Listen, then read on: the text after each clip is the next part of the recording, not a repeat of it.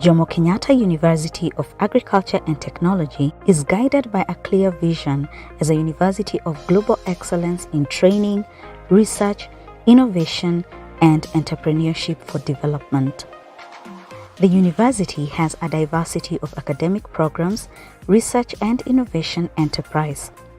JKU Art has 5 colleges offering over 400 academic programs. The colleges are Engineering and Technology, Pure and Applied Sciences, Health Sciences, Agriculture and Natural Sciences, and Human Resource Development. Since its inception, JKU Art has been at the forefront in fostering a culture of research and innovation among faculty and students. The university's modern teaching and research infrastructure, as well as a blend of local and internationally sourced innovative students and qualified faculty, gives JKU Art an edge in facilitating the attainment of Africa's development aspirations. Besides, JKU Art is proactive in Africa's development mainly through various research initiatives. In 2012, for example, JKU Art won a competitive bid to host the Pan-African University Institute for Basic Sciences, Technology and Innovation, a graduate hub that has thrust JKU Art at the center of Africa's integration and development through graduate training and research. The establishment of various centers of excellence through its extensive collaborations and partnerships with government, academia and industry has been instrumental in supporting incubation of research into viable commercial ventures that are beneficial to society. Due to this, more top-notch research enterprises at JKU Art have earned the university a much-needed prestige not only in Kenya but in sub-Saharan Africa. JKU Art is, for example, home to the Legume Center of Excellence for Food Nutrition Security, Cassava Virology Lab, EU-funded Food Fortification Lab, and Innovation Prototyping Center, among others. JKU Art is also host to the China-funded Sino-Africa Joint Research Center, which has been at the forefront in advancing biodiversity research and conservation in the continent. In addition, JKU Art is home to Africa's only International Maritime Technology Cooperation Center, fronted by International Maritime Organization to champion research in the emerging blue economy. With an enrollment of over 35,000 students, JKU Art is currently repositioning as Africa's leading entrepreneurial university.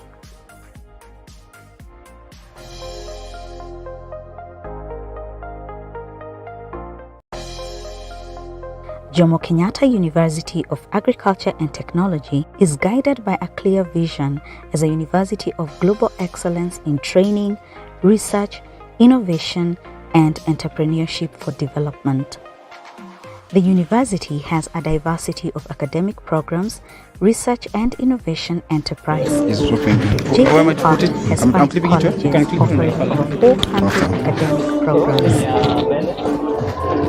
The colleges are Engineering and Technology, and I just hold this one. Pure and Applied Sciences, just for Health Yeah, I just hold this. Sciences, There's a place Agriculture and Natural Sciences, You can put it here. Oh, William, drop him quickly. and This Human microphone, Resource sir. Development. Again, sir, again. No problem. Since its inception, Again, sir. JKU Art has been at the forefront in fostering a culture of research and innovation among faculty and students. I don't The know. university's modern teaching and research infrastructure, Those as who are well outside as a blend kina of Chege and the local rest. and internationally No, it's okay. sourced in JKU Art, Eh. an edge in Lakini ngoja hapo. facilitating the attainment of Africa's development aspirations. Besides, JKU Art is proactive in Africa's development mainly through various research initiatives. In 2012, for example, that has thrust JKU Art at the center of Africa's integration and development through graduate training and research. The establishment of various centers of excellence through its extensive collaborations and partnerships with government, academia and industry has been instrumental in supporting incubation of research into viable commercial ventures that are beneficial to society. Due to this, more top-notch research enterprises at JKU Art have earned the university a much-needed prestige not only in Kenya but in sub-Saharan Africa. JKU Art is, for example, Good afternoon. home to the Legume Center of I believe that I'm Excellence audible for Food enough. Nutrition Security, Yeah. Cassava Can Virology people at the Lab, back hear me? EU-funded Food Fortification Lab, and Innovation Prototyping Center. Let me give us a minute. We settle so that we start.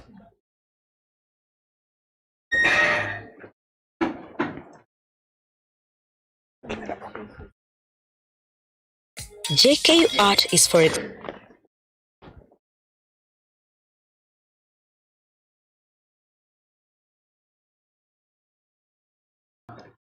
Let me pass my apologies.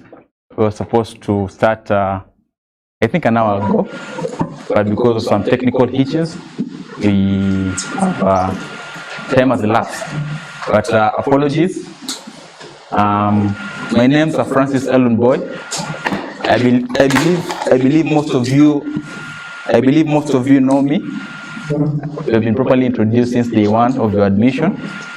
We have worked with you in your 2 weeks. I think you're 2 weeks old now in Jomo Kenyatta University medical student, medicine and surgery, right? Changamke, please, changamke. How are you afraid of our lecturers?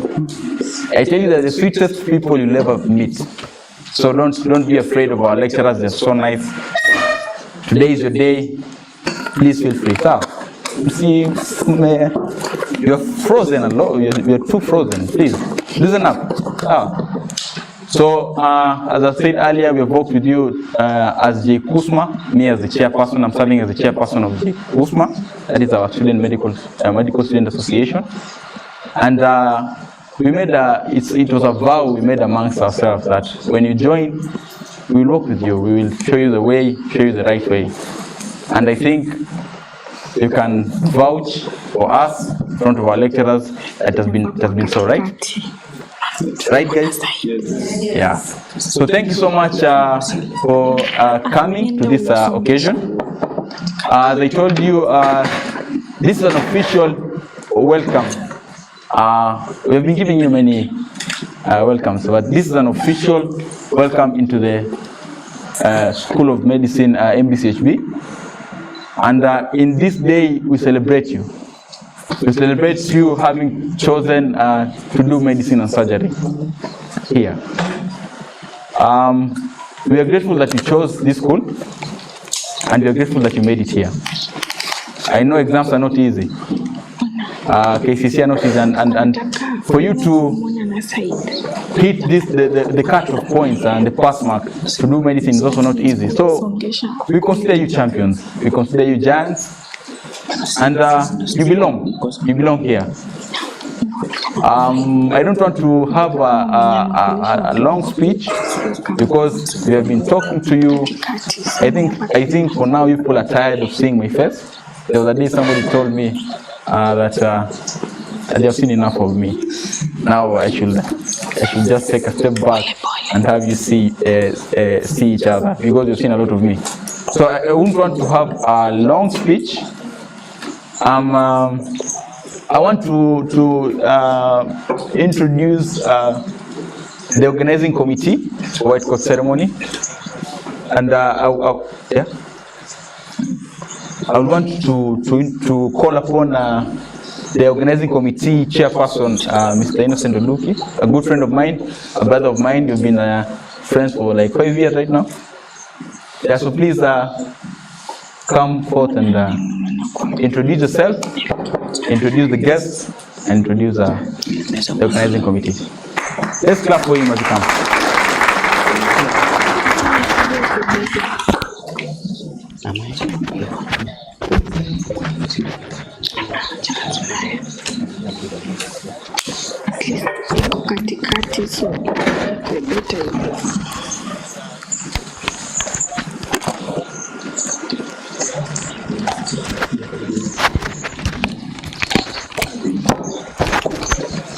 So, our esteemed guests, the officials from Jkusma and White Coat Ceremony Organizing Committee, my fellow students, good afternoon. Good afternoon. Today is such a great event, so I was expecting everyone to be so psyched up. So I don't know why your voices are down, but I want to hear people active. So good afternoon. God is good all the time. So thank you. So my name is Innocent Oduki. As the chairperson of Jkusma, my brother Eldon has said earlier. So this year I was privileged to chair this committee to organize this white coat ceremony and a dinner for you guys. I know it has been a long journey in high school, and it took you lots of effort to ensure that you score high grades to qualify to such a great institution by the name JQuat and to secure a place in our School of Medicine. So that's why we had to create a day today to ensure that we celebrate you. Are you all happy? Yes. So today, allow me to briefly introduce my members of the organizing committee, then later I introduce our guests and we can proceed with the program as scheduled. So my organizing committee members, kindly come forward. All the organizing committee members, kindly come forward.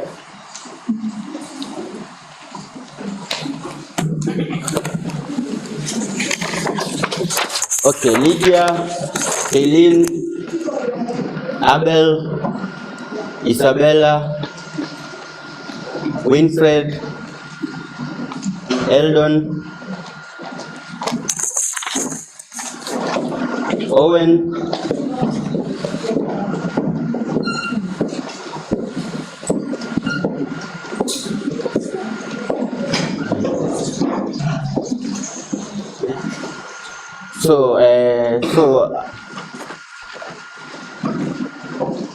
okay, here I just have a few of the members.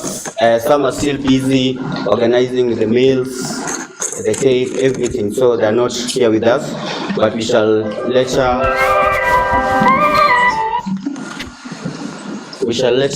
have them. So from the right, we have Winfred Maina.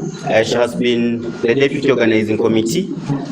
Then second, we have Marion Gelagat, has been the secretary for our committee. Then we have Owen, has been the organizing secretary for the committee, and he is also the publicity secretary for Jkusma. So we have Abel. Abel has been the monitoring and evaluation officer for the committee. So if anything goes wrong, he's the one who will give a report. Then we have Isabella Katanu. She has been in charge of logistics. Then we have Lydia. She has been in charge of finance together with Abel. Then we have Kaylin, also in charge of logistics. Then we have the one who has just joined us from the right, have Benjamin Masaretti, as you've seen from the program. He'll brief us about the history of White Coat Ceremony. So he has been the one who founded this thing, and he has been our chief advisor for the committee. Then lastly we have Kaylin Chepkemoi. She has been a member of logistics. Then, as I said earlier, I've been the one chairing the committee. So, will you please clap for them for making it happen? I would really love to have a photo with them, but I don't know where the photographer is.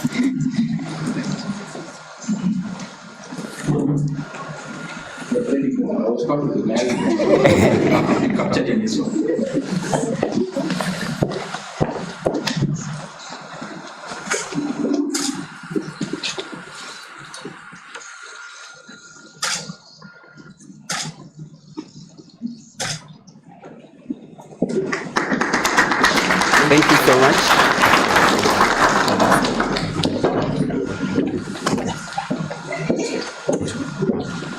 Okay, so I'll proceed to introduce you to our guests. So, as written on the program, we have Jkusma founders. Jkusma is Jomo Kenyatta University Medical Students Association. We have the founders, the first class of medicine that we had. We have Dr. Steve, Dr. Matthew Okova, and Dr. Ida Moturi. Will you please just stand where we are? We recognize you.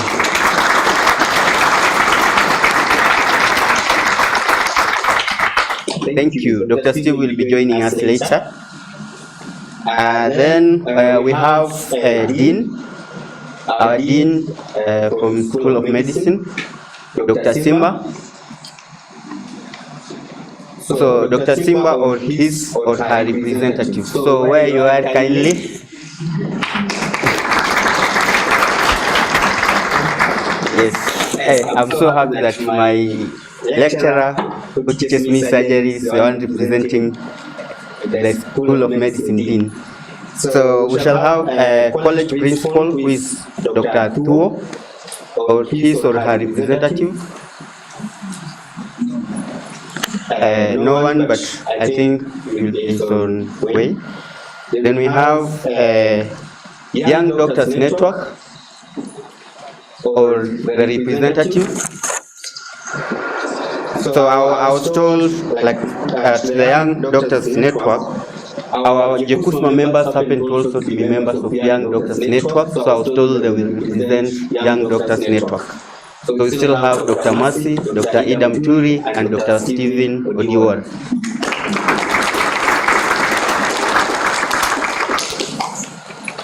I'll go ahead to introduce Dr. Margaret Kagwe.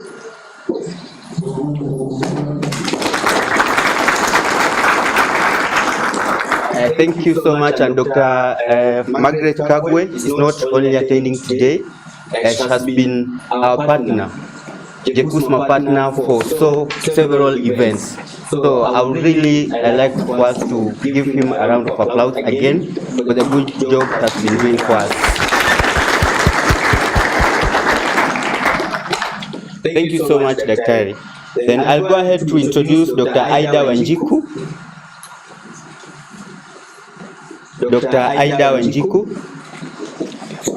Okay, she's not yet here, but she will avail herself in person as she communicated earlier. And I'll go on to introduce Dr. Beverly Chiserem.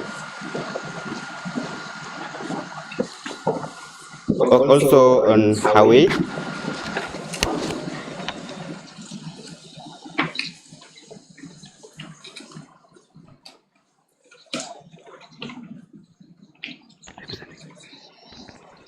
We also have Professor Kidiri, representing Dean of Students at a university level.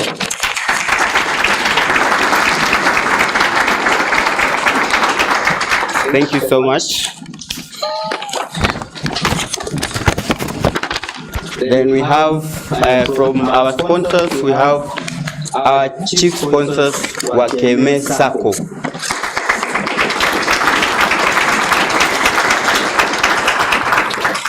Thank you so much, as they were able to sponsor us with the lab coat, so each and every one of our students will be able to be robed in a new lab coat courtesy of KMS Sako. Kindly give them another round of applause.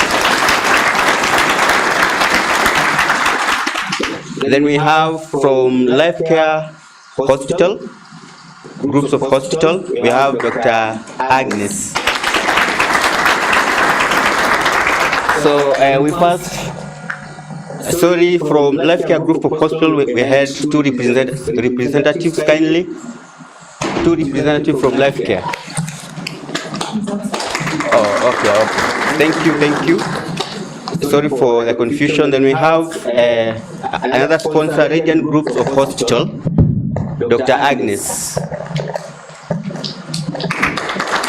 Thank you so much. So the first time I met Dr. Agnes, she was the marketing officer for Life Care Hospitals before she moved to Radiant. That's why there was that confusion.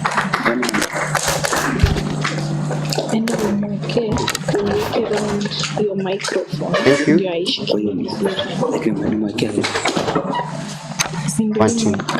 Fine. So thank you so much. So Dr. Agnes is from Radiant Group of Hospital. So she's the one who has sponsored us with the cake.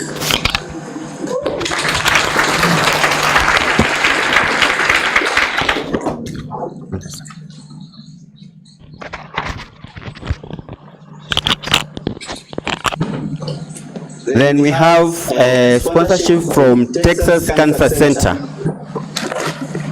She's on her way. Then we have a keynote speech from Dr. Simon Kigondu or his representative. Dr. Simon Kigondu is the president of Kenya Medical Association, KMA. So his or her representative, please. Thank you so much. Then lastly, we also have our lecturers. I can see around Dr. Wasike, my obstetrics and gynecology lecturer. Thank you so much, Doctor. It's an honor to have you. Thank you so much. Then lastly, we have Dr. Jkusma. She's the patron for the white coat ceremony. Dr. Jkusma, a neurosurgeon, kindly. Thank you so much. Then lastly, we have our chief guest, who also happens to be the CEO of Texas Cancer Center, Dr. Catherine Nyongesa. So she's on her way. So we shall have the profile later. So I hand over to the MC, Onsare, and your team. Thank you so much. Enjoy.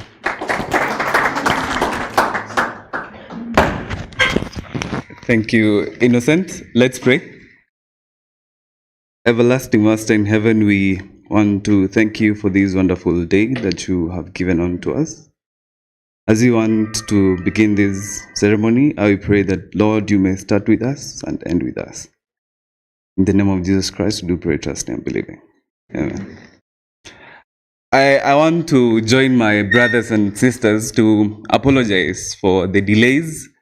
Doctors are known to be people who keep time, but we are sorry that we have messed up the first day. My name is David Onsare. I'm a fourth year medical student, and I want to welcome you all to this ceremony. My friend has introduced every one of us, the guests and our special guests, the first years. And I want to welcome Maserati to come and speak to us. He is the pioneer of this ceremony. He just is the pioneer of this ceremony, not in Jkusma alone, but throughout all the medical schools in Kenya. Let's give him a round of applause. Maserati is a senior, is a 6th year medical student. I want to welcome him in a special way. Thank you. Welcome. Thank you so much, Davis. Allow me to read what I had prepared because I really want to keep time. So our chief guest is on our way, the keynote speaker in absentia, the invited external guests, our college principal, our dean, our esteemed lecturers, other guests, colleagues, and our main guests, the first years. Good afternoon. Good afternoon again. You all look good. So my name is, as it has been mentioned, is Benjamin Nyariki. I'm now in my last semester of 6th year. Allow me to take this opportunity to once again congratulate all the first years for making it to this point and to warmly welcome you to JKUAT School of Medicine. You have earned this spot and you should be proud of yourselves. As I prepared this speech, I reflected on the journey that I've gone through since first year through my medical school. And I got back to where I received my invitation to join JKUAT. So I received my invitation, and this is going to form the basis why we have this white coat ceremony. So I received my invitation with a bit of mixed reactions, and you'll ask why.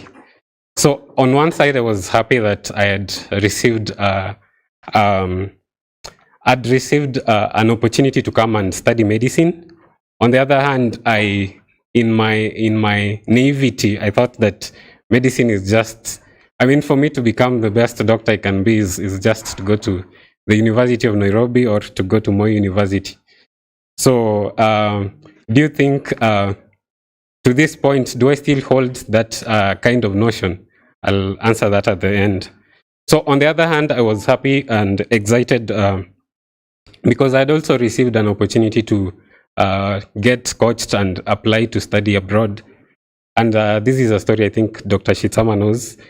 So I'd received that opportunity on the basis that I had stopped in my KCSE in Kisii County during my KCSE, which might be the case for some of you.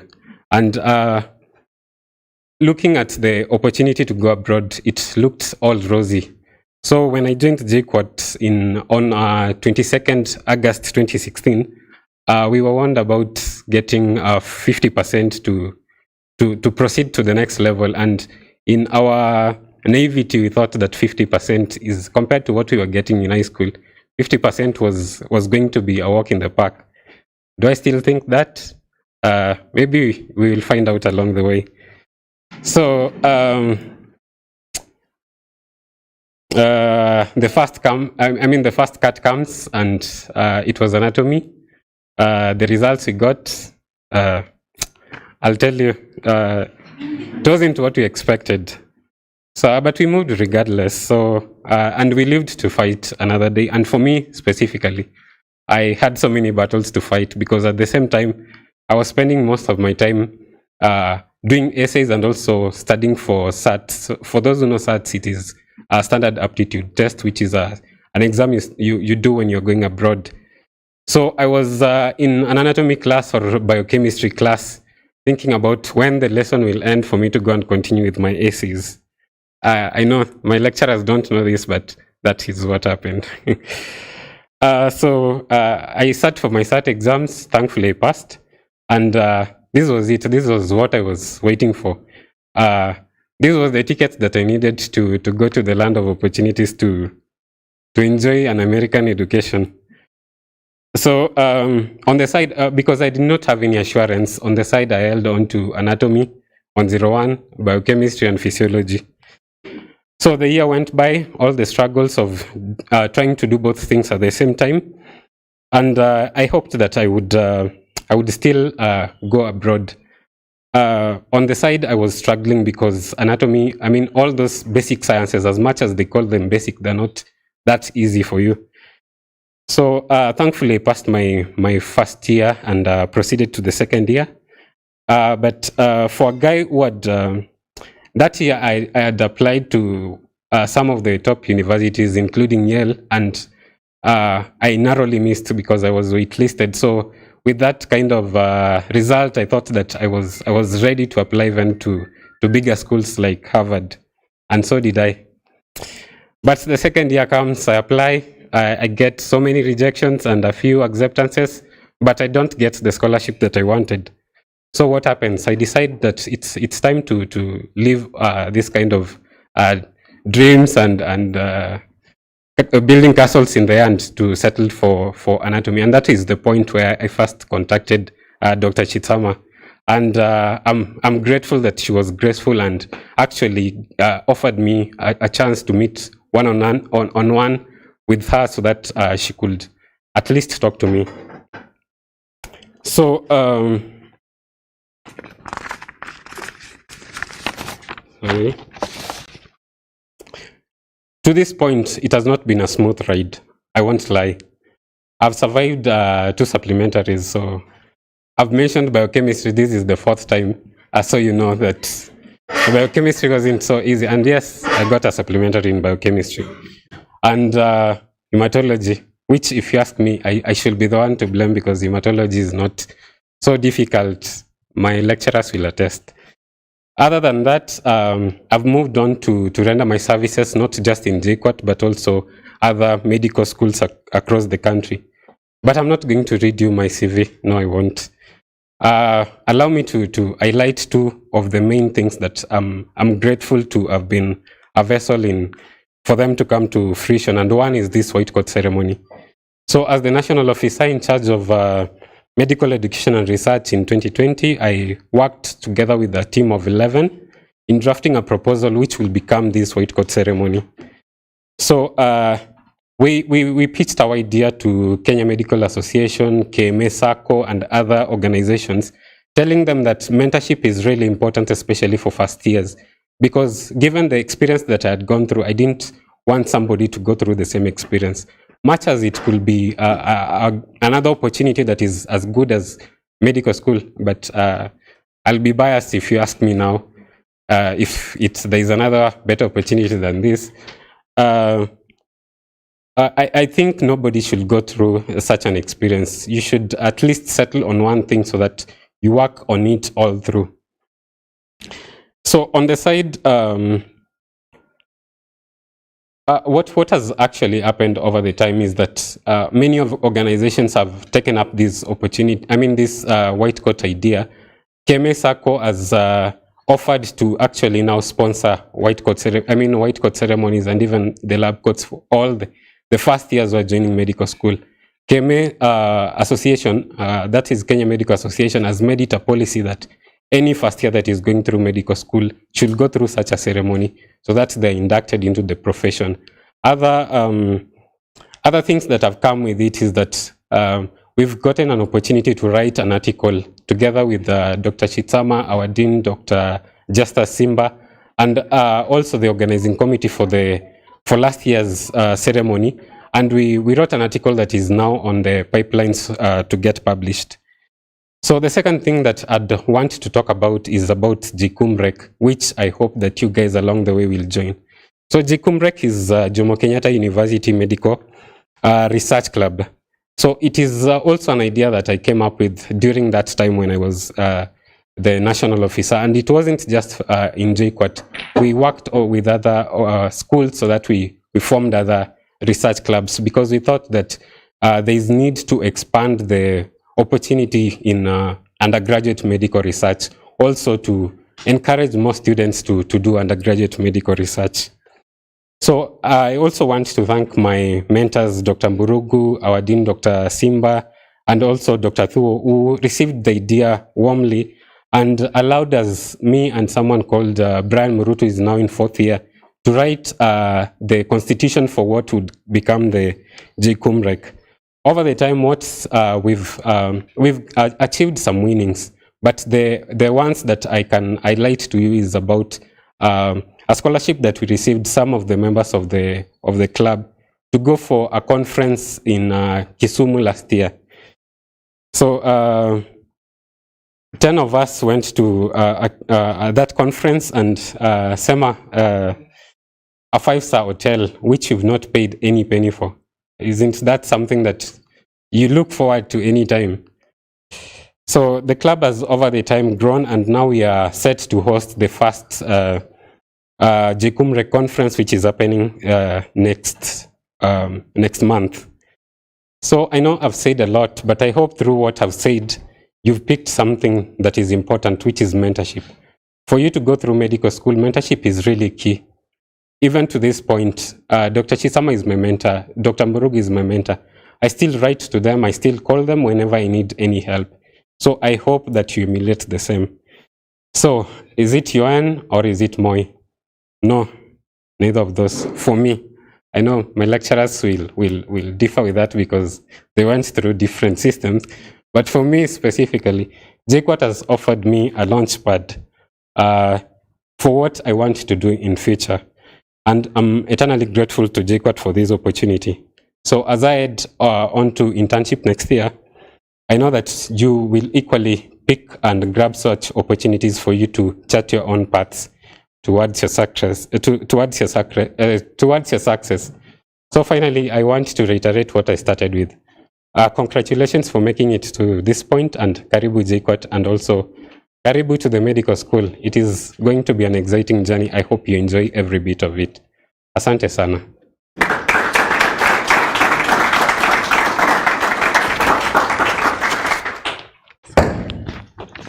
Thank you, Masereti. I know you have been told that med school is all about the books. Come here, you'll be studying all the time. And what I can hear from my friend Masereti is that there is more to just studying. There's more you can do as a medical student. And I request you to emulate our wonderful student here. I want to proceed and call the representative of the Dean School of Medicine, Dr. Simba. His representative is here, Dr. Janai. Kindly let's give him a round of applause as he comes. Thank you, sir. Welcome. I have to stand next to the podium, right? Yes. Okay, fine. Good afternoon, everyone. Good afternoon, everyone. Our sponsors, KMA Sacco, who I am a proud member. The partners hospitals, Life Care, Texas Hospital, the representative of our Vice Chancellor, Professor Gadhiri, the patron of Jkusma, Dr. Shitsama, organizing committee, first year medical students, good afternoon. I stand here on behalf of the Dean, School of Medicine, that's Dr. Justa Simba, who ambushed me today to represent him here because an urgent matter came to his attention and he was unable to be here with you. He passes his regards nonetheless. I want to begin by saying something about university education in general. The concept of education from this formal education system that we've all gone through is designed to create academics who have to go through primary, high school, then university education, do a master's, do a PhD, and ultimately become professors. That's how our education system, the apex of our education system, leads us all in that direction. And what it does is that it takes us, narrows down our minds sometimes, and then tilts us to one side. Medical education, my experience, is the one career that tilts the farthest. All right? So you come into medical school broad, you are narrowed, and you're tilted to one side. I will use my example. During our time, we had a 2-year hiatus from high school to joining university. So we used to stay away. After high school, we stayed away for 2 years before we could join campus. And during that 2 years, a lot of us got to do many things, some productive, some not so productive. I happened to be one of those who had the benefit of doing something productive. And I took a course in IT, and I learned how to program. So I became a programmer. And by the time I was joining medical school, I had already done I'd done some modules for an aircraft maintenance system for a company that is now based off Wilson Airport. And I'd already done a pitch for them, and they had paid me some money. And that was my pocket money that I used first year for myself. Then med school happened. I'm a graduate of Moi University, and like Masereti was telling you earlier here, that time Moi University was a young medical school. the University of Nairobi was the medical school that everybody wanted to go to. So in the 6 years that I was a medical student, the intensity of medical school made it so grueling that I dropped most of my extracurricular activities. By the time I got to internship, and I decided, let me try and program again, the program called Visual Basic that I was using before med school was totally obsolete, and I could not understand the current syntax of programming. And up to date, I had not been able to understand it. What am I trying to say? Is that you're embarking on a long journey that is tedious. But like Masareti has said before, you have to learn to remain wholesome. You have to learn to carry along all the skill sets that you can get along the way. Build not only on your medical knowledge, but also build on your other skill sets that you have. There is a saying that was popularized by Steve Jobs, the late Steve Jobs, the founder of Apple Computers, which was stay hungry, stay foolish. All right? And some basketball guy added, stay hungry, stay humble. All right? As you are in this journey, stay hungry. Being hungry means that you don't wait to be pushed. You need to have an appetite for knowledge, an appetite for growth. Stay foolish so that you may be able to learn. Stay foolish so that you may be able to ask all the important questions and learn what you need to learn. And stay humble so that in all you still remain approachable and you do not lose sight of the goals that brought you to medical school. The last thing I'd like to say before I sit down is there's something that I'd like you guys to look up as you're on this journey. It's called the Dunning-Kruger effect.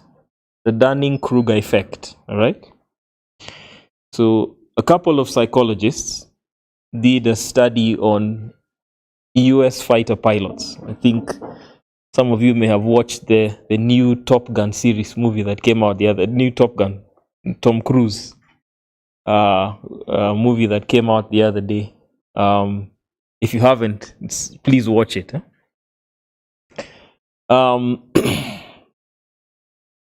These two psychologists decided to study fighter pilots, right, in the US Air Force and see their level of confidence over time. And they came up with a graph that began when they all walked in to fighter training. They were all high with confidence. And so when they measured their graph of confidence vis-a-vis time, the first few months of training, these cadets were at high level of confidence because they had made it to fighter pilot training. Your level of confidence is high, deservedly so, because you have made it to medical school. And not very many people who will be able to say that I've made it to medical school. And so this initial peak of confidence, this was attributed to naivety of what was to happen. After the initial training, all that confidence disappeared because of how grueling it was and all the mistakes that they made. And the levels of confidence plummeted into a valley of despair. And in the training, usually after the first few weeks, in your case, after the first few semesters, the level of confidence drops drastically. You had the example of somebody coming in contact with biochemistry marks, all right? And then slowly after that, as the levels of knowledge increase, the levels of confidence return. And as people become experts in the field, then their level of knowledge plateaus to a certain level. So I ask you to look at that Dunning-Kruger effect, see the curve, so the day when you're in despair, in the first few weeks or months of your training, that you will remember that this despair is just a valley that you cross through, and you shall plateau in the confidence of the knowledge you shall gain. I wish you all the best as you embark on this great journey. Thank you.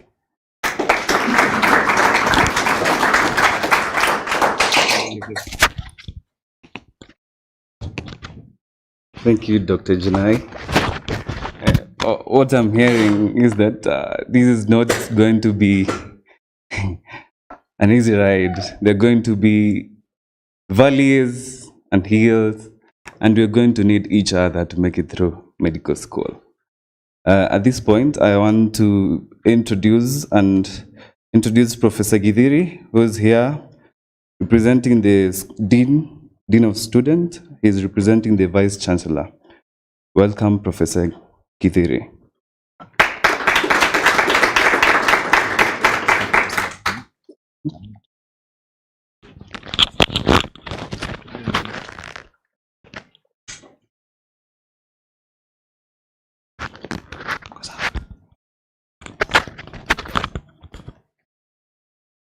Hello. Mic check, mic check.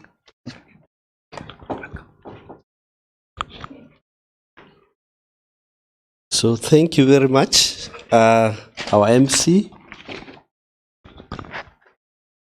All protocols observed.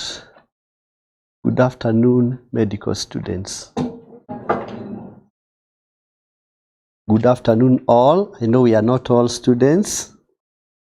Now, I feel humbled to be in your midst today. I know my face is not new. I oriented you in the Students' Welfare Department, and we talked and we told you so many things about university education. So I happen to be here again today to represent. I was also, somebody said that he didn't know, he was just told to come. So I'm also trying to represent our office. The Dean of Students could not be able to attend, and the Dean of Students had been sent by the VC to attend. So I'm representing two people. So I'll try to behave. When you're representing people, you have to have etiquette. And the first kind of etiquette that I will have is I'm going to read a speech. So when you read a speech, you know it is somebody else's speech. And my name, as you've heard, I'm Professor Githiri, and I'm the Deputy Dean of Students. So for those who have been coming to the office, most of the time you find me. Some were coming to change their courses, and there are some people who came from the White Coat. Yesterday they found me and they were running and they were saying, "Oh, our meeting has not been approved yet." And I kept on encouraging them and telling them it will be approved. And I approved it, and I am happy that we are here for this function. So I just want to read the speech. It's from the VC's office. And the speech says, lab coats were first worn by scientists in the late 1880s to protect themselves from substances they were working with in the laboratory.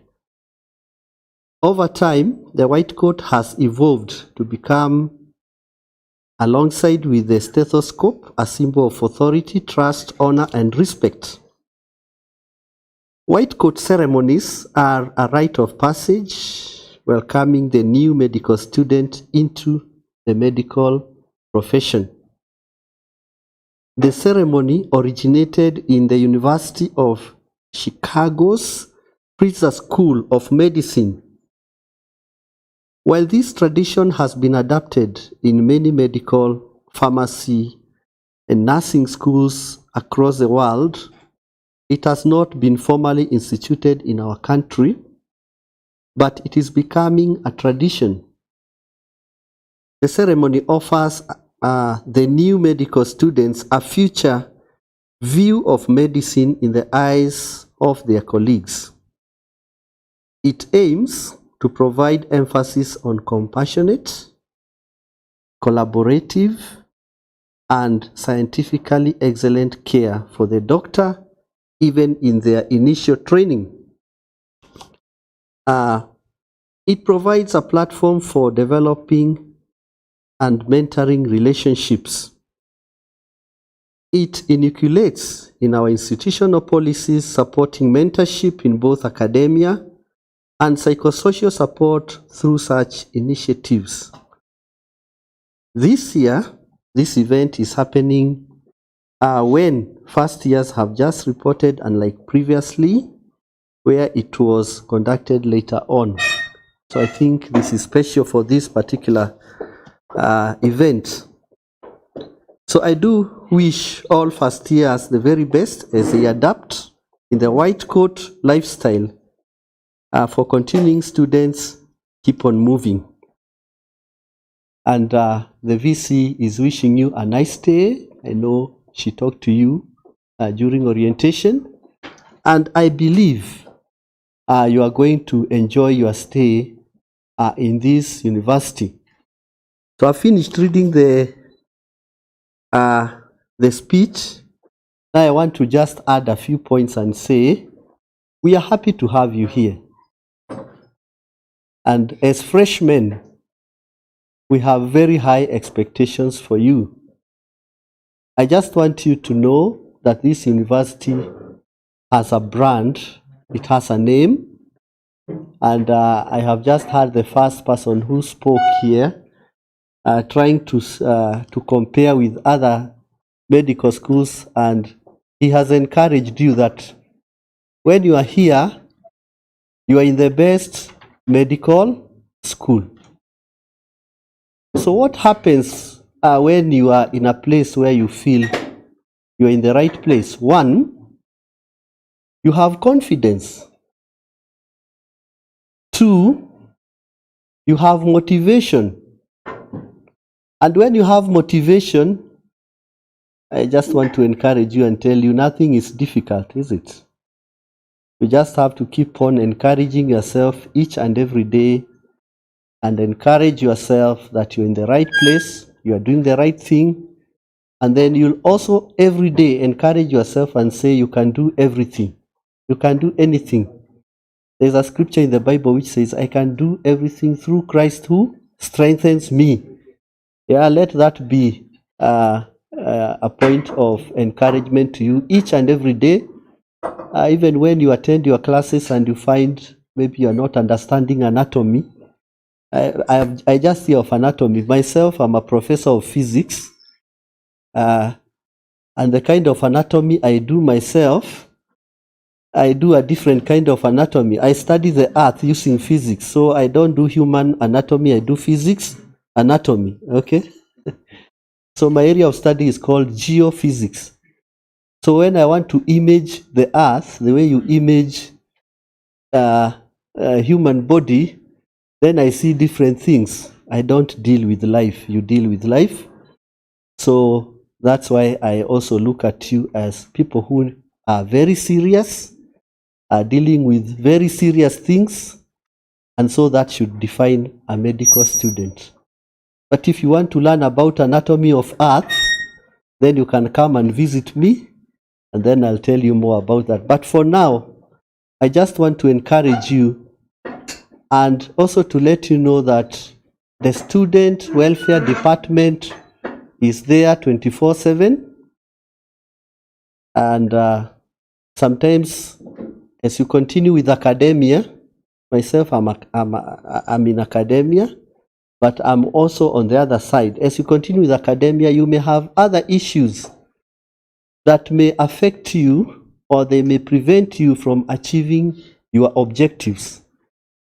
And those are the things we listen on the other side. So if you feel like crying because maybe when you attended the lecture in surgery, you are not able to do what Mwalim expects you to do, and you need some counseling, then I have so many counselors in my wallet on the other side. I'll just pull one and give it to you.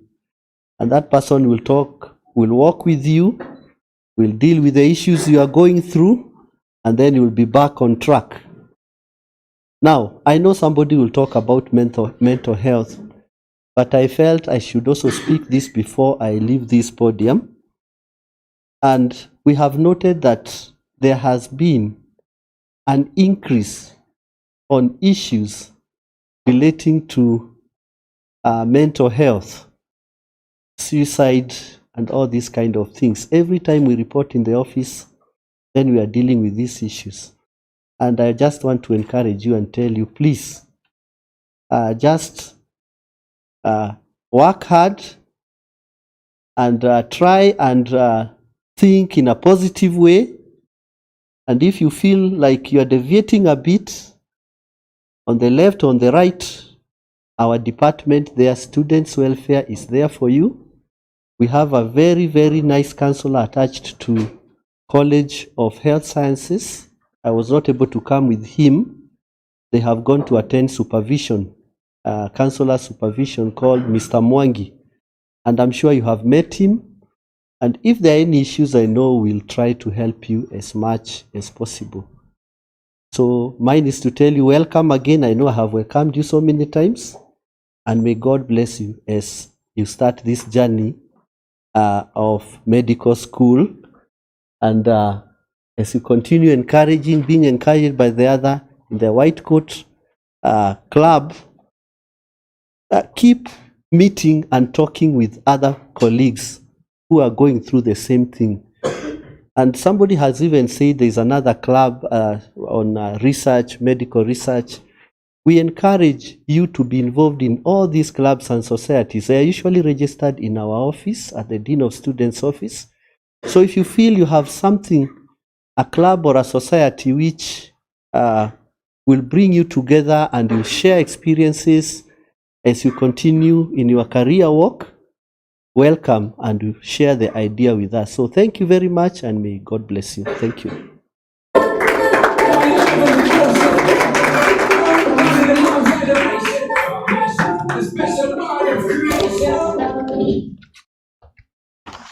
Thank you so much, Prof. Gideri.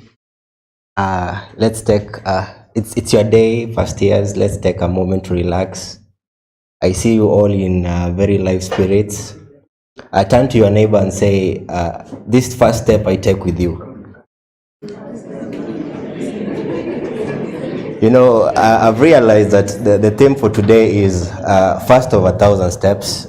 And to those who don't know me, I'm Gemma Reinhardt, I'm in 3.2. I've realized that today's theme is first of 1,000 steps, and just tell your neighbor that this step is with you. Thank you very much.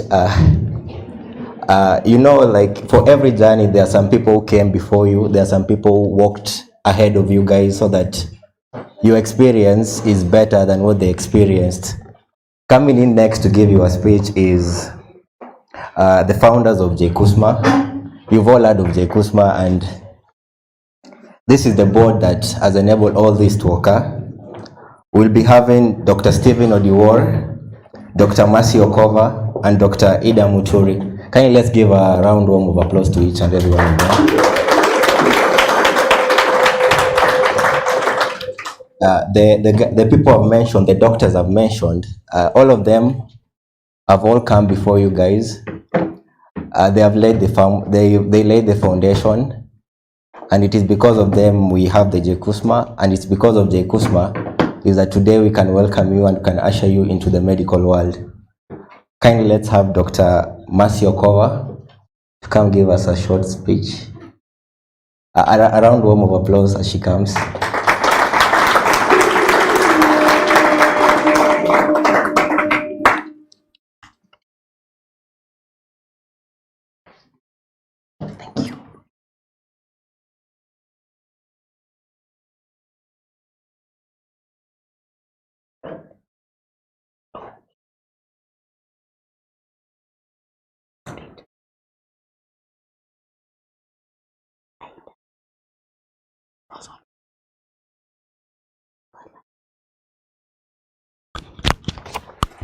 Good afternoon. Yeah, sorry, I was just telling him something. So my name is Dr. Mercy Okova. I'd also like to invite Ida. We are together because we will do the same section together. So Ida, please come. Okay, as Ida is coming, to the first years, you're the chief guest. You're the most important people. A bit about myself. I graduated in 2019. We were among the pioneer class. Yes, currently I'm working at Coptic Hospital. So we are the founders of Jkusma. Jkusma in full, I know you know right now, it's Jomo Kenyatta University Students Medical Association. So we are going to give you a brief history of how the association began. And Ida will do the first part. Then as the Master of Ceremony had mentioned, we are also part of the Young Doctors Network. So I'll speak briefly about it. I'll represent Dr. Mary Claire, who was to speak about it today. She's the convener of the Young Doctors Network in Kenya. I'll explain more about it after Ida speaks. Good afternoon. As mentioned, I'm Dr. Muturi Ida. I was the first class representative in Jomo Kenyatta School of Medicine. I know that was quite an honor. Yes, thank you, thank you. Yes, as she mentioned, we founded this organization, and it was founded because other universities had that we have started a medical school. Actually, everyone doubted. Every time I would walk and tell someone, unajua niko medicine JKUAT, everyone would look like, ish, mlianza lini? You see, agriculture, technology, and engineering. That's what we are known for. And it took time to convince even my parents, mpaka saizi, daktari, kutoka JKUAT, uko sure? We are here, by the way. And I'm so proud that tumeona watoto wetu. I never thought a day will come that we will stand here, be called doctors, and see our, is it 7th or 8th generation? I've not counted, but we are so happy. So we founded it because we wanted to connect with the other students, with other doctors. But looking back and having gone through medical school and kuwa huku nje for some time now, I've realized that we looked uko nje sana and we never looked inwards. We didn't have said mentors like you. We didn't have a white coat ceremony. We didn't have a special, welcoming like you have.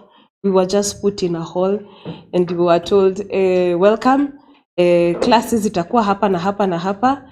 And then, you were like a bunch of 6, 7, and you collect numbers of each other, and you're trying to get ITM iko wapi, anatomy lab iko wapi, and you get confused. And back then, WhatsApp, kila mtu hakuwa na WhatsApp, so you're texting and calling.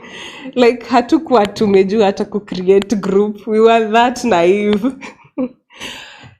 And it was interesting. So we formed this group to reach out to other people. And I am so happy that it has grown from white coat ceremony to the research to some special organizations that all of you will come to know and maybe be part of. And I urge you that tafadhali, make the best use of your time here. Do not confine yourself into books, into medicine alone. There are people that you will meet here who are in other schools, who are very interesting people, and they will become your contact people, your networks. Mkienda huko nje. It's not only your classmates. Reach out to even your second years, your third years. I've seen your sixth years are here, and they're really encouraging.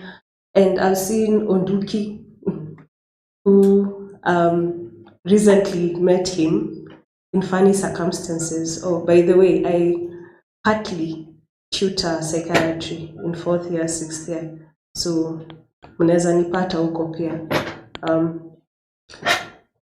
Kindly be your brother's keeper.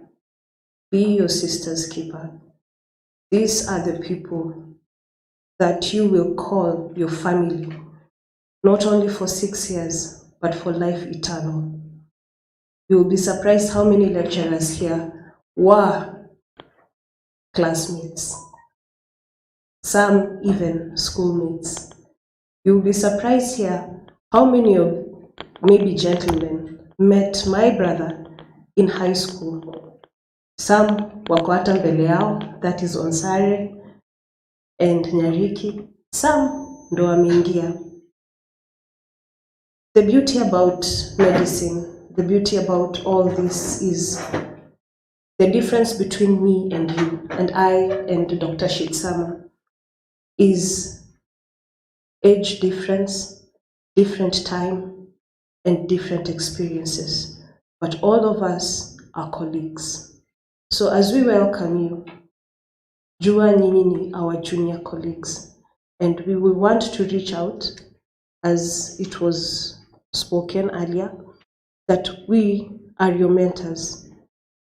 We, especially sisi wenye tumejua struggles za JKUAT, I think the other daktaris are a bit special because they came from other universities. We know what is set. We know the hardships. I can tell you, this is how Dr. Ondieki reacts when you give him a funny answer. In Aviva, I can for sure tell you, Dr. Wasike, why kuna shida? Or Dr. Query loves his things like this, that. If you answer him like this, that, you're good to go. Or so-and-so loves you when you're dressed like this. So reach out to us. We will be open. I am open myself. Reach out to me. And let us make this JKUAT of ours. And I hope hakuna mtu anataka kwenda. I hope no one is thinking of leaving. A great place for all of us. So, I always tell people this, a class or a group that prays together stays together. And when they study together, they also stick together. Mtajua comrade ni nini. You never leave a comrade behind. How? If your comrade is struggling, either mentally, financially, academically, you pick them up. You go encourage them. You tell them hapana, Wamboi, hawezi lala hivyo vyote na usomi. It may look funny right now, but wacha iyo anatomy card ikushike. Wacha iyo biochem soup ikushike, and it will catch you. Ndo utajua. And another thing, this is no longer high school. And I say this because niko na younger brother here, not in our midst, he's older than you, School of Med too. And he thought that this is high school, where you get 90 marks, 80 marks, you're shining, ulikuwa index 1. You know, A's and everywhere. Let me tell you, our happiness was to get C, pass list, toka nenda. I'm not saying that you fail. I'm not saying that you fail. Please strive to be the best you can be. But do not get depressed and angry just because ulipata 50+1 mark. We cannot know all medicine that there is in the world. And as I see all of you, you are all equals. So whether you came from Shamahoho Secondary or Nyankemincha or Alliance, we are all the same. There is a committee that sat down and saw you best fit to be in JKUAT School of Medicine. So usijiangalia wewe ulitoka a lesser school or ujiangalia wewe ulitoka higher school and the rest. We are all equal over here. This is just day one of another life. And unlike high school, this life is like sealed, eternal. These are your people forever. These are your colleagues. We are all your colleagues forever. So, with that, I wish you all the best in your endeavors. A journey of 1,000 steps. Find it well to seek wisdom and knowledge from the people who came before you. If you're prayerful, remember your God. And in everything, thank God. This is a privilege, this is an honor. And I'm privileged and honored to be in your midst. And all the best. God's blessings.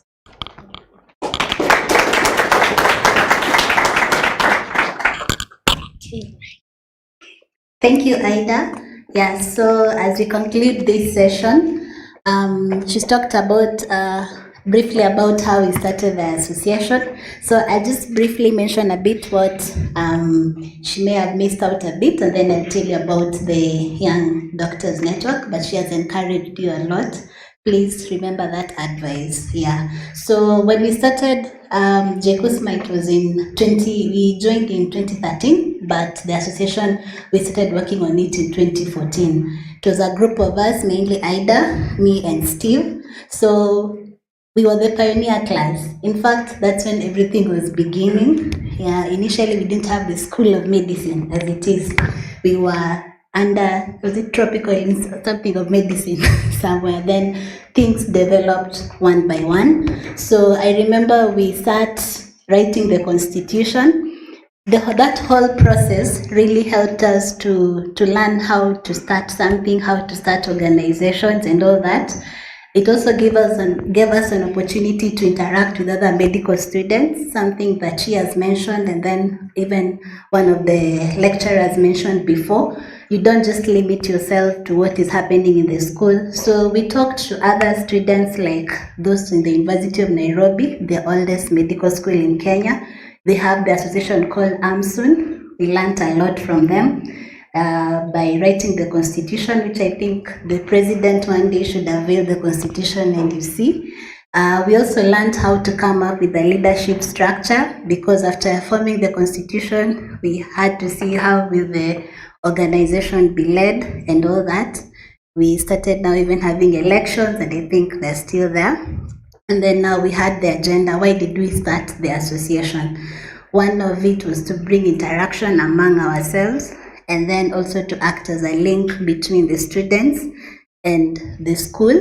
The other thing was also to participate in other activities like giving back to the community. It would be easy to do it as a group.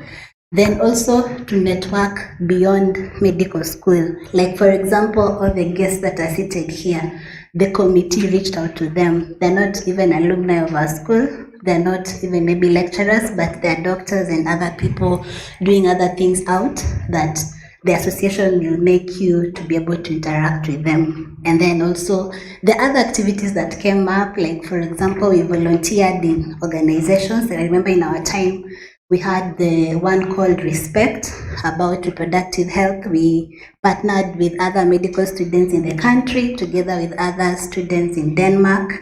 And it has opened many opportunities for many of us. Yeah. So briefly, that's what the association is all about. But with time, things have improved. We didn't have the white coat ceremony. Ida mentioned to you, we didn't have, but you guys have it. And we pray as you come in, bring more ideas, grow the association bigger, do even better than what the current group is doing. So don't shy off approaching the leaders. Even in first year, take up those leadership positions. Don't wait until you're in fifth year or fourth year. Yeah, if we started when you're in first year, so you're able to do. Then quickly about the Young Doctors Network. It's a committee under the Kenya Medical Association. We also have Dr. Dr. Njibu here. When she'll be speaking, she'll also mention a bit about KMA. So I'm representing Dr. Mary Claire. I'm also a member of that Young Doctors Network. I know you might say it's early to join associations outside. No, Kenya Medical Association also includes students, and you can be able to register, and the earlier you start networking, the better for you. Yeah, so the Young Doctors Network brings about doctors, young as it says, who graduated maybe within 5 years of completing internship, and then, or those who are below 40 years. So in short, the doctors who are just coming up, and the aim of that is to also network, create opportunities both locally and even internationally. Yeah, so as a student, you might have electives. I think in fifth year, I think they should still be there. So when you're part of these associations, you're able to link up with people. For example, you meet this doctor who works in Aga Khan, can help you even apply for an elective post. Those are some of the things that you do in fifth year. Yeah, I know in JKUAT we don't have very long breaks, but I don't know how things might change. You might have long breaks where you're just staying at home and doing nothing. So once you plug in these associations, in this group, you can be able to volunteer and learn. Yeah, so don't just fix yourself in the books alone. Also open up your mind. But one thing that I'll warn you, learn how to balance.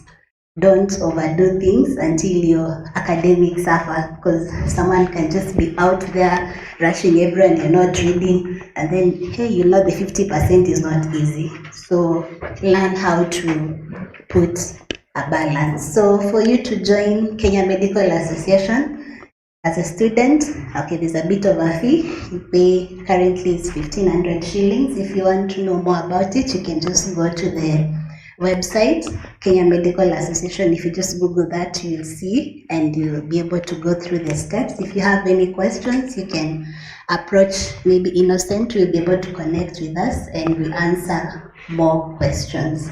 Yeah, so above all, remember you're starting. Don't fear. 6 years may look like a very long period, but time goes very fast. You will finish, you'll get to where we are, you'll get to where our lecturers are, and even higher. So don't get discouraged. Take one day at a time and remain as friends. And I hope the association will remain active. There's that tendency of saying that's a group for a certain type of people in the school. Not really, it's for everyone. And there's so much that you can do for the association and what the association can do for you. Okay, thank you.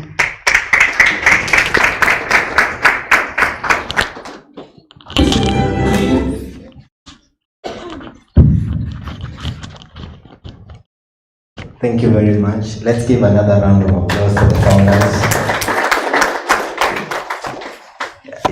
Thank you. It's because of you guys. You set precedents, and that's why we are here today. We thank you.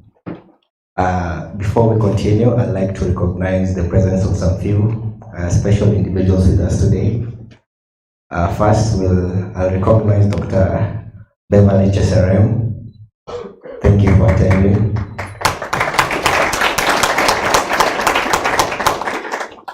Alongside, I recognize Dr. Mercy Korir.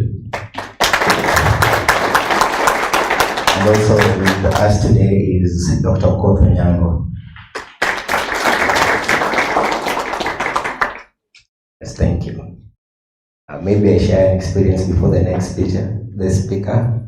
While you're in first year, you could, as I was in a first year, I've ever attended a class that wasn't mine for like 2 hours before I realized. I know it's quite relatable. We had some few of you join us on Monday. So, okay, we'll move on to the next speaker. Allow me to introduce again Dr. Beverly Jkusma. She is a consultant neurosurgeon and assistant professor at Aga Khan University Hospital. She has a subspecialty in subspecialty interest in skull-based surgery and pituitary. She has been awarded a Neurosurgeon of the Month, November 2020, and she's here with you today. So, another round of applause. Thank you very much. Good afternoon. Good afternoon. Do you guys want to wake up and stretch a little bit and just relax? Huh?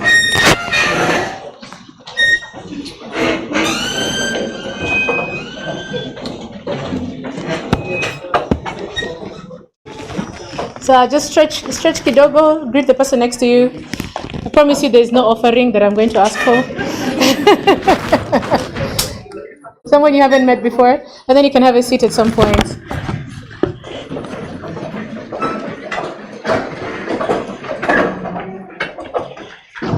So thank you for the honor. This is the second year that I'm coming, and it's an incredible privilege. I thank Sylvia Jkusma. She's smiling now, but you better finish her homework. So, so I think the purpose of this talk is just to humanize the experience that we have. How many of you were born before 1999? Zero. How many of you were born after, in 1999?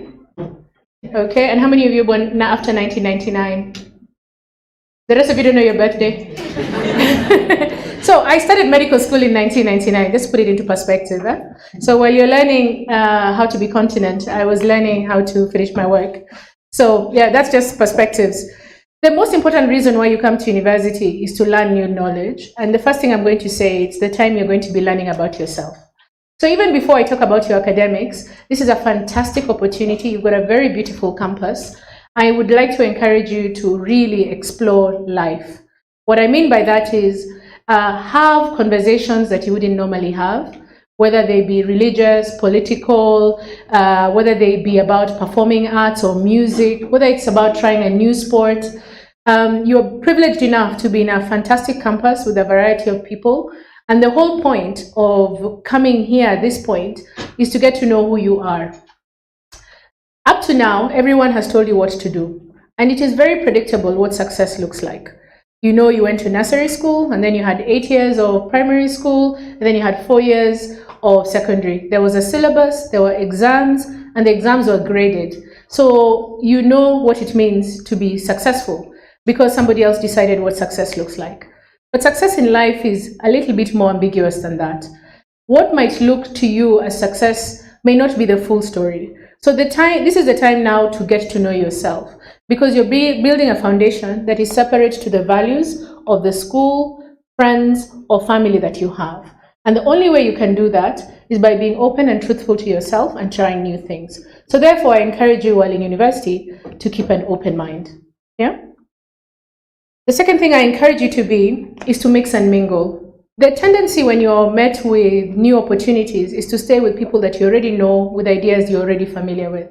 This is the time to be surprised, to be disappointed, and not only in academic perspective, but also within your personal life. Within academia, there's the way you think medicine is going to be. When I was in medical school, and I was in a very different medical school to this one, the teacher told us that by the time we finished medical school, 50% of what we learned was going to be irrelevant. The problem was they did not know which 50%. So what you need to cultivate is critical thinking so that you can know whether something is truthful or not. At the time when we were doing medical school, our trainers had learned to do gastrectomies for hyperacidity. We don't do that anymore. There's so much that we used to do, even in our own training, that is no longer relevant. And so you may find that your knowledge is changing all the time, and you need to be comfortable with that, but you need to learn the art of critical appraisal and critical thinking. That said, you need to learn the gentle art of diplomacy and respect. What I mean by that is you might read a new paper that your lecturer has not learned. I would encourage you not to correct your lecturer during the lesson or in exams. you have to learn how to bring your knowledge forward without necessarily disappointing others. Have goals, because then you will know whether you're achieving something or not, and be accountable in your professional and personal lives. So even in my personal life now, Dr. Jkusma, amongst others, are part of my accountability circles. I discuss difficult cases, difficult problems, challenges with colleagues, and even personal problems. Amongst you are people who will be your lifelong friends. Some of you may even get married to each other, in which case, Nico ready to dance. But amongst here, some of you are going to find your other halves. Some of you are going to find your lifelong friends. Some of you are going to find the person when you get sick in the middle of the night, the person you're going to call. And some of you are going to work together for the rest of your lives. Whether it's because you choose the same profession, you end up in the same hospital, you're in the same county, or you even leave the country. So be discerning of the people you let into your life, because a lot of the people here are going to mean much more to you than you necessarily give credit to at this point. And it's important that you have them, because they're the ones who are going to keep you sane, and they're also the ones who are going to keep you grounded when it matters. It's very important that I talk about well-being. There is no point in winning a race that destroys you. And in today's world of mental health, it's very important we discuss the realities that very many doctors have addictions. They're addicted to drugs, they're addicted to promiscuity, they're addicted to alcohol. And they get away with it because generally you earn more than the average population. So you are able to cover it up because you're still able to order, is it called Mzinga these days or whatever it is, or you can better whatever. But it doesn't mean that you're successful when you are held captive by a habit of yours. And I'm not saying don't drink, and I'm not saying don't have relationships. I'm just saying everything in good measure. And therefore, it's important that even as you become successful in medicine, that you don't lose track of what is important about your mental, your physical, and your relationship health. Then be kind to yourself. What I mean by that is, university is often the first time where you will fail. And when I mean you will fail, at one point I did a cut and I was the only person in 180 something people who got an F. But I'm here, well, that was in, I can tell you what it was in, connective tissue disorders, and it was a cut, and we'd be given the whole holiday to read about it, and I failed. That's why I'm not an orthopedic surgeon. But but I found myself. It was in my first year, and I still managed to get through the year, and I did well in my medical school, and I didn't do too badly. I ended up as a neurosurgeon, which some people would say is what I would have been better off as a plastic surgeon or as a dermatologist. But that's a difference of opinion. But I want to tell you, be kind to yourself. You're going to fail. You're going to do something wrong. And it's important that we are honest about this, because one of the things that tends to happen when people haven't learned to fail is that they hide. So you see somebody on the ward who will make a mistake, and instead of being honest about it, they will hide it. They won't be honest how that drug error happened, or that you never saw the patient. And the reality is, because your consultants have all been there and your colleagues have all been there, very soon what you will lose is credibility. And it takes a lifetime to build your reputation, and only a few moments to lose it, because you're too afraid to say, you know what, I really didn't check that blood result, or I didn't check that, or I didn't read that paper. So just be kind to yourself, and when you do make a mistake, please learn to own up to it. Whatever the problem that happens then, it is much easier to contain it than in the long run when your reputation is in tatters, or worse, that a patient has come to harm from that. So cultivate from today the idea of being honest. And that means in our culture, many of us think that being senior is not ever owning up to I don't know. That doesn't work in medicine anymore. The patriarchal model of medicine doesn't exist. And a patient and your colleagues will respect you if you just say, I don't know. In today's world, when your patients can reference things more than you can, that was my timer to stop me asking for offering. But in today's world, your patient can often Google you. In fact, many of the patients who come and see us in clinic have not only Googled us, but have even gone to the trouble of reading the papers we have written or the places we have presented. So if you tell them something that is not true, they know.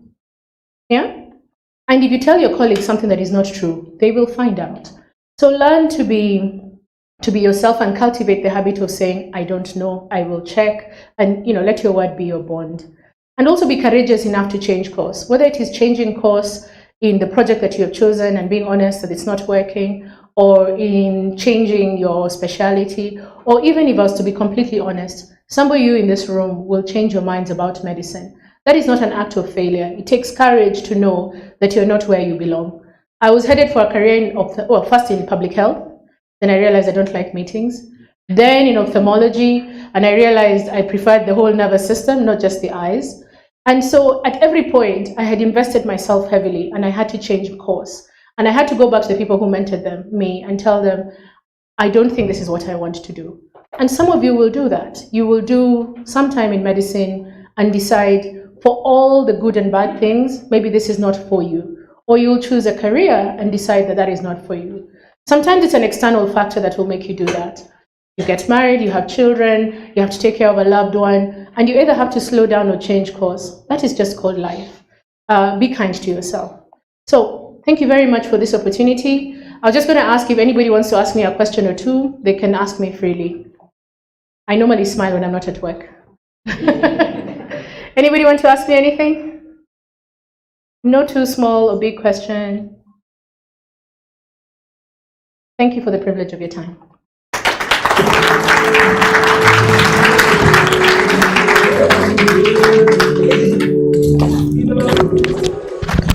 Thank you very much again. I'd like to recognize with us today is Dr. Aida Wanjiku. Yes, kindly let's all give a round of applause for her.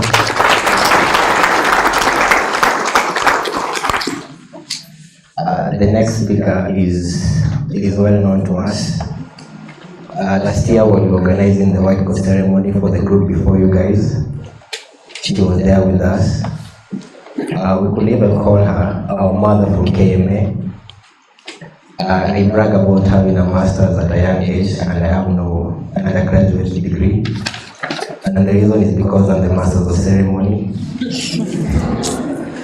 But the one who is coming after me, the one I'm introducing, has a lot of masters here. She is a master of ceremony by nature. And in fact, even in those KMA events, she is the one to crack a joke. And we thank that she's here with us today, and we thank her for being here, for even seeing this second group, you guys. So with all the joy in our hearts, kindly let's give it out for Dr. Aida Wanjiku. And we welcome her. Louder.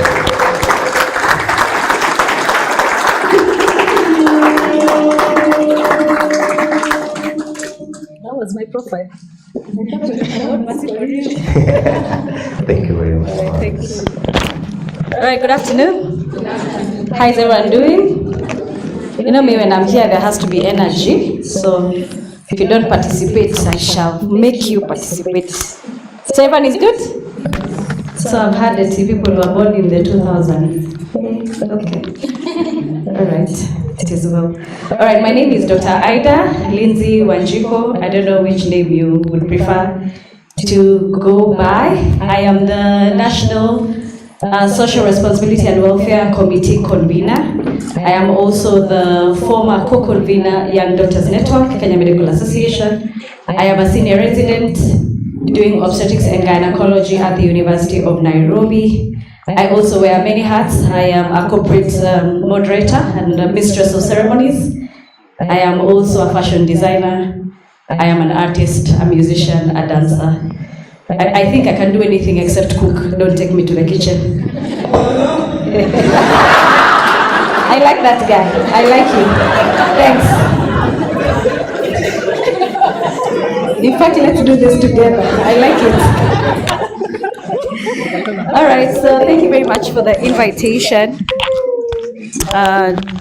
Benjamin and Eldon Boy. I was supposed to be here last year during your white coat ceremony. Okay, those are now year twos, right? Yeah, but I wasn't able to make it. I'm so sorry about that, but we did it online. Very nice to see you, Dr. Chesaran. Receive greetings from your mom. Her mom is my chair. Professor Eunice Chesaran is the chair of Department of Obstetrics and Gynecology. Nice to see you, Masiko Real. You've not changed. Yani, the same. Dr. Nyongesa, very nice to see you. Karibu sana. All right. Okay, so I will talk about a few things. Somebody to time me. I can speak and speak. Please, Mercy, time me. When you see I'm going, just cut your story. All right, so a few things you'd want to know as a medical student. First of all, I will not lie to you. This is a very overwhelming, stressful course that you're starting. Let me not lie to you, oh, it's nice and dory, oh, it's so nice. It's not. Yeah, so any achievement that you'd want to get, you'd have to do so many complicated tasks. That means you attend classes, you go for your wardrobes, you do your group discussions, you still have to get time to sleep, see your parents, talk to your friends, it's just a lot going on. So let's start from that part of, that's where you're starting at. Then number 2, I'll advise you to study smart. I know you'll be told to study hard. That's practically impossible, to be honest. Study smart instead. Work with a schedule, invest in group discussions, depending on what kind of personality you are. I, for one, would never read alone for some reason. I think maybe it's because I'm extroverted. So I would just soak in the group discussion and listen to everything that person is saying. Physiology, biochem, Krebs cycle, and that's how I passed. Nisikurudia mwaka, God is good. So study smart. Yeah, people will tell you to study hard. It is not possible. There is so much medicine for you to get into your mind. It's practically impossible to study hard, because then that would mean that you are not taking care of your mental health. You're not taking care of your social life.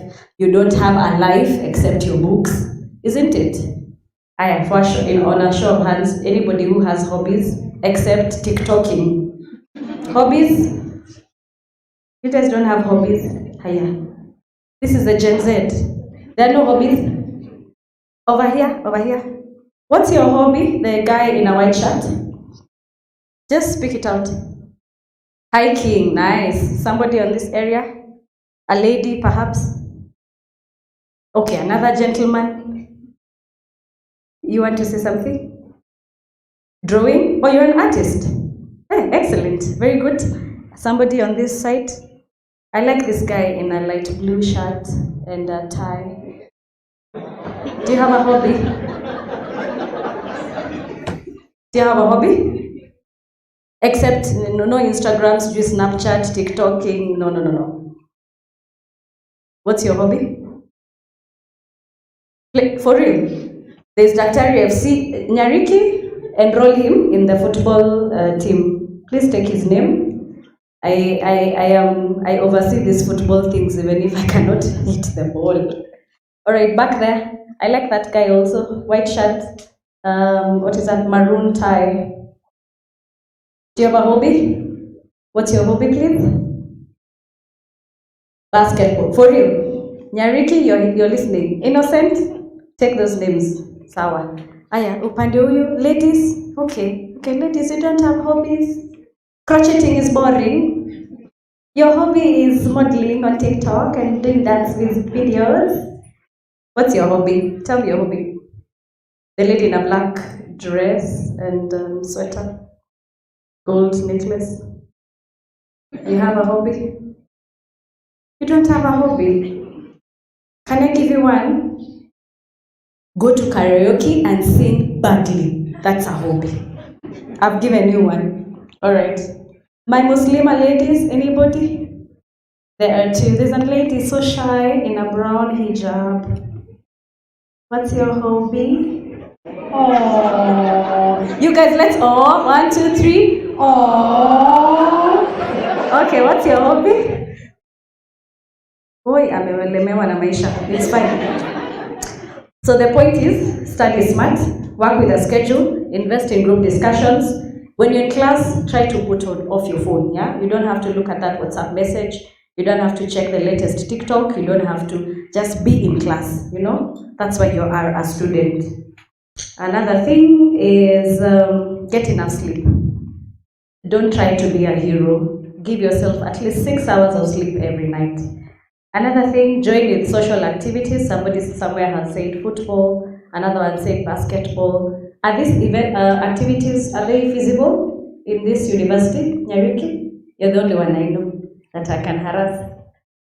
They are. Please join the football team. Yeah, join the basketball team.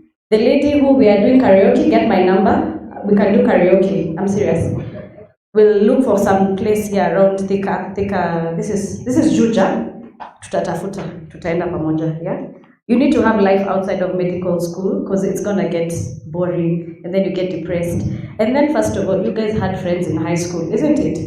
You guys are in medicine, then they went to do other stuff. They'll be done but with school in the next 3 years or the next 4 years. Where will you be? Here. Still a medical student. So imagine what will happen. These people will be your friends. Somebody before me said that these are the people from which you will either get your spouses, get your lifelong brothers, lifelong friends, even business partners. Yeah? Make your stay bearable and amazing. Another thing, try to develop soft skills. By soft skills, it means you could go to YouTube and check, how can I be a better public speaker, for example. Yeah, I'm sure if I call somebody, if now I call that baby girl in a brown hijab to come here, she'd faint, like melt away. Yeah, so you need to learn how to do some of the soft skills. Have good public speaking skills. Learn, okay, like go to YouTube and go like, how to have etiquette with my seniors, for example. Just learn a new skill. It will really help you. Finally, take one day to just do nothing. Relax. You guys call it what? Netflix and chill. Or what do you call it? Yeah, that means something else. Oh, it means, okay. Don't do that one if it's that one.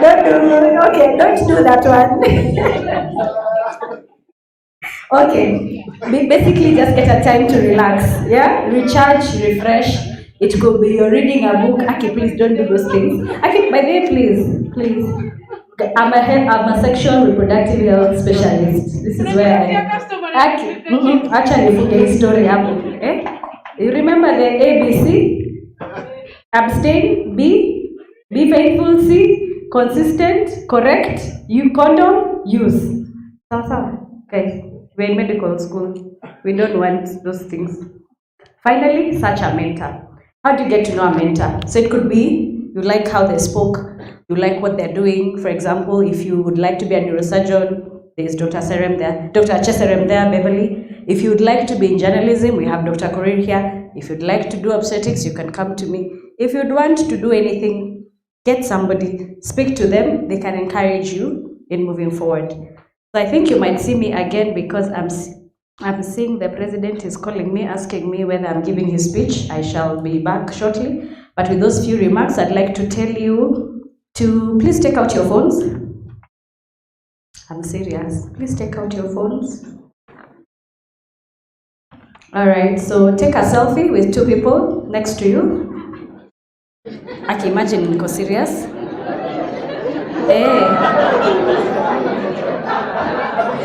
Selfie hainanga kuongea, ni selfie tu na kusmile. So 2 or 3 people take a selfie. You've taken? Who's taking a selfie with our people over here? You're taking? Take a selfie. We've smiled. Nice. Very nice. Very nice. Very good. Thank you. Aki, your table mmekata kuchukua selfie. Surely. Thank you. Awesome. Mmechukua selfie? If you've taken a selfie, say I. Okay, great. Okay. So with that selfie, once this event is over, we are going to use the hashtag JQuat White Coat Ceremony, hashtag medical student, hashtag I got this. And you will look at that selfie 6 years from today, and you will remind yourself that you actually made it. Hey, selfie Lisha. overdo. See, overdo enough. Then the last one is I will send you to check KMA kma.co.ke. That's our Kenya Medical Association portal. Don't check it right now. Check it later. So kma.co.ke. The Kenya Medical Association is a national association for doctors and dentists, and it's mandated by its members to promote the quality practice of medicine in Kenya. It holds a strategic position in health sector policy by being in its membership of national decision-making boards for the practice of medicine and the protection of patients in Kenya. We have a long history. I think we are now 53-year-old now. And KMA also uses its national professional reach, not only in the private sector, but also where professionals can bring their input for personal matters. We have a couple of objectives. One is to promote the practice of medicine in Kenya, to uphold high standards of medical ethics and conduct, to advise the government, other medical bodies, and general public on matters related to health, to promote the welfare of doctors, maintain the honor and interest of the medical profession, to liaise with the medical associations around the world, and to support CPD through periodic publications, seminars, and scientific conferences. And so I am, through your association actually, how do you call it? Jkusma, yes, Jkusma. So through Jkusma, you can actually join Kenya Medical Association. For the medical students, it's 1,500 per year. I'm willing to sponsor 2 students today to join the association. It helps because people like Nyariki are now getting into the leadership positions. He's getting a lot of mentorship. I think you've done a publication on the Medicus magazine. It really helps. It puts you on platforms that otherwise, if you were outside the association or not with the association, then you would not have gotten that opportunity. So I invite everyone to be a member of the Kenya Medical Association. You can be under the committee called the Young Doctors Committee that encompasses both medical students, pre-interns, interns, medical doctors who are within 5 years of graduation, and or any doctor who is 40 years and below.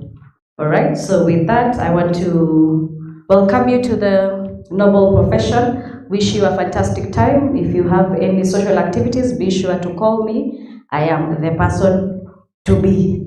Congratulations and welcome to the school. Thank you very much for this opportunity.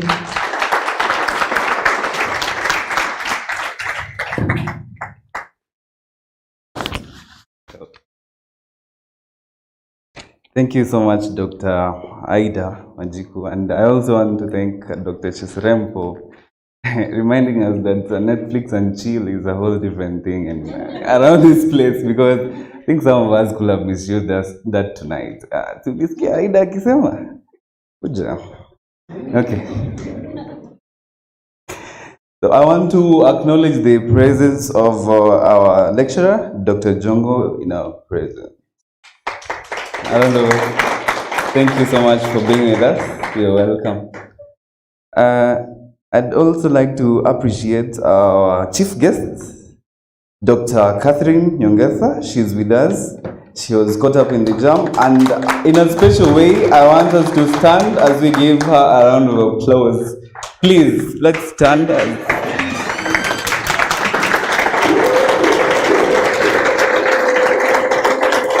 Thank you, you can sit down. In a special way, I'd love to thank Dr. Catherine Nyongesa for being our support system.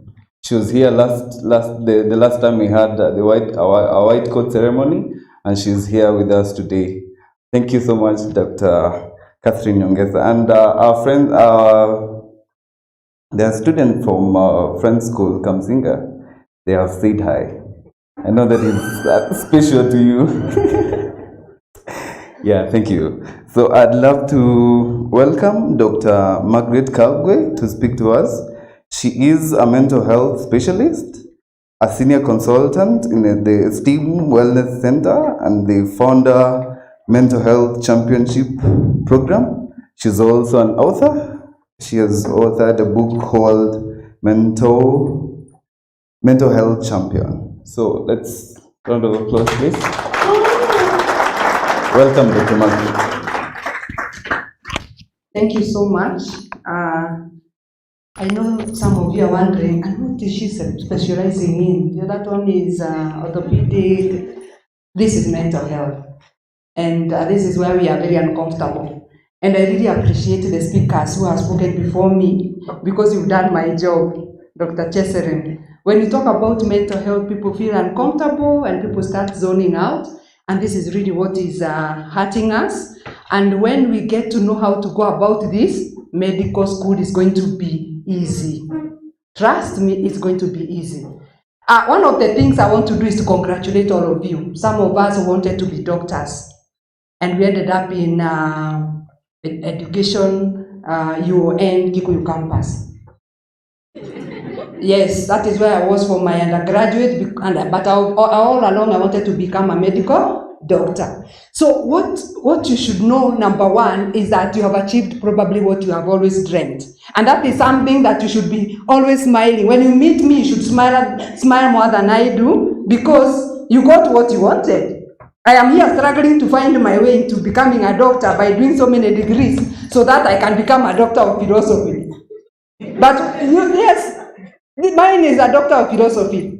So what I'm saying is this. One of the things I'm telling people and I'm teaching people is to prolong your happiness. Today, you should smile, like big time. You got admitted to medical school, an opportunity to do what you've always wanted to do, and here you are. And every morning when you wake up feeling a bit sad, remember, I'm in medical school.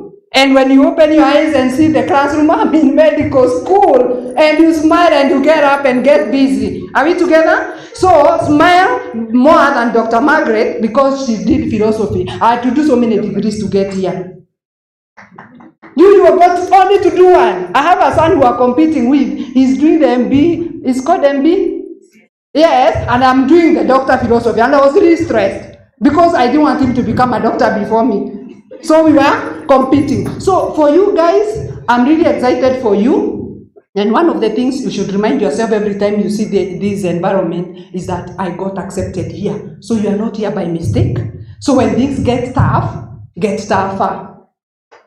And you've been told, ask, consult, tell people where you are struggling. And when I look again, I see families.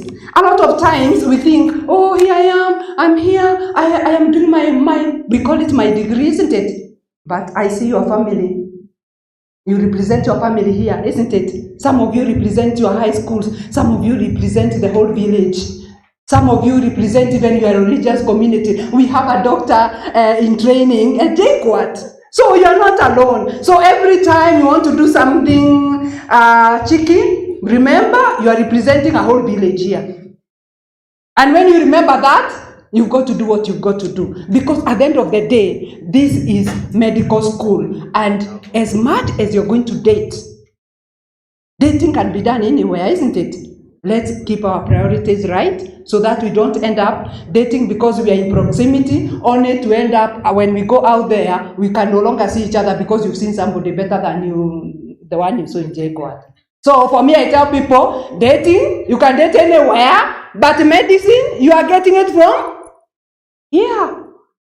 So priorities should be very clear that you're here not to date, but to get your skills to become a doctor. So when you are in conflict, you know what to choose first. Because you can't go with the husband and say, this is my doctor of medicine. A husband you can get anywhere, wife you can get anywhere, but medicine you came here to get. So let's keep our priorities right, and let's ensure that we do what we got to do to be able to get what we want to get. Before I do a lot, one of the things at your stage in life, I've heard some of you, majority of you are 99, 2000 and up, isn't it? And I'm telling myself, am I the oldest here? I'm really beginning to feel stressed. Am I the oldest here? Because at that time, I had 2 children. So I was beginning to wonder, but because I can understand the language you're speaking except the Netflix thing, I was feeling comfortable. The Netflix didn't make sense, but maybe I'll ask Dr. Cheserem to tell me, because I want also to know. Yeah, so one of the things at your age, that is in the early 20s, is you came here to get your career right, isn't it? The skills you need to do what you have to do. Number 2, whether you like it or not, you are at an age where intimacy is of importance. We call it in psychosocial development, intimacy versus isolation. And that is where now people get conflicted. They don't know whether to do the career thing or the intimacy thing. The intimacy thing feels nice because the exam is easy. But the medical thing is a bit stressful because anatomy is hard. So the conflict comes and you end up doing the easy thing. Before you know it, you are doing other things and you are struggling. One thing I want you to remind you is that nobody is going to wait for you. The year is not going to be suspended so that we can wait for you to finish your things. So I want you to remember, every single day, whatever you do, days are moving. And no cohort is going to wait for you so that you can graduate together because you decided to do something by the side. So from day one of the things I tell people, when you meet people for the first instance, let them know you by the way you want them to know you. You introduce yourself, including your beliefs, including your foundation, including what you came here to do, including your goals. So that when those things are threatened, you are telling this person, you know what? Remember what I told you. That was my goal and I'm sticking to it. Because what we are doing is that when you have no goals, you'll end up following people to do their goal. I keep inviting you to come to my chama. Oh, take me here, take me here. Those are my goals. So where are yours? The day is done, you've done my goals, yours are abandoned. So we need not to abandon our goals and we need to really protect them jealously. Every single morning, have a goal and have a target for yourself. Anything coming against that, challenge it. So one of the things I want you to learn is to say no. Tell the other person no. I know it sounds difficult and it sounds like why, but that is the word, the magical word. Otherwise, you are going to say yes to them and say no to yourself. When you choose whatever they want to do, and that time you are abandoning something you wanted to do, you are saying no to yourself and saying yes to them. So basically, I don't want to talk a lot because they have done my work. We have 3 goals in life that govern every other person at every age. Number 1 is to be happy. So if you're going to be miserable for 6 years, then you are going to be in a bad place by the time you graduate, and I don't want to come to your clinic. So I want you to be happy as you become a doctor, so that when I come to your consultation room, you can give me that smile and I'm like, okay, there is hope for me. I'm not going to go anywhere. So we want to be happy. So happiness is something we cultivate. So every single thing, ask yourself, what am I going to do for myself to be happy today? Because we've been told to love ourselves, take care of ourselves, prioritize on ourselves. Number 2 is productivity. You came here to medical school because nobody is going to ask you for money, because the majority of people, when they come to school, you're just getting from someone, isn't it? So if you see somebody doing very well, it's not them, it's somebody else doing them very well and actually transferring. And that is the mistake people make. I want a guy with a good pocket. That's not their pocket if they're in medical school. When are they earning this money in class together? So it means it's somebody's pocket. And for me, I would be really, really cautious when I'm thinking about this person, because if they are not doing their things right, they might end up not being able to sustain that kind of life. So let's not judge each other by our families. Let's judge each other by what we are capable of putting on the table, especially in terms of discussions, in terms of progressing your life here in school. We come from different families. Some families have got all they need. They just brought them here so that they can just grow a little older. You don't want to choose that person and you end up crying for the rest of your life in a Mercedes. What you want is to be empowered yourself so that you can be able to know when you are being treated the way you ought not to be treated. Are we together? So the productivity is number 2. Productivity for you, we don't want you to give us money. We want you to concentrate and do what you have to do according to the university rules. Do your units, don't procrastinate, read, take care of yourself, be a happy person. Number 3 is impact to humanity. That is the legacy. I know people say, now what is she talking about, and I haven't even lived half my life. Legacy, you have already left a legacy in your primary school, isn't it? They remember you for something. And you have already left a legacy in your high school, they remember you for something. And you will leave a legacy here. They will remember you for something. And remember, like we can see, those people who pioneered the Jkusma, We remember them for that. Aren't we happy? Yes, so we need to know you will be remembered. So if you are kind, you'll be remembered for that. If you are bad to people and if you are rude to people, that is the legacy you leave. So we don't need money to leave a legacy. We just need to be purposeful and deliberate. We just need to be very conscious of the choices we make, and that way we are going to leave a legacy by extension. So we need to be careful so that we ensure that we leave a legacy. Number 3, the other thing I wanted to talk about is mental health. How many of you have had mental health struggles? Thank you. We are the only 2 honest people in this room. Stand up. Can we clap for him? Why I was asking, it's the question I've started asking because I've realized that when we talk about mental health, it's about them, but not me. But mental health, we are all inside there, but we are in the middle of a continuum from mental illness to mental well-being. So we oscillate. Sometimes we are doing very badly, sometimes we are doing very well. So we have had struggles, we have had done exams, and we were stressed. Who has not been stressed by an exam here? We all, isn't it? So we have struggled. We all struggle. We are all in the continuum, and we have mental health. Sometimes we have little of it, sometimes we have a lot of it, and we are feeling very okay. So we need to start embracing the mental health situation and know we struggle. When your girlfriend has broken your heart, you're down there, not doing very well. You don't pick your phone, you're not eating, no appetite. That is a mental health problem. Are we together? So we need to actually own that, and we need to begin looking out for each other so that when a person is down and beaten, we can be able to lift them. We can listen to them. We can encourage them. We can even remind them that even out there are other men. There are other ladies. You know, sometimes they forget, and when we ignore them, that is why people are taking a rope, because it's appearing like the only option. So we don't want to lose one person in this room. Can we agree on that? Are we going to lose somebody here? We can only manage to do that if we look out for each other. When you see the person who sits next to you is not there, look for them. Are we together? When you see somebody is not smiling, they are not themselves, ask them, could there be something? Can we have a chat? And you keep the information they give you in confidence. Don't broadcast. That is for journalists.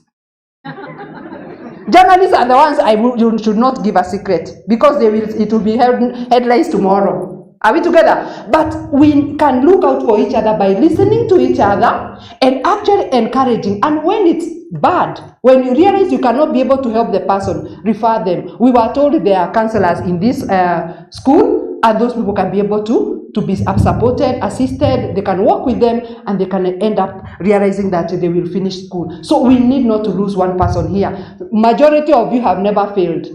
100%, number 1, number 2, number 3. And here you are being told about a supplementary. So, brace yourself. Are we together?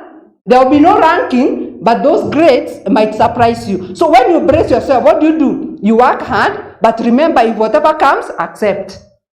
That is part of dealing with the grief of the marks that you are not used to. So we don't want you, when you get the marks, we hear the next time you want to jump from I don't know, that floor. No. You would go walk to Dr. Korir Tesere. Don't come to me, I don't know how it is in medical school. In medical, just come to me, we talk about other things, because I failed, I did not get there. And I did not jump. I failed, and I said, you know what? Let me do what has come, and then I see what I can do to improve myself. So, we have been there. Are we together? We have been there. And you can still do it. If somebody is even telling me, I failed. Somebody has told us, I failed, I got an F. For me, that was bold, and actually she was doing my job, because she's still standing here and smiling big time. So why not you? Are we together? Why not you? So because I don't want to use a lot of time, I know other speakers are going to speak. How do we manage to get through, to conquer medical school? Number 1, own your story. We are all coming from different places. Don't try to modify your story to fit what you think people want to hear. Own it and be unapologetic about it. Talk about it and tell people, you know why? I'm here on behalf of so many people you have no idea about. So the best thing you can do, support me to do well and to graduate. Just be honest and look at the person in the face like this and tell them, I don't come from a rich family. Is that a crime? Is it a crime?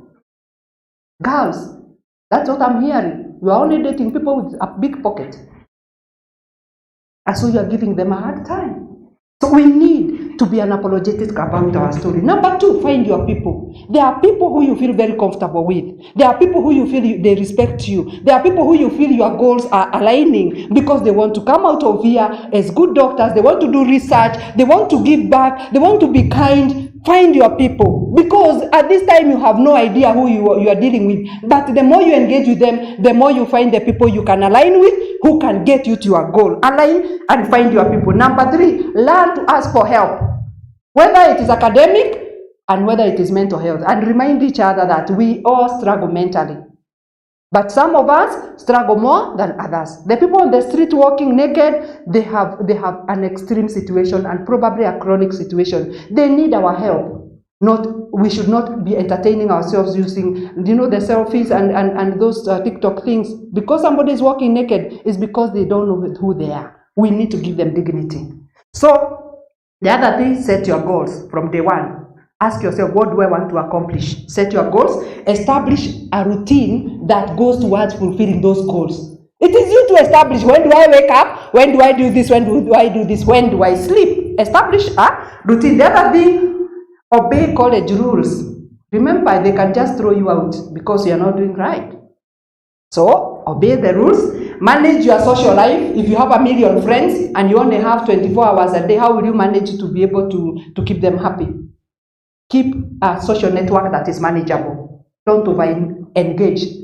Even virtual friends are friends who require for you to invest in your time, isn't it? So manage your network and ensure you can be able to make invest your time and energy in the people you choose. The other thing is, get yourself a mentor. That is something that I've been said more than enough, so I can't even emphasize on that. Put yourself first. Even when parents, I ask them, who is the most important person in your life? Oh, my children. I'm like, seriously? So you give them a raw deal in terms of a mother. You give them a raw deal, because if you love them fast, you do everything for them and you neglect yourself. So you are this miserable mother, loving the children big time. You don't even know how to smile. Trust me, you need to love yourself. If somebody wants you to do something that is hurting you, tell them, you know something, I love myself first. That is what you need to do first. You came here alone, and you need to ensure that you are protecting that which you represent. We don't know your families, but based on the way you behave, I will assume that is the way your family is. So you are representing a whole family here. So that is something you should think about, especially when it comes to where you are coming from. The other thing is, learn to say no. Learn to say no. That is very important, especially when you don't have a lot of time. You got to say a lot of no's. I want you to take me, I don't know, let's walk this way, let's do that, all those things. You have got to say no so that you can say yes to yourself. So that is one thing I would like you to start practicing. Don't say no. Practice to say it in a good way. Package it nicely. Like, I had planned to do ABCD during that time. Probably we can do yours another time. That is a no. Isn't it? It may be packaged nicely, but it's still a no. So if somebody wants your attention, you are like, you are a very nice guy, but my goal for this year is to do ABCD, so let's talk next year. It's still a no. Isn't it? Yes. So let's learn to say no, but in good way, package nicely, because we do not want to create problems. The last thing I'm going to say is about happiness. Happiness is for all of us, isn't it? One of the things I tell people is this. A lot of people get depressed because you look things in the extreme. You are either extremely happy or extremely unhappy. And a lot of times when somebody is saying, I'm depressed because somebody let me down or broke my heart, it's because they are not asking themselves, do I have any reason to be happy so that I can decide the percentage of happiness I should have? Number one, I am alive. So what percentage? 2%. Number two, I'm healthy. 2%. So by the time this heartbreak is coming, you realize you just need to be 99% happy. So what are you doing giving us a long face and you are happy, you are supposed to, you are healthy, you are alive, you are in medical school, you know, you got your good grades. So what is this person giving us 0%? So we need to calculate our happiness every day. So in the morning calculate so that to give us the accurate percentage of happiness, because a lot of times you give us 0 and yet you have omitted a lot of things that should be making you happy. Thank you so much.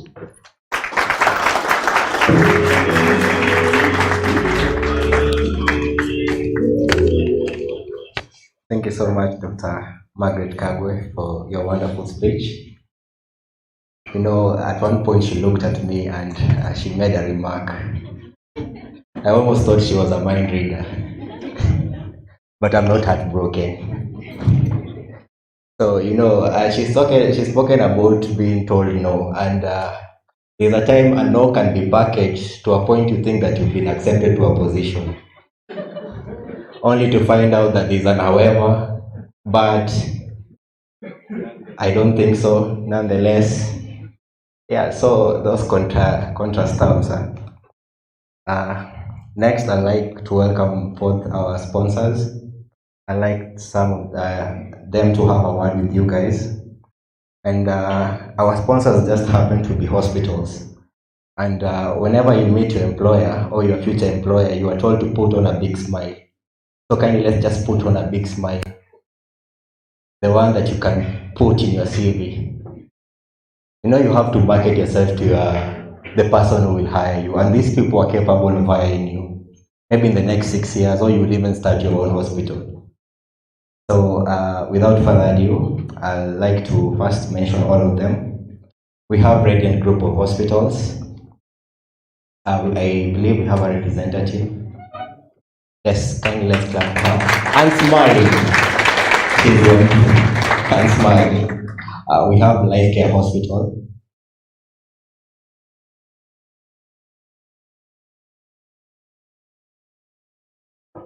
Do we have a representative?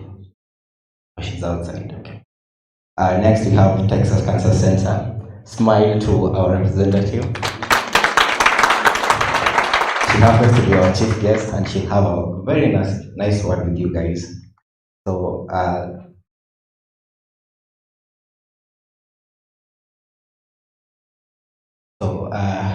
because of time, we'd like you guys to keep it short. I'd like us to start with the Radiant Group of Hospitals.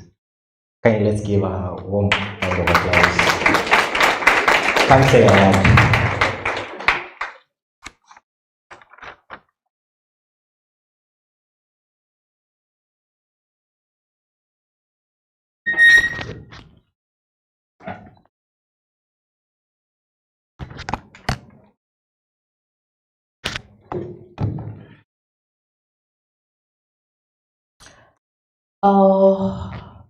Academic deans, lecturers, student leaders, doctors, all protocols observed. Good evening.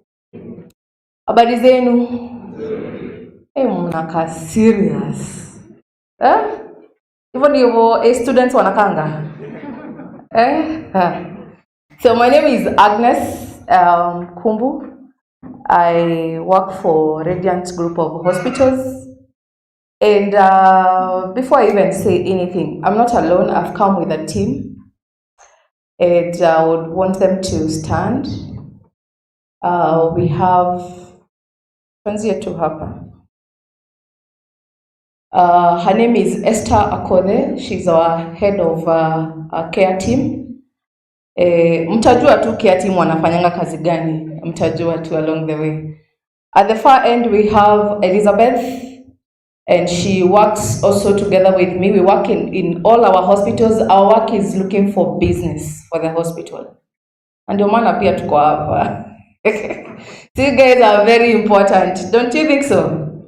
Yes. I happen to have met with Innocent in one of the Daktari FC. Has anyone ever looked at the judges they normally wear? Zinakuanga zimeandikwa hospitali gani? Anyone?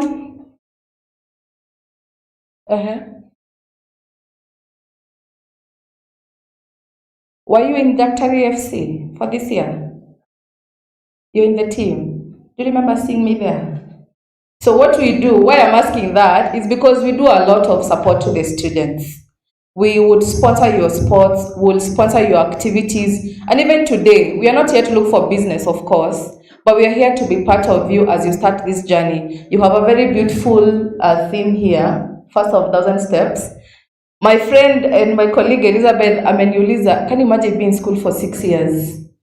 You guys have strength, you know.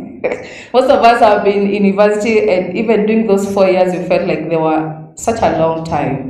But you guys, we wish you all the best, even as you begin this journey. To the doctors, Dr. Chesarami Umeshani, pair counseling.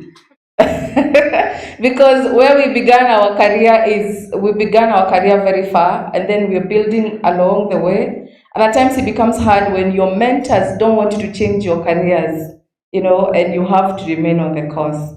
So you really encourage that. And I'm so sure to going up and below to our okay. They don't say they're struggling with their careers. Anyway, let me talk about Radiant Group of Hospitals. Anyone knows about Radiant Group of Hospitals? Anyone? Somebody? Someone? Amjawahi sikia? Aya. There's a lady there. You know it. You could get something from me. I'll be confident. I'll be very sure.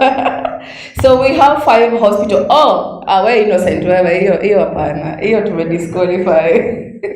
So we have 5 hospitals, and they are located in different parts of Nairobi County. So we have our mother branch at Pangani. It's a level 5. We have another hospital in Kiambu. Just in the town, it's a level 5 also. And when we say our level 5, they have up to the ICUs. So, and we also have other 2 hospitals in Umoja and in Kasarani. Those are level 4 hospitals. And we have an outpatient center that is also in Kasarani. And what we do all the specialties, of course. I have had someone say, you need to smile to us, we help you with jobs. But I tell you, I think you guys are a bit lucky than any other profession, because when you guys get out there, it becomes a bit easier to get, even to come to hospitals to also work, even as locumers.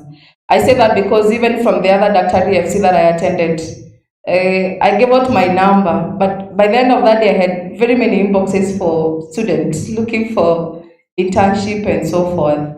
And we're here to support you. We're here to, you know, introduce you to our employers. And I know it's gonna be easier bit for you. But nyinyi mko mbali, si ndio mmeanza? Si ndio? Hoping tutakuwa bado kwa hizi careers. Kumbuka hizo faces. Elizabeth, Esther, you know, we will still work with you. And of course, you have capable leaders, and I believe they'll be able to support you. We have ambulances, we have all the services. And so what we do, and there's one even we come here, is because even as we interact with, you get to know about our hospitals, and you can as well as recommend to other people. Sindio? I don't want to stand here and talk more of, I think this meeting was also meant for me to come and learn. I have really learned a lot today. And you're lucky that you have someone to work with you. Sisi tukianza shule, nobody was talking to us. You figure it out. And for me, because I was in University of Nairobi, and I really struggled. You know those things called missing marks? Zinakwanga kwa School of Medicine. Ziko. Missing marks. Those ones can make you go and see her because of mental health, and it can be very terrible. So without much ado, I want to end there. Thank you so much, and we are glad to be part of you. And we look forward for many other activities that you guys are going to be planning. Loop us in. We'll really definitely come and support. Thank you so much.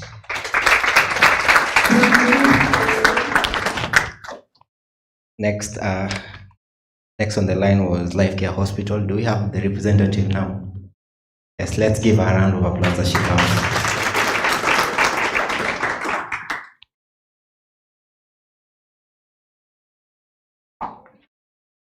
Good evening. Habari zenu nyote. Thank you so much for giving me this opportunity. All protocol observed, the doctors, medical students, thank you so much. My name's Rosemary Akinyi Nyawade. I'm also a student with such background, but right now I'm in the business development team. Actually, I've done nursing. You're so privileged. I remember when I finished my Form 4, my dad pushed me to do nursing. I always tell people it was not something that I wanted to do. So my dad was connected in Ukraine. And as I imagine all hizo time, 2007, 2006, I took a plane, I went to Ukraine, I did nursing. So the reason why I'm saying you're privileged, you should be happy, you should be proud, you're doing medical in Kenya, it's quite different from Kenya. You can imagine we were the first students, blacks, in Ukraine, how difficult it was. First, we had to do the Ukrainian language so that we were able to maneuver around. Then second, we started the course because it was an affiliation with an American school. It wasn't easy because of the language barrier, but we still pushed on well. So for today, I'm just to encourage you. You can imagine what I went through, but I'm here, strong, and pushing on well. So mine is to encourage you, being the first year students, that you will make it. Just work smart, as everyone has said. So for today, I will talk about Life Care Hospitals. For Life Care Hospitals is a group of hospitals. First, we have a branch in Bungoma, then Migori. In Nairobi, we've started growing. Our first branch in Nairobi is in Kikuyu Town. I don't know if you've heard about Kikuyu Town. There is a branch in Kikuyu Town. Then we've gone to Meru. Meru we opened recently. So we are growing, and we are growing for you. So I will encourage you to work smart and work hard, because we are growing to give you more opportunities. Mlolongo is coming up before the year ends. Then we'll go back to Eldoret.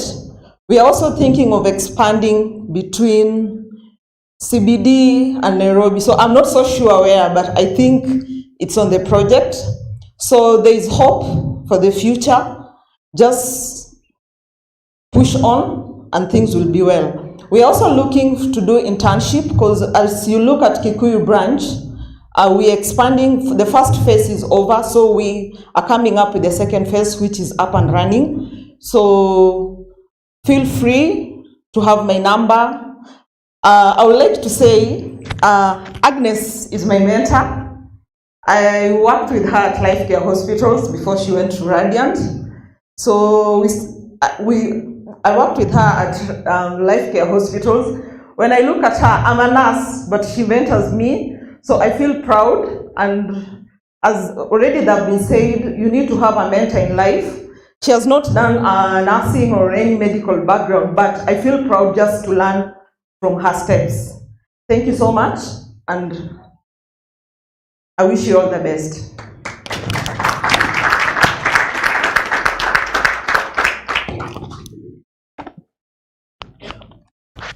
Thank you so much for partaking and for sponsoring. Have you ever guys seen this book? Okay. Well, while I was in Form 2, I thought I had talent for everything until I decided to write a book, and constructing a paragraph was hard.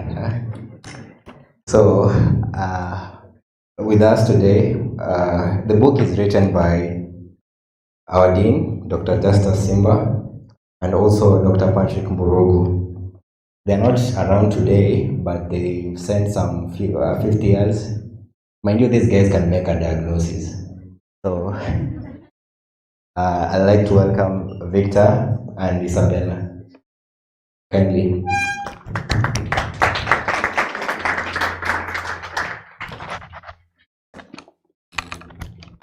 Yes, asante sana. All protocols observed. Thank you for the opportunity. I'm here to speak on behalf of the authors for Victoria Pediatrics. This casebook is written by our mentors, Dr. Murugu and Dr. Simba.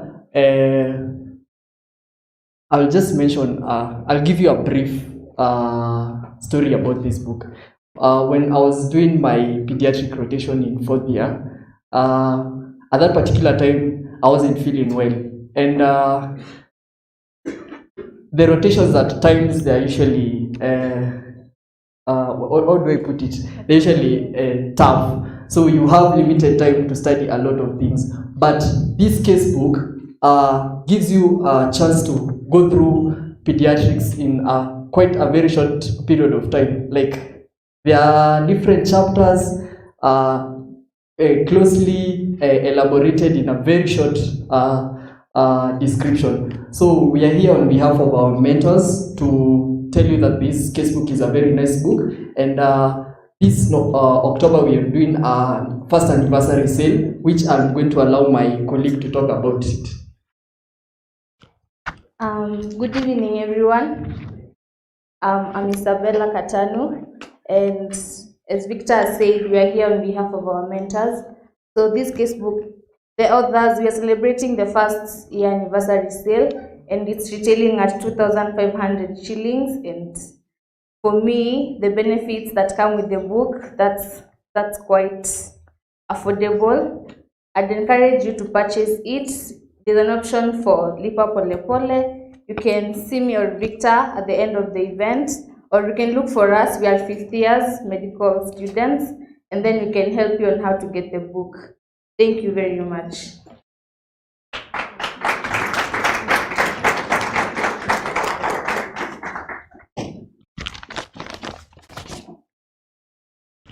Thank you.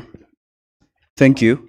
Or in med school, a lot is usually said concerning academics, but I think we miss out in a very important life skill, that is financial literacy. At this point, I want to introduce and welcome a member of the KMS ACO who has come to grace this occasion. Her name is Dr. Mercy Korir. Before she comes, maybe I'd love to say something. I know you people have plenty in terms of finances at this point. But as you move on, as you move forward, there's a phrase we use here that kuinamia supper, kuinamia lunch, unainama inapita. Unainama inapita.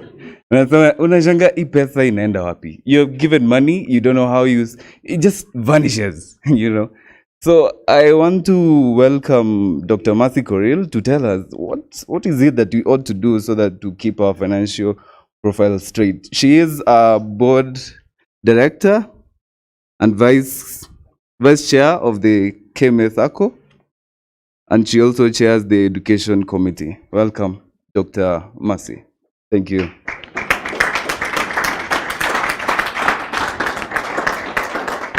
Thank you very much. Looks like the microphone has decided to go off just when I'm coming on stage. Sorry?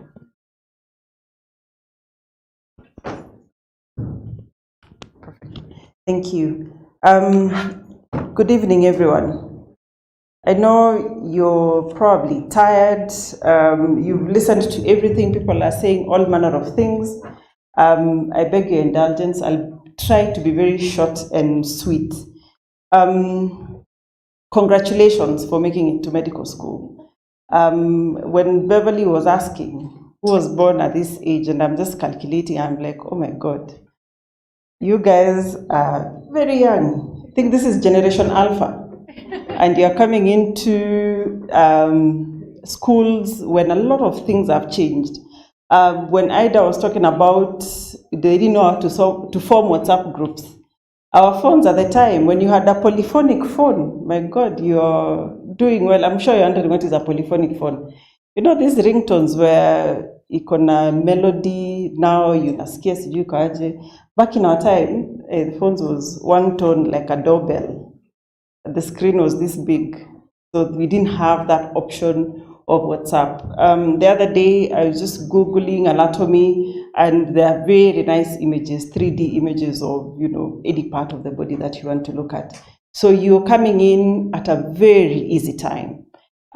So I think I always say med school is hard, but I think I want to reduce that by half, since you come in when technology is making life a little bit easier for you. So take advantage of that, but don't fall too much into technology, because you may find yourself missing out on everything else and everything else that everyone has said. Before I go and talk about KMA Circle, I'll just talk a little bit about my experiences as a medical doctor. And up to now, we are called the amorphous group of doctors. We are the ones who got lost somewhere along the way, and we are no longer seeing patients. And Bev touched on it very well about give yourself time to explore.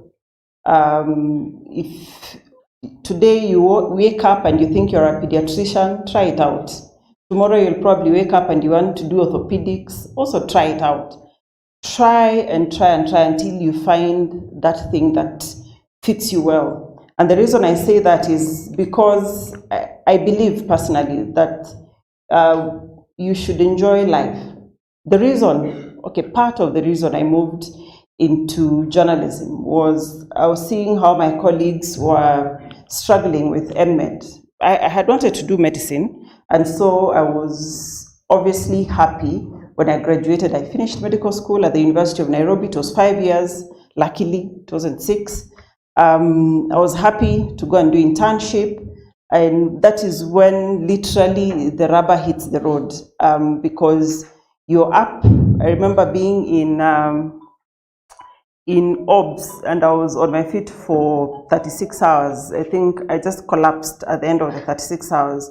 So that's when now things start happening. So when I finished internship and thinking about what do I go and do as a specialization, I was seeing the postgraduate students struggling between being in school, trying to make ends meet. People literally, to me at the time, looked miserable. I don't know if people, registrars still look miserable. Either you confirm, yes, they looked miserable, and I thought, I don't think that's the life that I want to be living, because you hardly sleep. You're all over the place. You're being harassed. I hope people are no longer being harassed. We said we want a new generation of lecturers, Beverly Shitsama, who are nice to other people so that life is bearable. So anyway, so I decided, let me go and try and do something else as I figure out how I'm going to come back. And then I stuck. So give yourself that permission and allowance to explore other things. It could be in clinical medicine, it could be in amorphous, like public health, it could be where I am in journalism, it could be in finances. The other day I met a doctor who just finished his exam, and now he's a commercial pilot, just got his license for that, and he's a doctor, so working both. So give yourself that opportunity to explore other things. And from my brief life as a medical doctor, I've realized your title as a doctor opens for you any door, literally. If you walk in somewhere and you say, I'm a medical student, you're not yet a doctor, but even if you say as a medical student, I guarantee you, if somebody in the village has a chicken that has something, or a cow has something, you will be called and asked, hii ng'ombe ni kama iko na ABC and itufanye nini? And you're just a medical student. So you can imagine if you're a doctor. Nowadays we get calls, daktari, quick one. You know that's not a quick one, that's a free consultation somebody is looking for. So it opens for you doors. It allows you an opportunity to network, and it allows you an opportunity to literally venture into anything and everything. The other day we just learned that, I don't know if anyone knows Jeremy Awori. When you go to TikTok and Instagram, what do you do there? I'm not there. You don't check news, what is happening, current affairs. Does anyone here know Jeremy Awori? Oh my God. Okay, we the old guys, okay. Okay, how many have an account in ABSA? ABSA is a bank. Okay, how many have heard of ABSA Bank? Okay, at least the hands are there. Do you know who the CEO of Absa Bank was? Jeremy Awori. Now, Jeremy Awori has moved to EcoBank in charge of 35 countries in Africa. Jeremy Awori, we learned, was a pharmacist. So you can imagine you as a doctor, you can actually do anything and everything. And there's a list of many doctors who ventured into everything else, and they've done other things, and they are flourishing there. So allow yourself that opportunity. And you come in at a time when innovation, there's room for innovations, there's room to do tech. The other day we were just saying, probably by the time you're graduating, robotic surgery will be the in thing. So you'd have room to innovate and do a lot of things around that space. So you may find if you had an interest in engineering, but as Dr. Margaret says, you're representing a whole community, your community says, no, go and do medicine, then at that time when you're finishing, you may find yourself actually being more useful as a doctor with an interest in engineering, an interest in physics, in those tech things. If you had an interest in IT, but your community, your religious community says, no, we want a doctor, then you'll find you'll have space to margin. So make sure, as Margaret says, don't forget why you came here. You came here to get a degree, so get that degree. After you've done with that degree, then you'll find something else to merge it with. And for me, merge what this degree gives you with your passion. It could be in clinical medicine, it could be in somewhere else, but find that thing that you're passionate about, because there's nothing as bad as waking up and you're like, niyo kazi ninaenda leo. You'll not last for long. And that's where now you will need a mental health specialist to help you. So make sure that whatever you want to do, you merge it with your passion and something you want, something that you enjoy doing, so that it's not a struggle doing it. The other thing you've been told is a working person, you hang around hardworking person. If you know that is not your strength, hang around with hardworking person so that that also rubs on you. So make sure you choose your friends, your partners, your colleagues wisely. Because and you've been told, if it's every day you're going dunda na wao ama ni sherehe, school will suffer. Med school, you've been told, is not as easy. It requires hard work, it requires the legwork, it requires the dedication. That degree does not come easy. Who was it that was saying they got, I think it was Ida, CCC, we used to call them carbon chains. I don't know if you've done biochemistry already, but anyway, when you go to biochemistry, you'll understand. So carbon chains are the order of the day. So don't be surprised when you get them. But remember, you just need that 50% plus one. Even that 50% plus one is one that has put somebody in State House. So make sure you also have the 50% plus one, because it will give you that degree that will give you the license to practice. And after that, what you do with that knowledge will now be something else. So explore all the options as much as possible. Now, unfortunately, and now allow me to wear my other hat as the vice chairperson of KMA Circle. Unfortunately, when we were in medical school, we didn't get the privilege of getting to hear about financial literacy, about financial well-being. You just told, work hard, become a doctor, make money. And then you don't know what to do with the money that you'll make. You don't even know if you'll make that money. And unfortunately for you guys, you're coming in at a time, hopefully things will have changed in the next 5-6 years.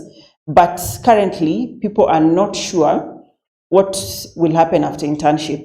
Luckily here, there are several employers. Dr. Nyongesa is here, Radiant Life Care, the employers are here, so you may stand a chance. But it has become a very cutthroat place. As a medic, jobs are not guaranteed. You don't know if you'll make that money tomorrow. So you really need to be keen on your finances, and the best time to start is now. I hope everyone has picked this booklet of mine. If you do not have, Sheldon is around, he'll share. Make sure you have it.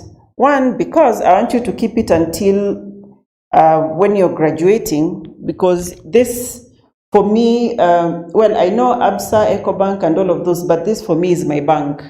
A SACCO diehard. When I joined the board, Dr. Shisama was a secretary at the time, so even when I'm away, she'll be able to tell you more about the SACCO.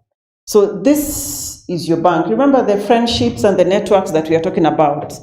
This is where you start that movement as friends, as colleagues, because the SACCO stands for, okay, do you know what the SACCO stands for? Anyone knows what SACCO stands for?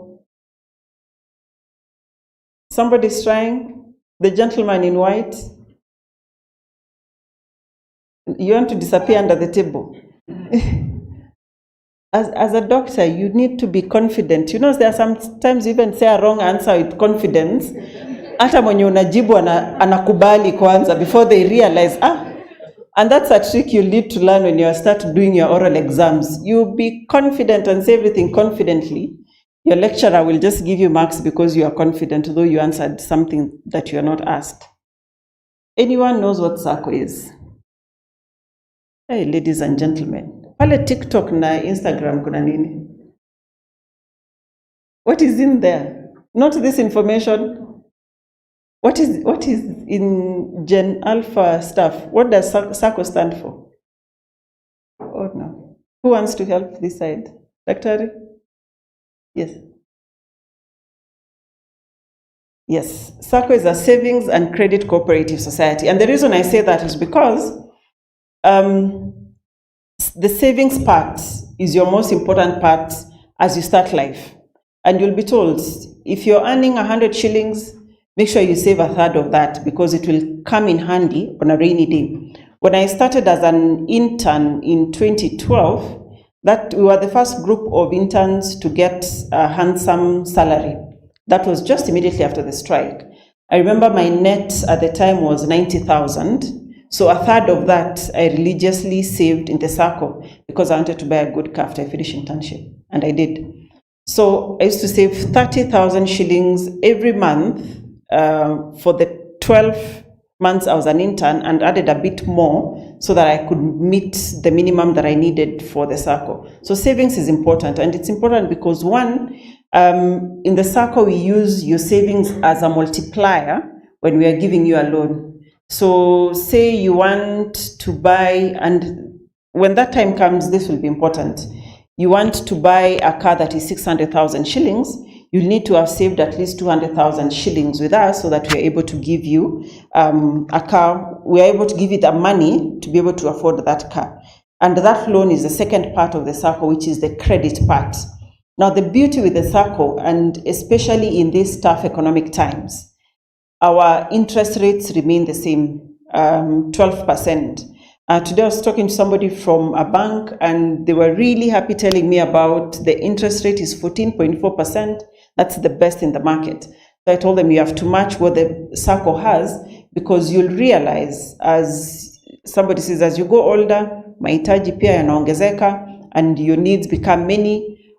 You need to be able, for example, when you get a car, it's a means to being able to move around, work around harder, and get more money. So the credit part becomes important at the time.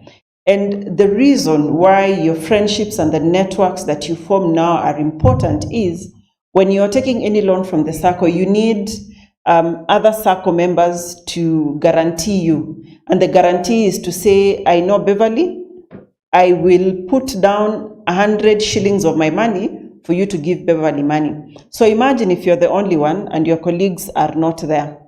Who will be able to vouch for you and say, give them money? It's literally vouching for somebody else. So you need to start those networks so that you join as a group, as friends who know each other. And the most important thing that will come out of that is you'll be able to grow together. You do not want to be in a group of friends where ukiona simu ya mtu unaona niko meeting nitakupigia baadaye, because you know they're asking for money. Or you text, sorry, can't talk now, please call back later. Because you know this one ananiomba pesa. Do you want to be also that person who's calling their colleagues every time, kuna kakitu, mnasemangaje, nijenge na sijui ngapi. Kuna dili na Ivana nitakurudishia next week. Do you want to be that person? And then your friends know this one ni mkora. But if you are all together in the circle, it means you can call the circle and say, I need X, Y, Z amount of money. Your colleagues vouch for you. We give you money, you go do something about it, and you pay back. This circle has been around since before some of you were born in 1998, which is 24 years now. It was basically put together by doctors, for doctors, because we realized that as doctors, your financial needs are different from other people in society. The same way society sees you differently and puts you on a different pedestal is the same way your needs as a doctor are. Some of you, as you've been told, you represent communities, you represent families. There are some of you whose families put everything on you to become a doctor so that you come and do something else for your siblings.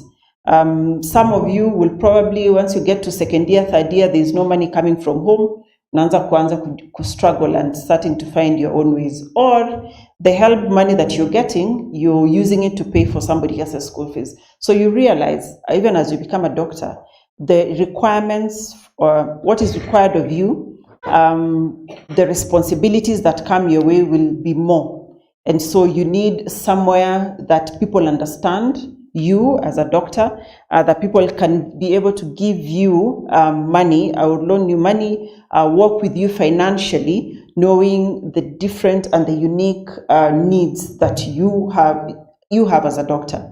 Currently, we have 6,500 members, but this should be more. This was as at July. Our total assets is 5.2 billion. And recently, SASRA, which is our regulatory authority, ranked us as the third best SACCO in the country. Thank you very much. So we are a multi-billion shilling company. Karibu niseme dollar. Coming soon. But so I usually say pesa iko if you need money. So we are not small players in this field. You can move to the next slide. So we were number 3 after Mhasibu Sacco. Mhasibu is for accountants. So I think I can understand why they are top there. And then Njiwa. I don't know who Njiwa is, by the way. Prisons. Okay. And then, as you can see, KMA Sacco is number 3 there. That time we were 5.15 in total assets. Our loan portfolio is 3.4 billion, meaning we have 3.4 billion shillings with doctors out there. Some are equipping their facilities, some are building facilities, some are, doing their different developments, building houses, buying property, cars. There's so many things that people are doing out there with our money. Others are even taking themselves to school because of the school fees loan that we have at the SACCO. So literally, there is enough for everyone if you need anything from the SACCO. And we've been growing steadily, even despite COVID-19, the 2020 pandemic, where we thought we would dip, but luckily we didn't struggle as much. Even this electioneering year hasn't been so bad for us. We thought we would do bad, but at least we have been able to ride the wave and we haven't sunk yet. And the good thing is, for the next foreseeable future, even beyond you guys, even after you become doctors, this circle will be there. One of the things about the savings that I told you need to do is every year when we do well, we announce dividends and interest. Last year we did 20% on share capital and 8% on interest. So basically, what you've saved with us earns you something at the end of the year. So that's money. You can even just be saving and leaving it there, and at the end of the year, you get something out of it. So you can start now. There's room for membership. as medical students, you join as associate members, and then once you graduate, you then become full members of the circle. And the loan products that we have, who's running this? You can move to the next one, to the loan products.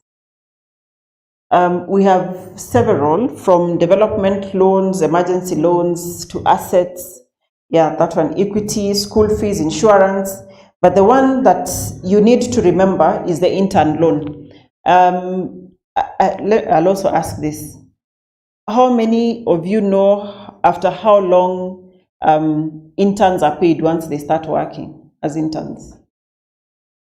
3 months. Okay, at least now that one we are up to date. They take a while. Sometimes I think ours took 5 months before we were paid. So you can imagine at that time, how are you surviving? Nakumbuka ushamaliza shule, watu wamekuja graduation, umevalishwa for the Christmas, they've taken photos, umepata appointment letter, umeanza kazi. Do you start asking for money from home? Na watu wanajua umekuwa daktari. So this intern loan really helps. We give 50,000 to help you navigate that first 3-4 months before the government finally pays your money. And this one is very easy. You just need a colleague, your med soup where you're posted, to just give a letter that you have been posted, and we give you the money, and it helps you survive that period of time. Tunasemanga inakuficha uchi kama daktari. Sababu you can say, yes, mimi ni daktari, hospitali, this and this, and you have some money, you can buy people lunch and a few drinks as you wait for the real money to come in. And the requirements are there, but we'll come, once you graduate in 6th year, we'll come and remind you this. We also source for land to sell to members. We've done several projects in different places. And then we have the insurance. Just go to the insurance slide. And the one that you need to remember is a professional indemnity, because in this country, you are not licensed to practice unless you have a professional indemnity. And so as a circle, we've talked to several insurance agencies, and you'll be able to get an indemnity so that you're licensed. Some of the other statutory ones are like a motor insurance. Once you buy a car, it needs to be insured. That one we are able to offer you at favorable rates as a circle. The benefits really at the circle is to help you save, to help you create wealth when we give you that any loan that you want. And 3, to help you have a fallback plan when things are going rough. In 2020, when COVID happened, people are losing jobs, people are not being paid. People came to the circle and say, we are struggling, can you help us navigate this period of time? And we're able to do that because we are all a family, and you'll realize that it doesn't matter. You'll call somebody, if you say, I'm Dr. So-and-so, it's like you've said, I'm your brother and I'm your sister, and people are able to help you when you're having a difficult time. And so we'd like for you to be part of this membership family. If some of you, if you're able to join now, it would be good to join. If you're not able to join, please keep this. We'll keep reminding you about joining as the circle. But you can just register as associate members so that when you graduate, we onboard you and we're able to work with you. And the last and important part is what I started with. Nobody taught us about financial literacy, about investments, about savings, about where you should put money, where you should not put money. And people lost money to Shylocks, to pyramid schemes. So the circle, what it does is hold webinars, different webinars, even about retirement. Once you start working is the time you start even thinking about retirement.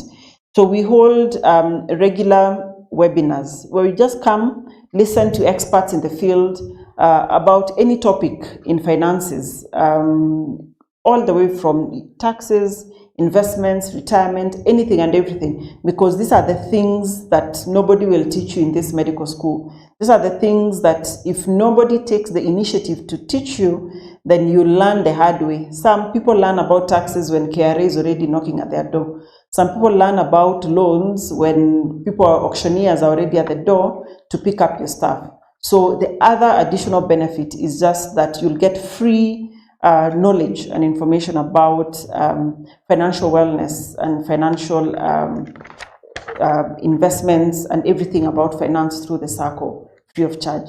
So Sheldon is here from the SACCO. He's one of our marketing officers, and he has membership forms.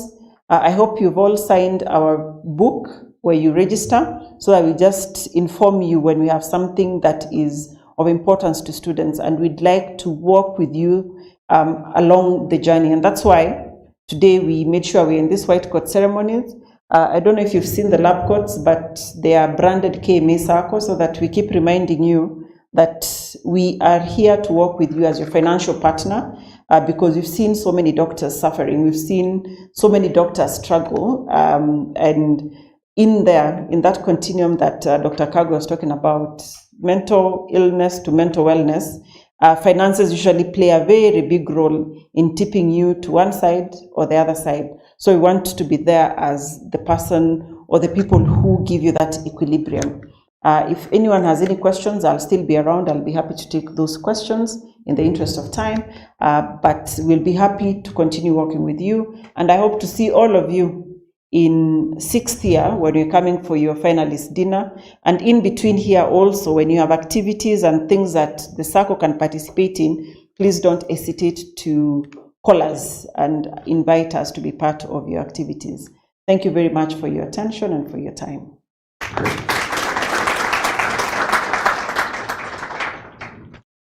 Thank you so much, Dr. Mercy Correa. I'd like us to recognize Dr. Stephen Odiwar. He's in the room. He also happens to be among the founders of Jkusma. So I'd like to talk about pyramid schemes.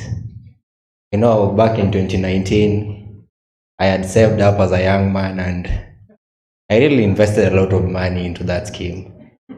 I even imagined driving my Range Rover to and fro JKUAT.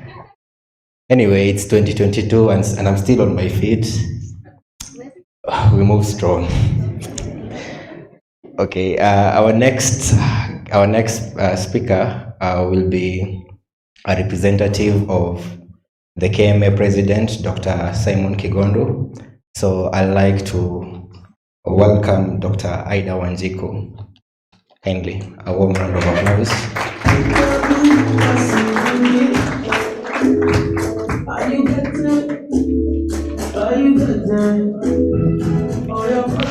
Thank you. Nice to be here again. So I am a peacock. Trust me, I can be here all the time. But anyway, I would have loved to give this speech on behalf of the KMA president, but I have with me my mentee. He's a dental student. He's a pre-finalist at the University of Nairobi doing Bachelor's of Dental Sciences, BDS. And so I would like to invite Okoth Akponyango to come and give a KMA presidential speech.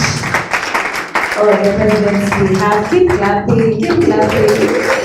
Yes, thank you very much. Yeah. All right. Good evening, everyone. You guys are well? All right. My name is Okoth Akponyango. I'm bringing you greetings from the University of Nairobi. A little bit about myself. I'm a student at surgery. We finally, as they have said, I wear a couple of hats. I have served as the founding DESAKE president. DESAKE is the Dental Student Association of Kenya. I served as the second president of the Kenya Healthcare Student Summit. You guys have Jkusma, right? So Jkusma and other student bodies come together and form the SAKE standard. And then after SAKE, we have KEPSA for the pharmacists, the SAKE for the dentists and the other professions. So these come together and form the Healthcare Student Summit, which we founded in the year 2019 with the aim of harmonizing all these professions towards building a reliable task force for universal health coverage in Kenya. Okay? So in the founding team, I served as the deputy president in terms of finance, and then I got the opportunity to serve also as the president, the second president. Besides that, I'm in the space of politics and governance. I have served in the Presidential Youth Advisory Committee on Youth Policy, those who are aware, the current youth policy in effect is the Youth Policy 2019, which I was part of the crafters. And in the just concluded election, I served as an advisor to the Right Honorable Raila Amolo Odinga, and also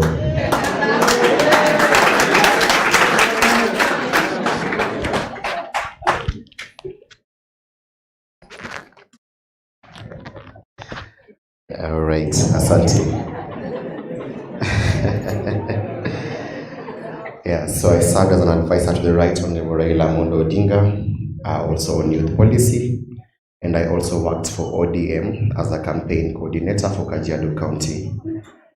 So in Kajiado County, I delivered at least 4 out of 5 constituencies. All right. Just if it may interest someone, I was actually among the founders of the UDA Youth League. But this is politics, all right? Oh, I've also served as the Secretary General of the University of Nairobi College of Health Sciences, and God willing, we'll continue serving students. Why I'm saying this is basically because I want to encourage someone that you don't have to confine your life to the clinics. You understand? In understanding healthcare has got several aspects to it. And it's important that you begin familiarizing yourself with the other facets that are not necessarily enshrined within our curriculum, okay? And so be bold enough to take the steps that the curriculum may not introduce you to. Step out into other areas that also affect healthcare, and you might just find your bloom, not within the clinics, but outside there. So I'm not so much of a clinician, I'm much more of a health and governance person. As it stands, I'm a student at the University of Nairobi, as it has been said. I'm also a student at the Africa Leadership University in South Africa. I'm pursuing software engineering. And I'm also a student at Amref University doing a certificate course in health leadership and governance.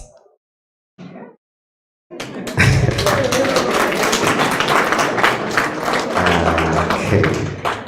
My task this evening is to bring you the regards of the KMA President, Dr. Simon Kigondu, and so I will dive right into it.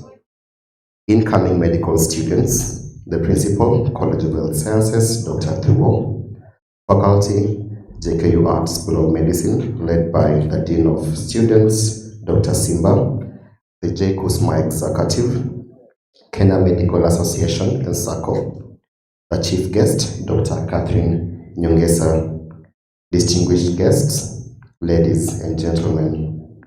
Greetings from the National Executive and Governing Council of the Kenya Medical Association.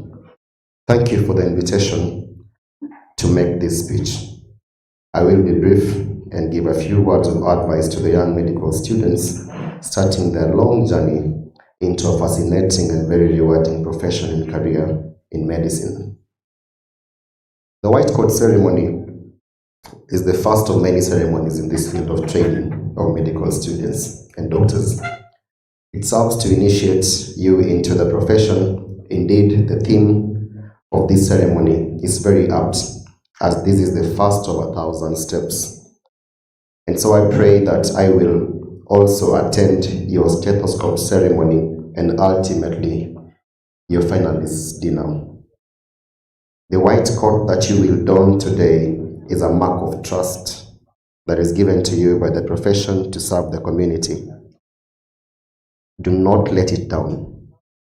Some of the pointers I will allude to are to ensure that you do not let the white coat down. From time immemorial in medicine, it's been considered a noble profession. According to the Collins Dictionary, noble is an adjective meaning of or relating to a hereditary class with special social or political status, often derived from a feudal period. It's also said to mean of or characterized by high moral qualities, magnanimous. Profession is described as an occupation requiring special training in the liberal arts of sciences, especially one of the 3 learned professions, that is law, theology, or medicine. From the foregoing definitions, it is evident that medicine is unique. A colleague described medicine because of its unique training and language and traditions. A cult. Welcome to the medical cult. With greater power comes greater responsibility. A doctor is a person of great power. Do not cheat. Be a person of integrity. Remember, your teachers are your best friends. Teachers are encouraged when students are participatory. Teachers are eager to teach those willing to learn. Pester them with questions. Ensure they come to teach. It's also important to respect your lecturers. Medicine is difficult. The adage, mambo ni mengi, muda ni mchache, applies very well to medical studies. By the time you go through all the anatomy, biochemistry, medical physiology, and allied subjects, one feels as if the head is full. Medical knowledge is cumulative and builds upon each other. Fortunately, in medicine, the subjects are all related to each other. Thus, maintaining a deep concentration during study of one subject is key to ensuring that one has a smooth time now and in future. So kindly study again and again. There is no shortcut to gaining knowledge other than studying. As doctors, you should have the latest and highest quality of knowledge possible to be able to execute the best possible care and treatment of your clients or your patients. As doctors, you must continuously update your knowledge of medicine. Never stop reading. Medical knowledge is continuously improving and changing. In your formative years, you will learn the principles of medicine. Those do not change. Use these principles as your base to build new knowledge. It is that important that you take seriously the learning and training that you will be done in your formative years. Learn the basics of medicine and learn them well. Even as you gather important knowledge, it's also important to remember that you must pass your exams. Invest a little time on learning examination techniques. Medicine is a collective learning process. Medicine is best done with the Harambee spirit. Your colleagues will have a different way of seeing things. Some learn faster than others. Others retain longer than others. When you discuss in groups, you benefit from everyone. 1 + 1 is equal to 11 in discussion groups. The benefits of discussion groups go beyond medical school. On graduating and going out to the workplace, the colleagues you had been studying together with in school will be the same friends you will have in future. It is thus important that you make real and deep connections while in medical school, because as doctors, these are the same people that you will be for the long haul. While you are in medical school, remember to keep good health. Doctors have been known to preach water and drink wine. Do as you advise others to do to maintain good health. Eat a healthy diet regularly, sleep adequately, do regular exercise. Maintain your mental health. Self-care that shot into the limelight during the COVID-19 era. It's important for people to love themselves first before they can give good service to the community. It is said that you cannot serve from an empty cup. If you feel like you are drained and at the brink of despair, seek help and rest. The new Hippocratic oath passed recently by the World Medical Association has included self-care as an important component of the physician oath. In sports, we will be engaging you as medical students with our Doctors Soccer Club, Daktari FC. This is a doctors' soccer movement that aims at improving health through sports. On that same note, we urge you to continue pursuing your various talents. Many of you have come from a high school where you participated in extracurricular activities. Continue with these activities. If you played a musical instrument, kindly continue playing. We would like to incorporate you into the KMA choir soon. If you are a sports person, join your campus soccer, volleyball, or swimming team. In campus, no one will monitor you. It's thus very easy to get lost in various vices that derail new students who get into the wrong company. Avoid over-drinking. Avoid overdoing social activities. Everything should be done in moderation, and there is the real risk of contracting sexually transmitted diseases, including HIV and AIDS, and unplanned pregnancies while in campus. It's very easy to sink into alcoholism. Ensure that you keep good company. A friend is one who encourages you to study. Occasionally, you may get your heart broken. Let that not stop you from continuing with your studies. Pick up the pieces quickly and move on. Such is life. I would encourage you to start developing skills in research very early in your medical career. The world has moved towards evidence-based medicine. Policy formulation is also based on evidence. A practitioner with the research skills can navigate the medical field very well. It's also a big plus if medical students conduct research and present them at the various scientific conferences. Attendance and presentations at conferences enables one to be noticed. It also allows young professionals to network with senior colleagues and get experience and tricks from the proverbial horse's mouths. We encourage you, our medical students, to take up leadership roles in your schools and in the wider university. This is to congratulate your leadership for organizing these very important ceremonies that serve to give new students and graduates a head start as they chart a new path in their lives.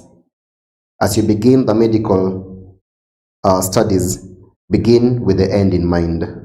The reason you train in medicine is to be given the tools to treat the disease as well as prevent disease, to ensure that the society has healthy people. Your allegiance is thus to the society in general and to the specific patients that you are dealing with. It's thus imperative that the patient meets you when you are well read. We used to call it charged in medical school. Have empathy and be willing to go out of your way to treat the whole person. The patient's inability to access healthcare because they are poor, for instance, is your business. In short, you are not trained just to treat disease. You are trained to solve problems in society, and not just to prescribe medication for a medical condition. Be empathetic. Listen even when you do not have the solution immediately before you. In the competitive world that you're going into, it's imperative that you emerge as the best. This will mean that you get to learn your medicine extremely well. When I completed medical school, the total number of doctors who finished in that year was 100. The number of medical students being admitted across Kenya has now increased tenfold. This is significant. You have been admitted as students at the 11th medical school currently in Kenya. Recently, I attended a white coat ceremony of Kenyatta University School of Medicine. There were 150 students. The University of Nairobi has admitted approximately 500 new first-year medical students. Other universities with medical students, medical schools include Jomo Kenyatta University of Technology, Moi University, Egerton University, Kenya Methodist University, Mount Kenya University, to name but a few. Kenyan doctors also graduate from other universities in Europe like Ukraine and the neighboring countries like Uganda and Tanzania to work in the same space as you. With the emergence of free movement of personnel within the East Central and South African region, it's evident that a doctor needs to be exemplary in what they do to be noticed like a needle in the haystack. You must pay for your self-employability post-medical school. With a tag between completion of medical school and posting, young graduates should be doing constructive things to build their CVs even as they await deployment. The expanded region also means that there are more places where you can work. This is an opportunity for you to explore. In medicine, we deal with life and death. Sometimes doctors deal with a lot of death that could easily make them unempathetic. This constitutes some form of moral injury. Remain awake to situations that may make you less human, so to speak. Take a break if you feel that your empathy is declining. Develop a prayerful culture. Many a time, prayer becomes the only intervention left when the doctor has done all they could in managing especially critical patients. Do your best and leave the rest to the Almighty God. Doctors heal, God cures. Over the past few years, the practice of medicine has been clouded by the entry of business people. The objective of most business people who have opened medical facilities is profit. With time, the space between the doctor and the client has been taken up by a middleman. This has over the years undermined the fundamental role of the physician, which is taking care of the patient. And so many a time, the middlemen try to force physicians act against the ethical principles taught in medical school. With the pressures of tough economic times, many have fallen prey to such pressures.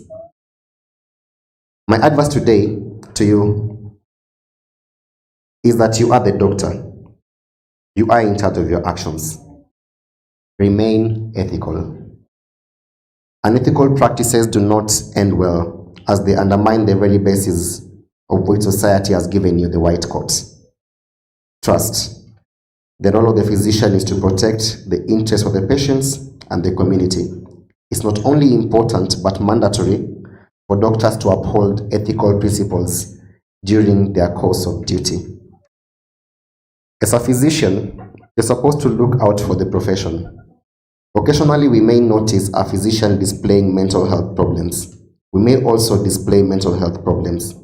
Asking for help is not a sign of weakness. Reporting such issues is the first path to getting well and protecting the physician as well as the profession. The world is changing very fast. Medical students will thus need to be very versatile. Even as you study medicine, very well, be innovative in campus. Engage in some form of income-generating activity that will greatly help you supplement the meager resources that are available now and in future. Patience will help you become a thinker and an influential member of society. In terms of income, money comes slowly. One needs to be very patient to build up income. So if in campus, one builds an income-generating alternative, this helps one practice medicine without stress. It's also useful to develop skills, and particularly relating to financial prudence, so as not to fall into the trap of thinking that just by being a doctor, one will be rich. Continuous financial education on saving and investments is an important component of your education. This is not taught in medical school. And we have noticed that once you become doctors, you may fall into the trap of thinking you are okay financially while making financial mistakes that cost you dearly later. Small things like joining the KMA circle make a huge difference in your financial etiquette as a doctor. I would advise you to join the KMA circle and save and borrow wisely. Now, many qualified doctors want to follow non-clinical pathways vis-a-vis the traditional clinical pathways. That is okay. Some may pursue this line because it may look more lucrative than the arduous clinical route. But then this is not necessarily the case. Each medical specialty has its challenges in these cases. And the health system needs everyone. Pursue what makes you happy and what you think you can become good at. It's therefore important to remain open-minded in the path that one wants to take. For instance, my colleague went to work for the UN halfway in his internship. In this digital age, I urge you to use social media constructively. Doctors are health advocates. Personally, I use social media to pursue 4 main objectives. First, push for the highest quality of healthcare for all. Second, promote family values. Third, educate. And fourth, advocate for social justice. Doctors must use social media to advocate for the good health of the society. It's advisable to avoid posting medical pictures and matters relating to patients on social media. They border on breach of data protection rules. You are entrusted with the very secrets and personal information that should be kept as such. Do not talk about your patients to people outside your workspace, and especially not in social places. Even your family members should not be privy to information given to you in confidence by patients. Finally, and most important, I urge you to join KMA. The Kenya Medical Association is a membership organization representing medical and dental practitioners registered to practice in Kenya with a twin mission of championing the welfare of doctors and advocating for the provision of quality healthcare for all. It is here for you. It is now cheaper for students to enroll into KMA. KMA provides mentorship opportunities for medical students and doctors. We ask JKU Art faculty who are KMA members to provide focused mentorship. KMA has committees that students can engage in. Students in fact form the backbone of the KMA Social Welfare Committee convened by Dr. Lindsay Wanjiku. Do not be lost. KMA is here for you. I thank you for your patience. God bless you, and I wish you the best. Regards, Dr. Simon Kigondu.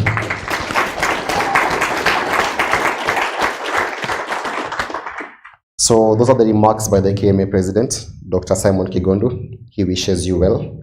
I wish you well, and we from the KMA Social Responsibility and Welfare Committee, we also wish you well. Allow me to take this time to specifically and personally thank Dr. Catherine Nyongesa. I have known Dr. Nyongesa for a very long time. And a few years ago, my dad was diagnosed with cancer, and Dr. Nyongesa personally took care of my dad. Not only did she do that, but she ensured that as a medical student, I had ample time to balance my studies and also be in hospital with my dad. Dr. Nyongesa, thank you very much, and I pray that God blesses you. Thank you so much, everyone, and I wish you very well. Asanteni.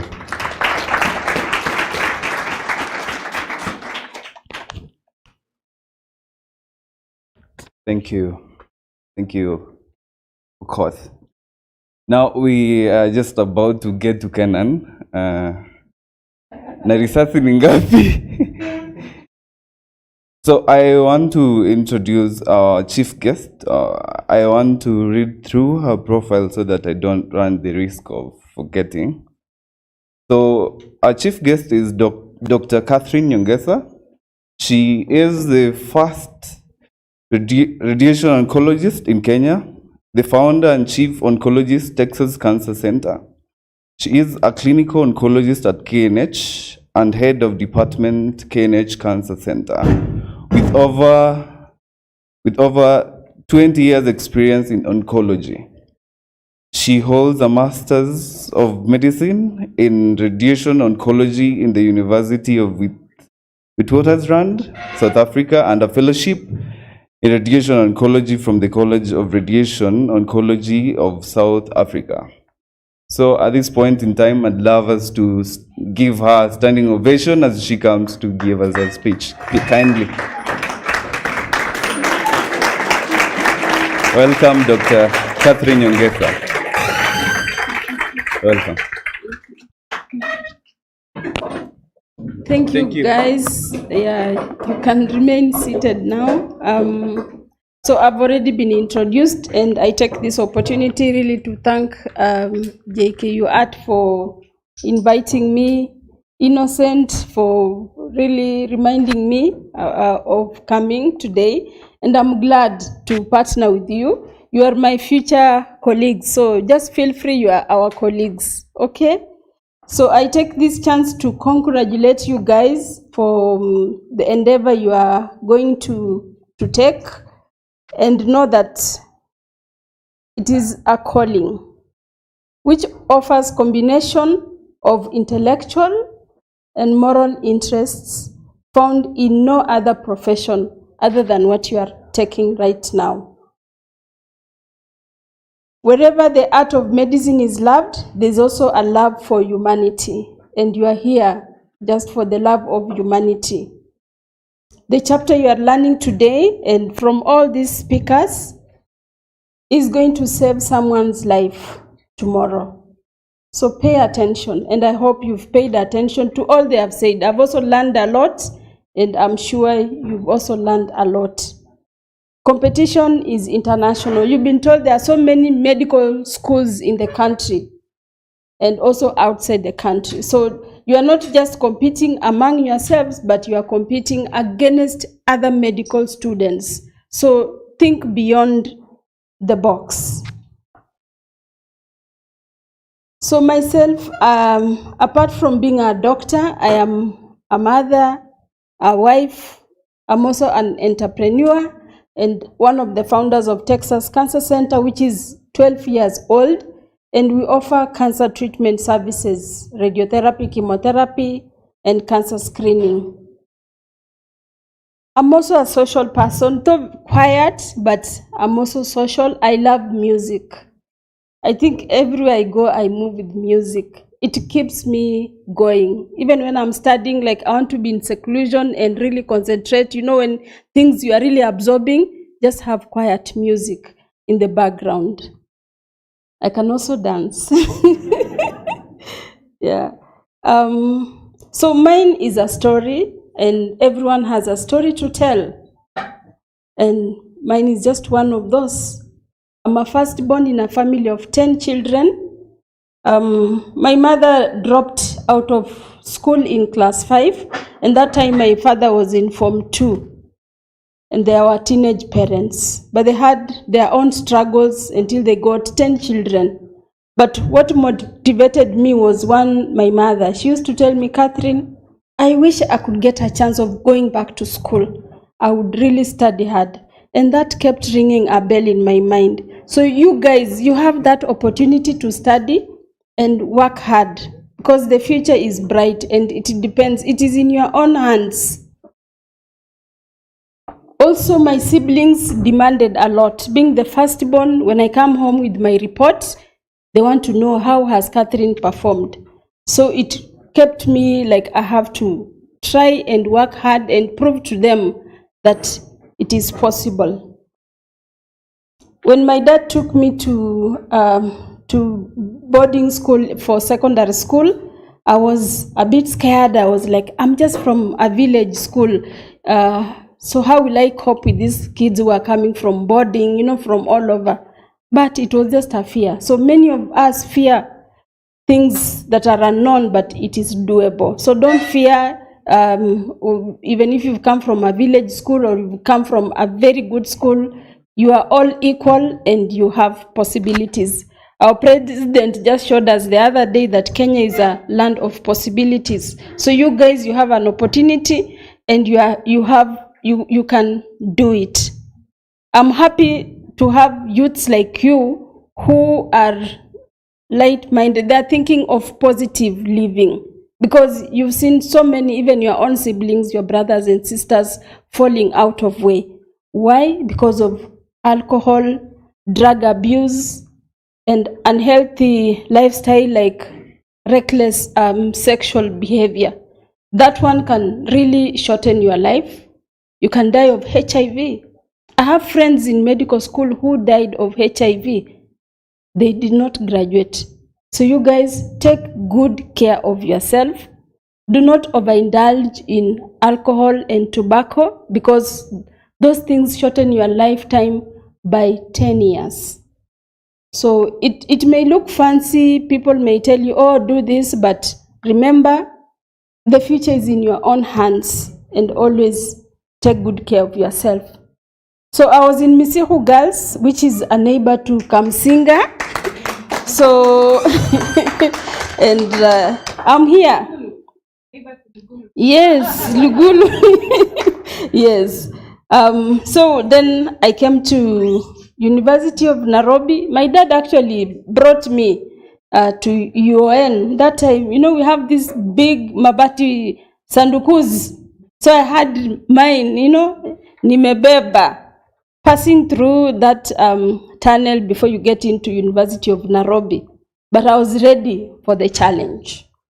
I entered into class, and as you are told, associate with some friends who have similar vision. So I got a friend of mine, she's called Karen, and we got a culture shock. We go to class, our hairs are not done, we've not done peace. So the guys in class laughed at us, but we said we'll not give up. We are here to learn and not to do anything else. And I'm happy that we all made through to medical school, and no one of us got a supplementary. So things change in school, and just as in life, vindu vichenjanga. So you guys, you are here to get education. You'll have friends, girlfriends, boyfriends, but you remember, things change. At one time, I asked my husband, can you show me your girlfriend in the village? Tell me her name. I want to see her. He was like, he can't tell me. So even you guys, some of those boyfriends and girlfriends that may make you like lose your mind, lose your life, you want to commit suicide, they may not matter in future. The beautiful ones are not yet born. Okay, so focus more why you are here. Do not waste time, because time is money. Use these years that you've been given of medical school and come out with your degree. You'll get friends. You'll marry after, and you'll just be happy. And there are some qualities of a doctor, and that's what we are training you guys to become. Number one is, I call them A's of a good doctor. So you've been A students in your high school, but now we are teaching you the art of another A. One is affable. So you must be a friendly person, good-natured, easy to talk to, and respectable. Please respect your teachers, respect your seniors. Respect can take you very far. The other A is availability. You must be available. You should be able to be reached. If it's you are on call, pick your call, come to work. Don't waste time. Maybe it is your duty to your time to work, and you are busy having fun drinking.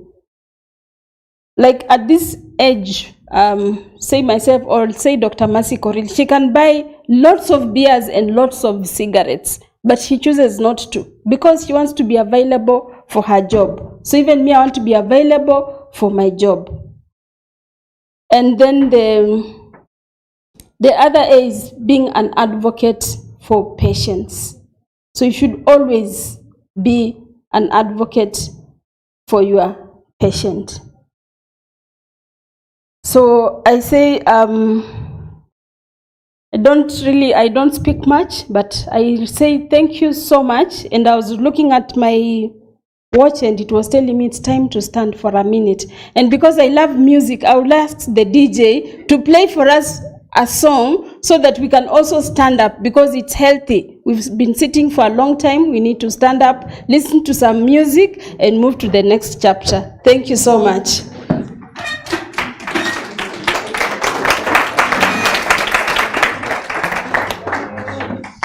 So where's the music?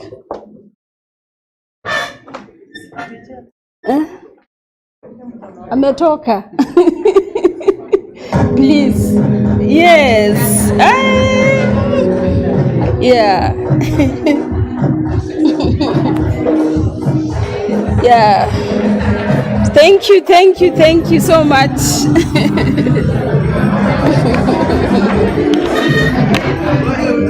Yeah.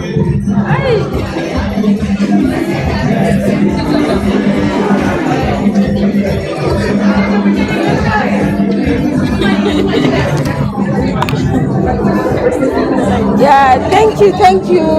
They're saying we dim the light, but it's okay.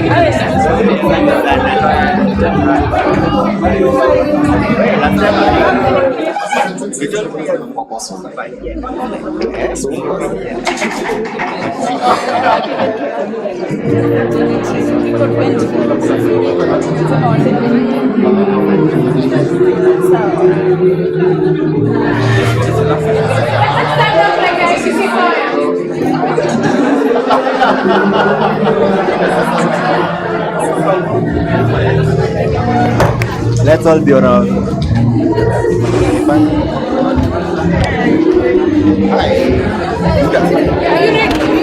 Mezima.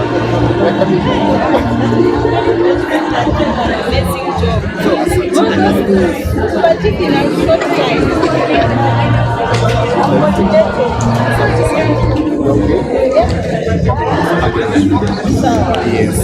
Sawa. Abel.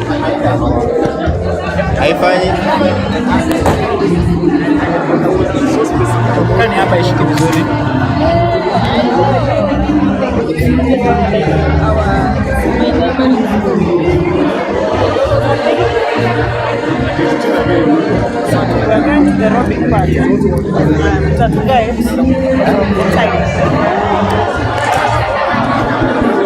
I better find you my life. Ama? It's all the cable. Teddy, abanga let Teddy angalia hiyo mic iko sawa hiyo side. Let's get to the next step. Just call us and we'll moderate the take. How can I call you guys?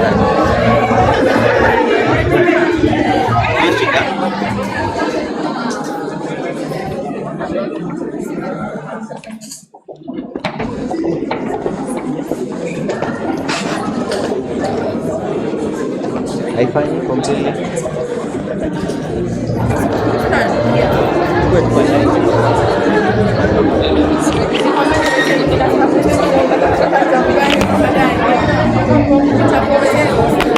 Iko sawa huko?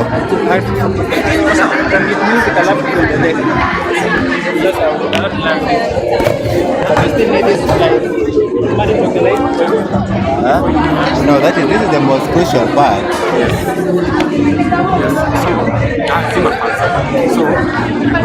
So we request to get some food here, and request to get some.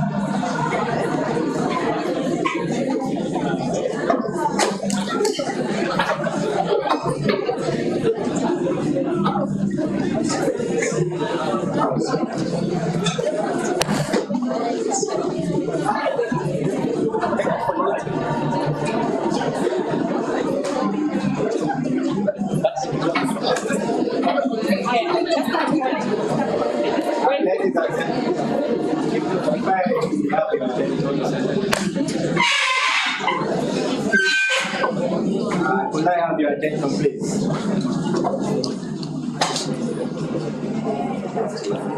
Could I have your attention? Could I have your attention, please?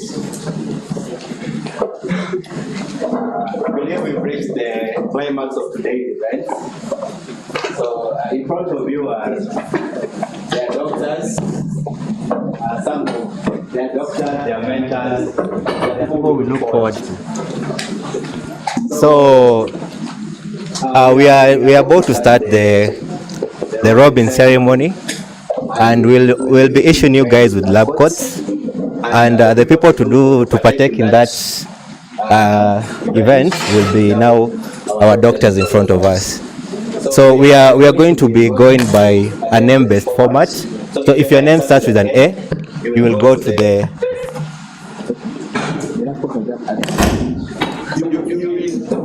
Your name is called out, you will pass so there's an instruction you can provide.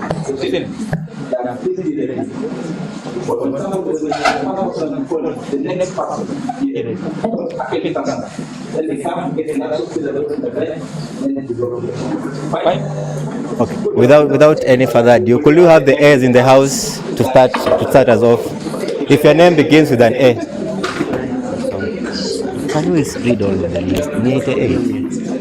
Okay, let's get started.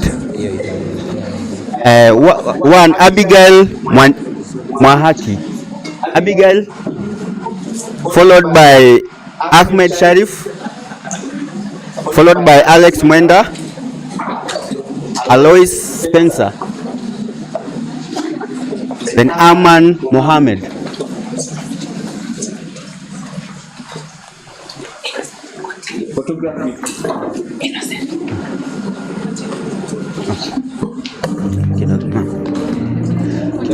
Huh? 15. Okay. Okay, let's hurry up, please. Amamo Ezekiel is next. Amamo Ezekiel. Angela Sally. Huh? Call all the A's na B's, unapangia your life, unapangia na huko. Sawa. Okay, let's continue. As you are being called, make a line. Make a line on the other side.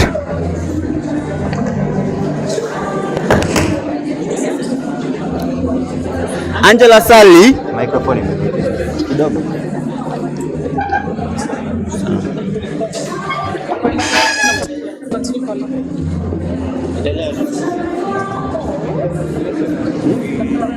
Wanachagua any of the release.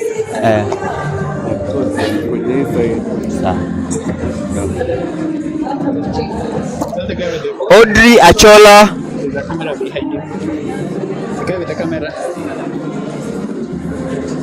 Amamo Okot. Okay, sawa. Beryl Mumbi. Brian Matata Chalo. Brian Kariuki. Wanapanga line. We give them the lab coats. The students will just go to them. to them, like So watajuaje sisi Entrepreneurial kuna support yangu? nasema they will, like we know.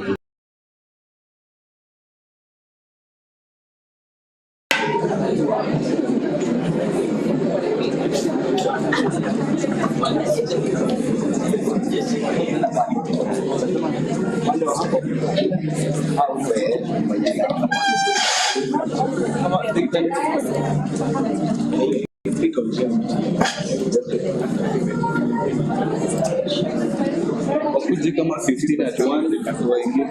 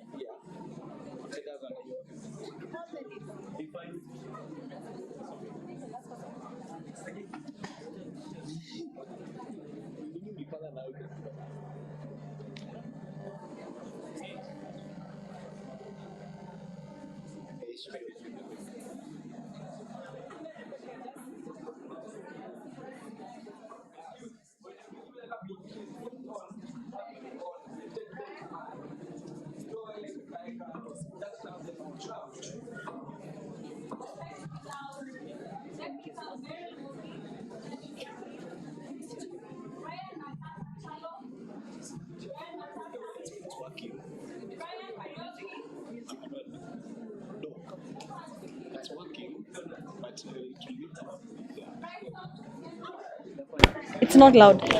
Brian Matata Chalo. Brian Karaoke. Nisaidieni mimi. Wacha tujaribu na mic.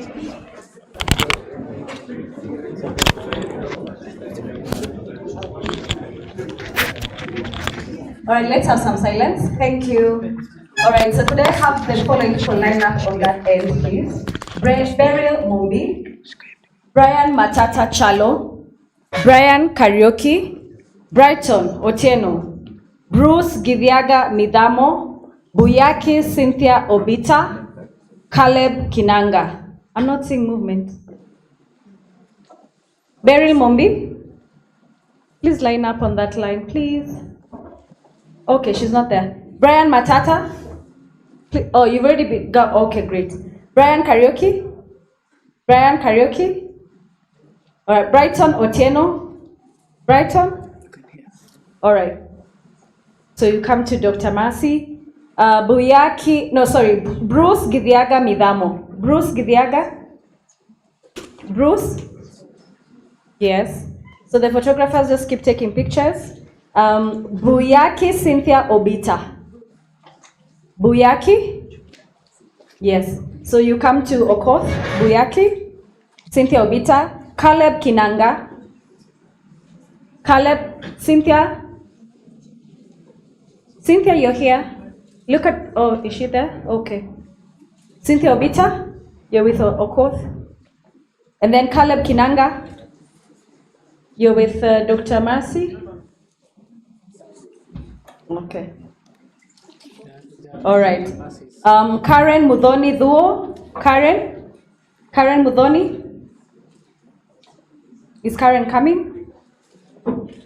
Okay, she's here. Karen, you're with Dr. Mercy? Yes. Chege Stephen Karaoke.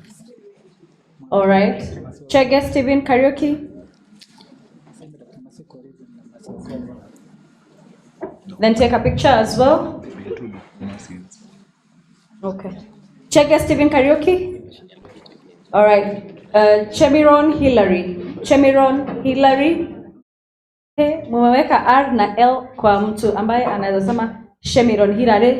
Hillary Chemiron. All right. Chris Magabi. Chris, I can't see Chris coming. Great. Okay, I'm happy that we are having the photography going on as well. Let's also have some people here. Eldon, oh great. Okay, Chris Magabi. Chris, you're being adorned by Dr. Stephen. Great. Claudius Munene. Claudius Munene. Claudius? Is he there? Okay. Collins Ngeno. Collins? Sorry. Collins, I can't see movement. Oh, Collins, great. Okay, so you come here. Cornell Wilson. Cornell Wilson. All right. David Magondu Waiterero. Magondu, where is you? David? David is not in the room? Okay, great. Please come. Please come. Then there is Dean Njenga Mudongu. Dean Njenga Mudongu. I hope you're still taking pictures. Our photographer. Dennis Gesimba. Dennis.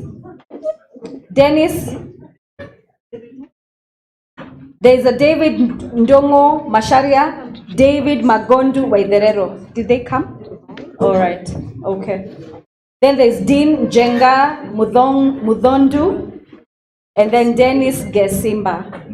Oh, great. What's your good name? What's his name? Somebody close to him too, so that he doesn't have to go close to him. He doesn't. Oh, okay. He's come all the way. Oh, okay. Sorry about that. You're gonna get better. So maybe just put it on top. Yeah. All right. Then Dennis Gesimba. Dennis Gesimba. Okay, he's here. Great. Dennis Moirore Kamau. Dennis Moirore Kamau. Edgar Makoha. Edgar. Eileen Chao. Eileen or Elaine? Eileen Chao. Then Elijah Olo Sure. Elijah Olo Sure. Eric Omondi. I hope you're taking the pictures. You can adorn them a bit slowly just so that we can take the pictures. Thank you. Very good. I like a photo session happening right there. I've not seen Dr. Cheserem adorning anyone. Okay. Elijah Olosure, Eric Omondi, Evelyn Nduta, or is it Evelyn? Evelyn Nduta, Evans Kakai,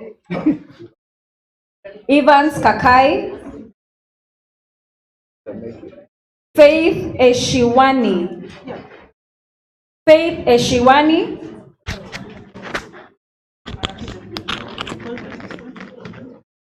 The next one is Feather Pretty Faith. And then Fortune Nyanchama Tinenga. All right. And then now we're at letter G. I think we're moving on very well. Very good. So Faith Eshiwani. Yeah, Faith, who has Faith Eshiwanis? All right, Doctor, you're with Dr. Marcy. Feather Pretty Faith? Okay, all right, just wait on her. And then there's Fortune Nyanchama Tinenga. Fortune Nyanchama? Fortune, please come. All right. I hope we're taking pictures. We are good? All right, great. Okay. Gashero Joy Njoki. Gashero Joy. Gerald Lennox Osure. Gashero Joy Njoki. Gerald Lennox Osure. Gikundi Mwirigi Naftali. Letter G's, I'm not seeing anybody. Okay, we move on. So Gasheru Joy Njoki, going once. Gasheru Joy? Okay, good. Gerald Lennox Osure? Okay. Gikundi Mwirigi Naftali? Okay, come this way. Great. And then we are in letter I. Isaac Chomba? Then Isaac Gatere. Isaac Gatere. Ishmael Aisha. Isaac Chomba, Isaac Gatere, Ishmael Asha, Ishmael Asha. Then Ivy Nyawera Maina. Jax Mudhomi. Jax Mudhomi. Jaso Nasibo. Jerry Masika. Great. So let's do some photography as we wait on them to come. So just come. If I've called your name, there's somebody who has your lab coat. I think that's Ishmael. Ishmael Asha? Yeah. Somebody. It disconnected. It has disconnected. That's to Canada. How did you do it? How did you do it?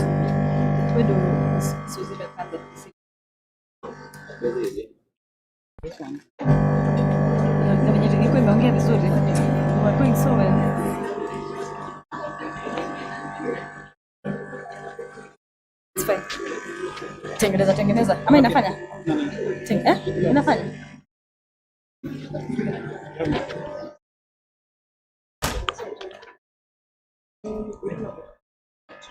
All right.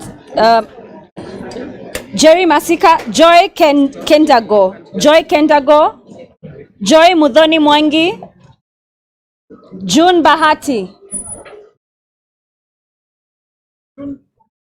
Kaino Brian. Kamau Jerishom Wanganga. Joy Kendago. All right. Joy Kendago. Joy Mudhoni Mwangi. June Bahati. Is it working now? Try. Yeah, they will try. Try please. Shika in a live. June Bahati. June, oh great. Kaino Brian. Kamau Gerishom Wanganga. Kelly Kigentar Bay. Kelly.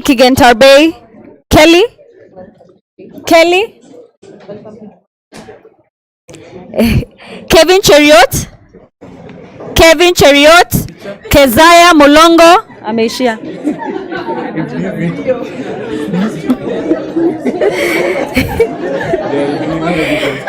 Kevin Cheriot. Haraka. I know. Is it working? Kezaya Mulongo. Kimeli Brian Gashanja. Kelly Kigen. All right, good. Kevin, oh, he already got it. Kevin Cheriot already got. Oh, okay, great. Kezia Mulongo. Kimeli Brian Gashanja. Lee Kiprop Limo. Lee Kiprop. Lucy Mora Okemwa. Lynn Wamboi Theory. Okay. You can give more. Sorry? Kelly Kigentarbe. Kelly. Kevin Cheriot. Kelly? Kevin Cheriot. Yeah, come to him. Oh, Kimeli Brian? Okay. Is it working now? Better? There was only one. And then we were working so well. What did I touch?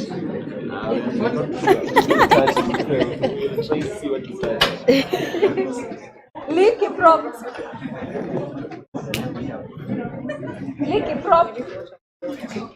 Lucy Mora Okemwa. Okay, good. Lynn Wamboi Theory.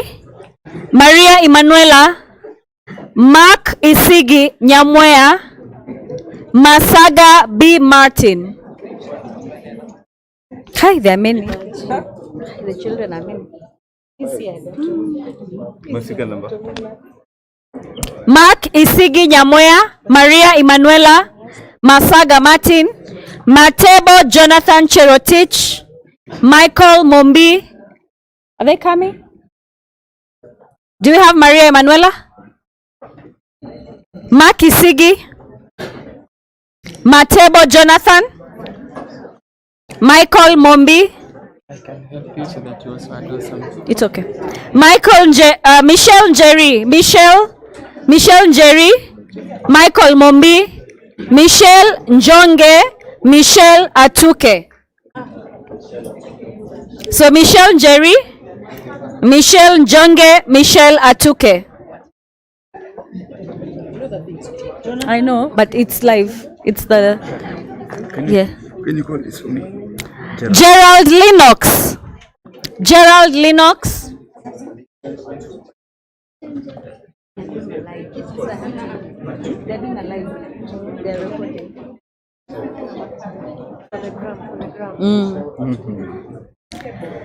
Michael Mombi, Michelle Njeri, Michelle Njonge, Michelle Atuke.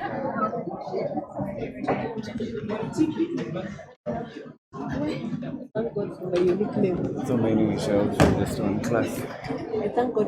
Moniki Peter Oenga, Monene Ian, Neema Wajiro, Nixon Gitonga, Nicole Adhiambo, Nimo Abdullahi.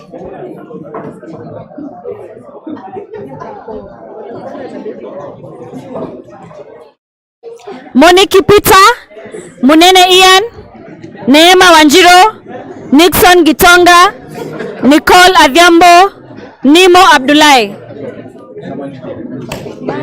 Nimechoka kushout. Nimechoka kushout. Kuja uitane. Uko na sauti kubwa? Uko na sauti kubwa? Nimefika kwa Nimo Abdullahi. Nimo. Sasa utaanza Ouma. Utaanza Ouma. Ouma Alvin Otieno. Ouma Alvin Otieno. Phyllis.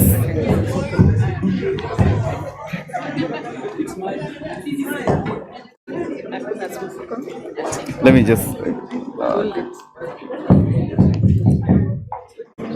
Phyllis Atieno Obera. Phyllis Atieno Obera. Purity Maina. Purity Maina. Quinton Fortune. Apana. Quinton Fortune. Rohan Kerario. Yeah. Rohan Kerario. Ronald Kihonge. Ronald Kihonge. Roy Mwangi Kamau. Roy Mwangi Kamau. Ruth Asiago. Ruth Asiago. Siriano Sheila. Siriano Sheila. Sharon Chebet. Sharon Chebet. Simiyu Peace Amani. Simiyu Peace Amani. Susan Cherono. Susan Cherono.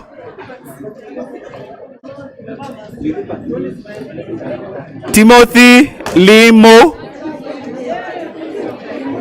Timothy Limo. Tony Tuikong. Tony Tuikong.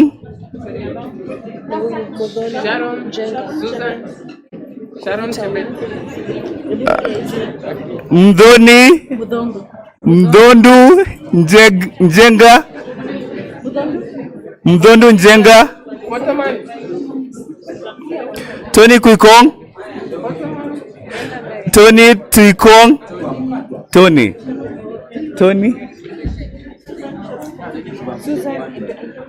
Triza Mwende. Valerie Atieno.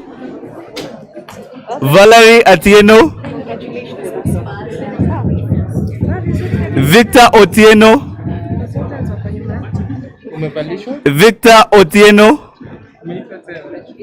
And that's all. Yes. Mudondu Njenga. Whose one is this? Imeisha. Mudhondu. Huyu ni nani? Mudhondu. Whose is this? Whose this one? Iko na jina imeandikwa hapo Coca-Cola. Joy Njoki. Joy Njoki. Who doesn't have a lab coat? Naftali. Munene. Claudius. Claudius Munene. Claudius. Huyu ni nani? Dr. Ida. Who's that? Claudius. Naftali. Naftali who? Naftali Gikundi. Naftali. Naftali. Hizi zimeitwa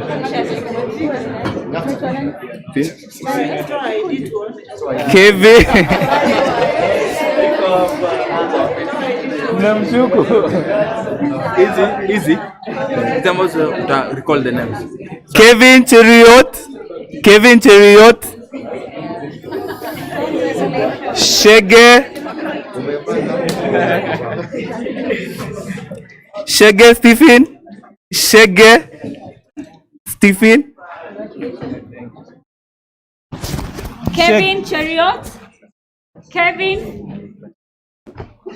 Joy Njoki. Shege wait. Shege Stephen. Claudius Munene. Joy who? Joy Njoki. Joy. Umepata? Ashapata. Zakia Bishar. Zakia. Zakia Bishar. Victor Otieno. Victor Otieno Odembo. Okay. Victor Otieno. Victor. Claudius. Victor Otieno. Zakia Bishar. Kuna mwenye hajapata koti. Was not received. Huh? So, anyone without Brand Matata? Umepata? Okay, weka kando. Everyone with anyone without a coat? Anyone without a lab coat? Please come forward, please. Call him, please. Josephat. First year onwards. Any first year without a white coat? Not 6 years. What's your name? Okay. Okay. Any first year without a lab coat, kindly come forward.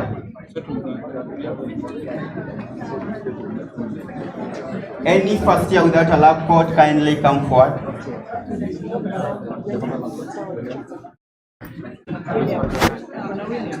don't remember him? Who?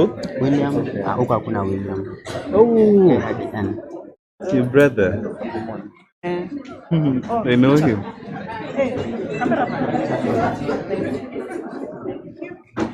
Who's this? Brian Matata. Ni hivyo ni kama. Is it? So any first year without a lab coat? Any first year without a lab coat? Sema mara ya kwanza. Majina hawajakuja tu. So tunaenda kwa 1 2 3 kata. Sikuna odds. So wapi printed?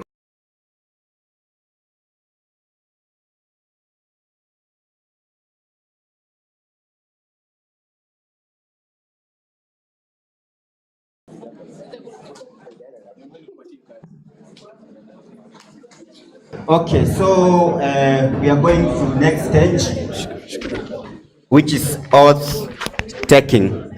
So I'll request, if you have it on your phone, kindly open it, and also request Abel and his group to distribute to everyone. Should I give it to? Yes, you can also give guests, they can share too. Then let each and everyone have one. Abel.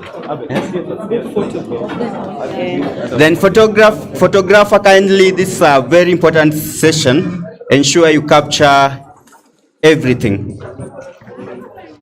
And also the one controlling the video camera, kindly adjust to ensure it covers the whole room.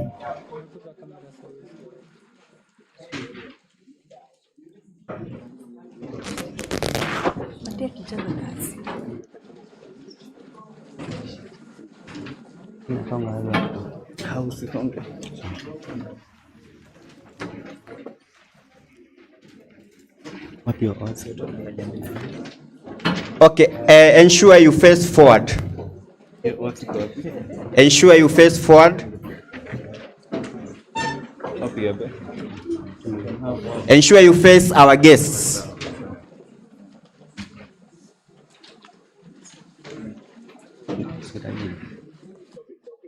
Okay, I call Dr. Wanjiku to lead us in oath taking. All right, do we all have our declaration of the commitment oath? If you do say aye. Excellent. All right, so we are going to read it together. So we take this oath, let's go together. We take this oath with gratitude to all those who have supported us. In accepting these white coats, we will carry ourselves with humility, integrity, and empathy. To empower our patients, we pledge to recognize that behind every illness is a human story, including a cast of loved ones and a landscape of unique cultural values. Celebrating this diversity, we will place ethics and equity at the core of each patient interaction. To foster a community of collaboration among our peers and faculty, in which we can mutually grow and achieve our unique goals, we will seek opportunities to give and receive mentorship while challenging ourselves to honestly and openly share our vulnerabilities. To fully dedicate ourselves to our profession, we pledge to practice self-care, forgiveness, self-reflection. We will cultivate resilience, pursue lifelong learning, and allow our experiences to transform us. Truly care for all, we pledge to combat structural oppression and promote social justice. We will leverage our position of privilege to confront health inequities and promote wellness by restructuring systems that are failing patients. We will strive to advance medicine and our ability to treat disease by expanding our knowledge through inquiry. In accepting these white coats, we embrace our responsibilities as medical students in partnership with patients and the people by our sides.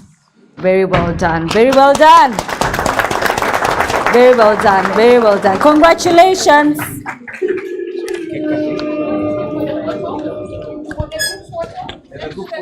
Group photo. Announce the group photo. Okay, group photo. Maybe you can push this behind. I kindly ensure the seat near you is well arranged and the table also, so that we take a very decent photo.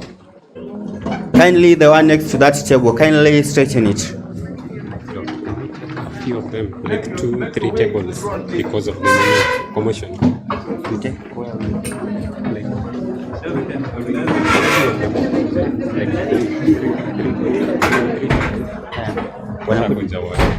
So, okay, kindly, we are coming per table, so we start with this table. All of them tutawapanga, don't worry. Wakikuja wote itakuwa disorganized.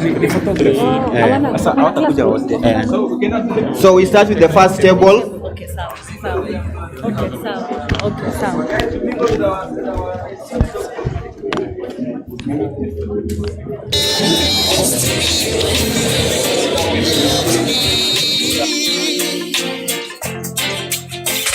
And many times, many come and falter along the way. Many people would love to have what we had, but since you've been gone, things are not the same in my life anymore. 'Cause I can't face the day, don't turn away. 'Cause I can't face the day, don't turn away. It only seemed like yesterday.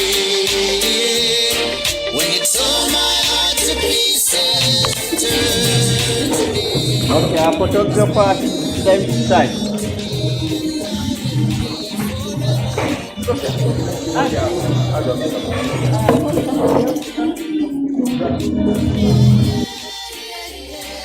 Photographer.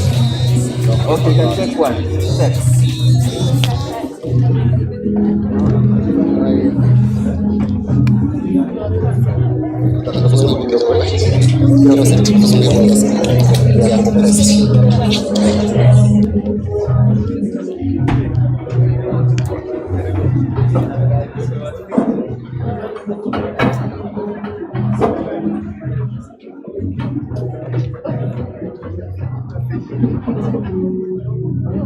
Okay, let's kindly hurry up. What time do you start?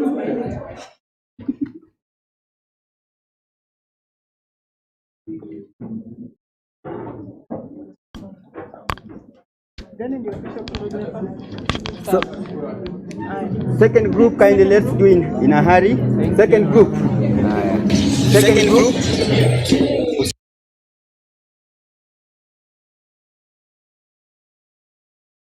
Seems our fairy tale is headed to an end. We can save the day. Give us a chance to right the wrong, and we'll be strong again. We can face the storms, whatever this restless world will bring. Oh, but since you've been gone, 2 minutes per group. not the same in my life anymore. 'Cause I can't face today, don't turn away. It only seemed like yesterday. You tore my heart to pieces, return to me. 'Cause baby, you belong to me, and I will be Okay, next group. Let's do in a hurry, please.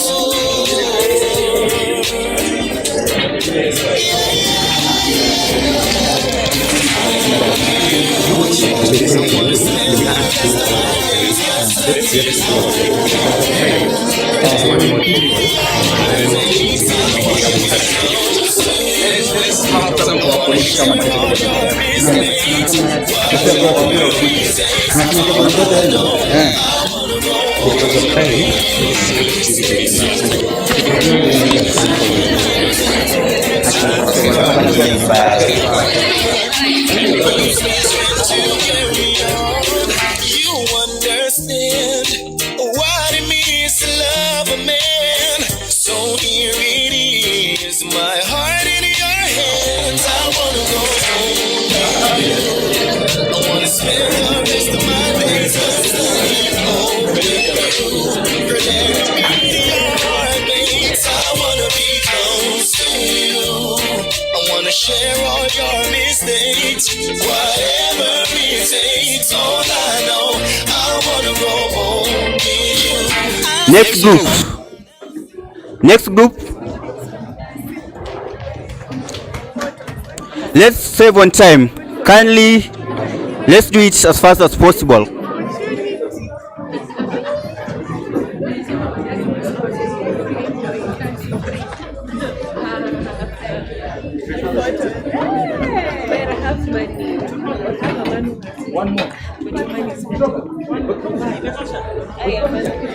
Okay, our photographer. Okay, it's done. It's done. It's done.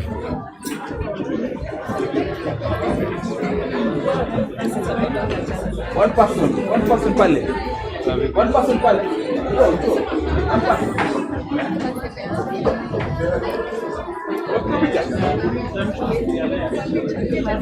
Okay, let's save on time. Take as it is.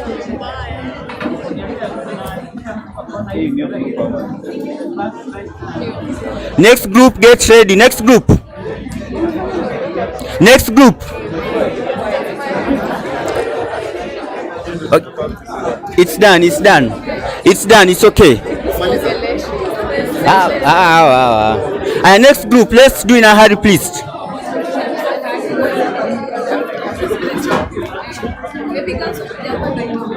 Next group, please. So let this be the last one, please. Baki mbili watalala vibaya.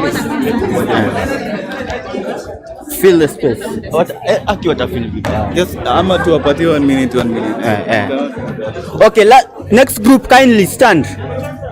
Next group.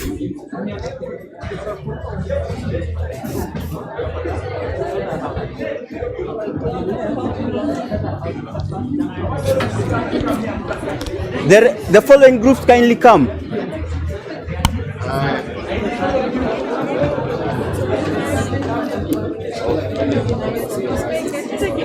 One minute per group.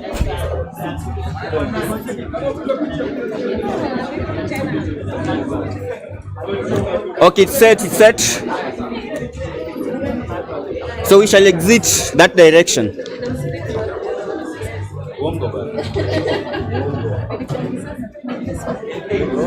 It's once done, we exit from the same direction. Next. The last group. Next. Watch up. 1 minute per group. 1 minute per group. Kindly watch the cape. Okay, it's set. We exit one direction.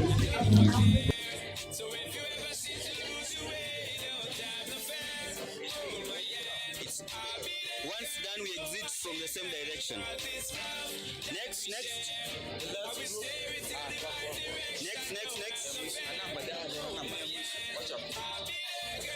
1 minute per group. 1 minute per group. What's the cape? Okay, set. We exit one direction.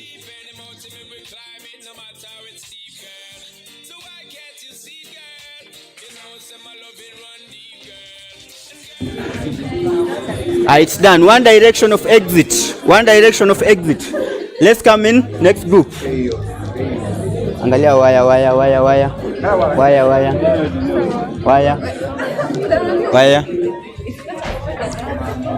Enda mbio. One more person. Let's save on time. Okay, it's done. Come back. Check the wire.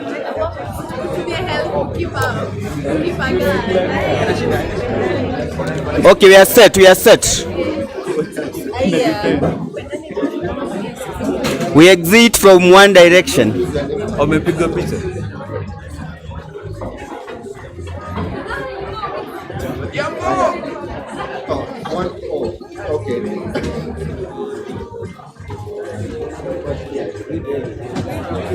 Okay, last group.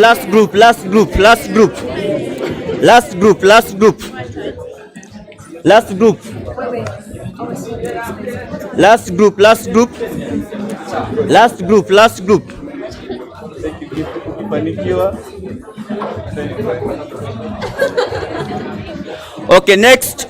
Jkusma executive kindly be ready. Jkusma executive plus organizing committee. And organizing committee.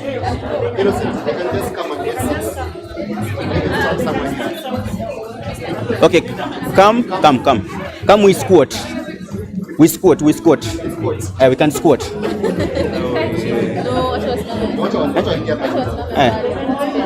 Wengine wasimame hapo. Sawa.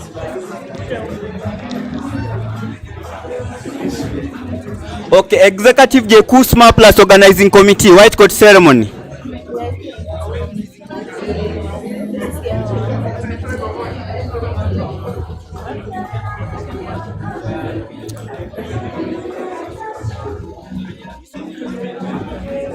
We exit from one direction. Executive plus organizing committee. There's still more photos. Yeah. Committee.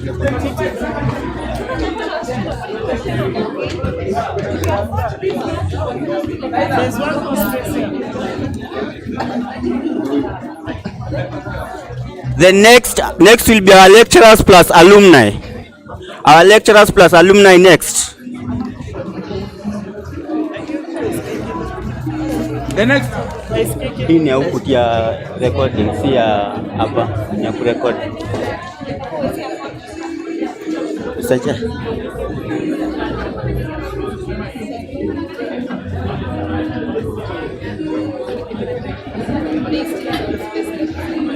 You want to sit? Yeah, you can sit, brother. Sit. Take it back.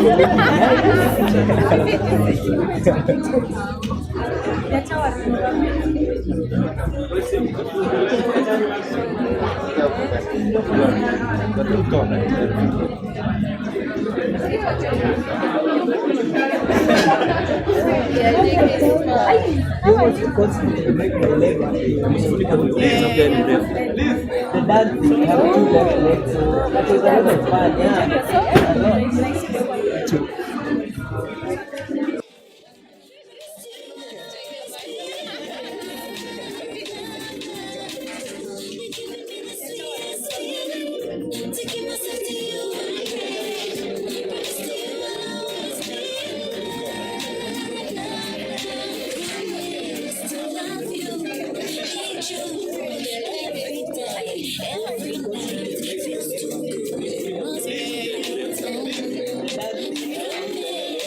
Our lecturers kindly plus our guests from Kenyatta University. Kindly join them. Our guests,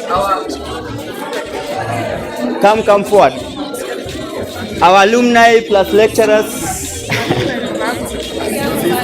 Mkuje mbele sasa kwa seat. Kujeni kwa seat.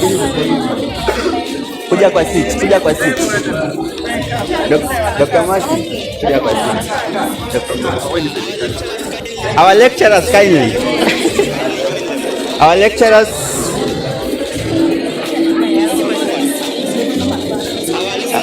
Let's find up photo session. Let's find up photo session. Cut cake. Yeah. This is the last photo. So this is the last one. This is the last one. Yeah. Then you cut the cake.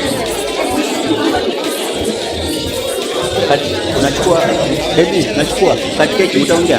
Cut cake next. Okay. Yeah.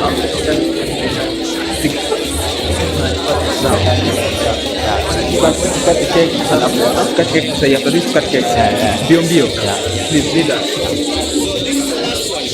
Cake.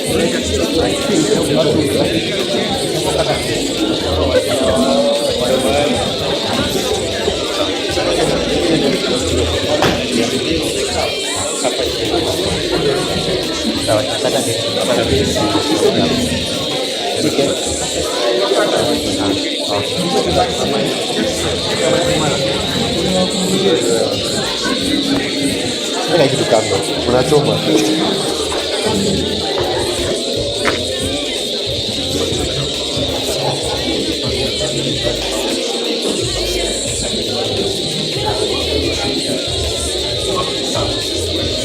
Thank you. So let's take our seat back. Let's all take our seat back.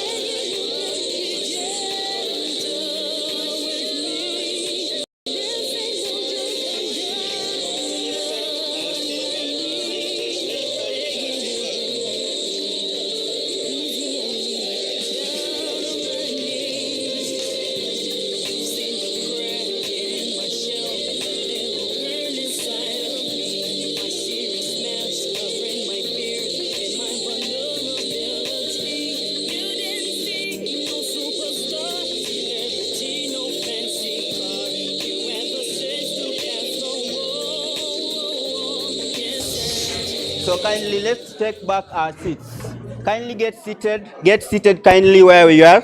Kindly get seated. Everyone kindly get seated. So we are really late and we'd like to have your cooperation to finish on time. So next, we shall go to awarding of gifts to our guests.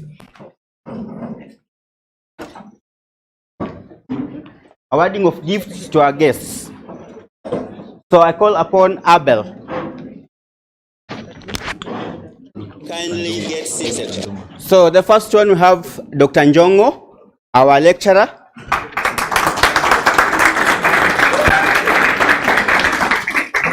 Come up. Center.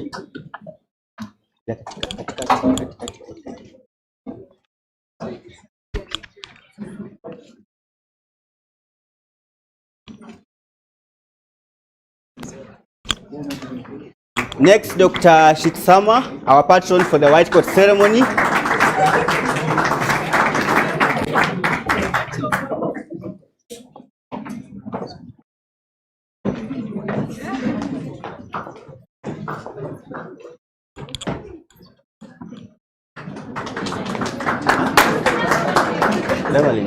Next, Dr. Beverlyn Cheserem. Dr. Beverlyn Cheserem.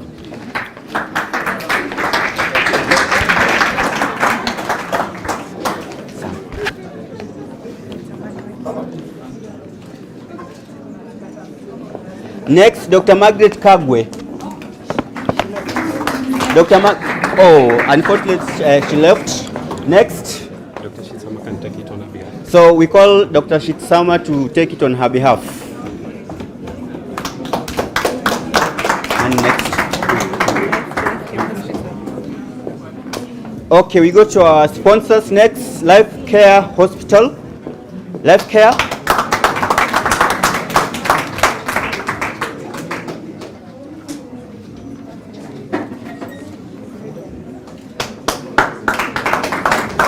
Okay, I call upon, where is the Deputy White Coat Ceremony Organizing Committee? Where is Winfred?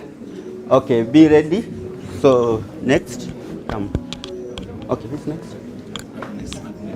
Dr. Agnes from Radiant Group of Hospital. I think I want to become a doctor. Not that you call me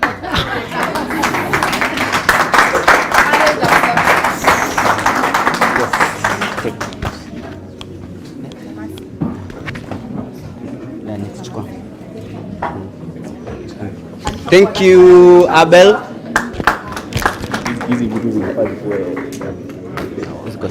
Next, Dr. Mercy Coril.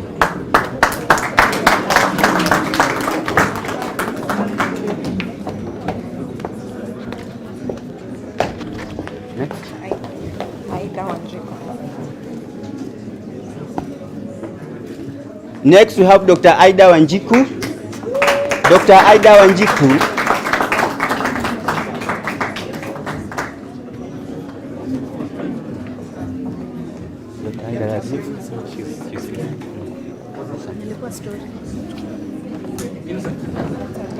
Dr. Brenda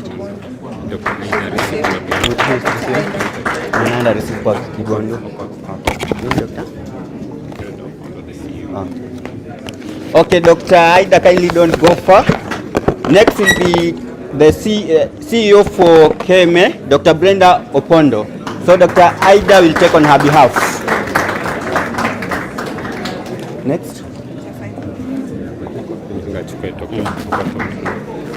So next, keynote speaker, Dr. Simon Kigondu. So Dr. Okoth will represent him.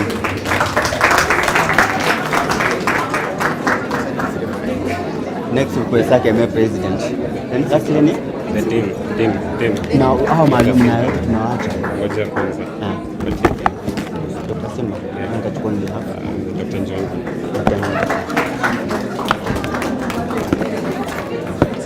Thank you. Next, we have our Dean, Dr. Simba, who is not present. So I call upon Dr. Njongo to receive on his behalf.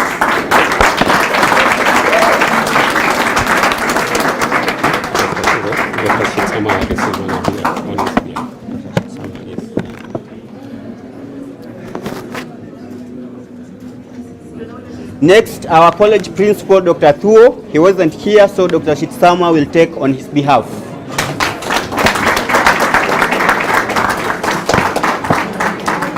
And kindly, when you're taking two gifts, kindly ensure they reach their owner.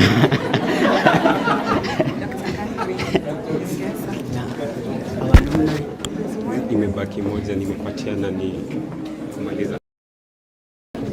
So lastly, you have our chief guest, Dr. Catherine Nyongesa.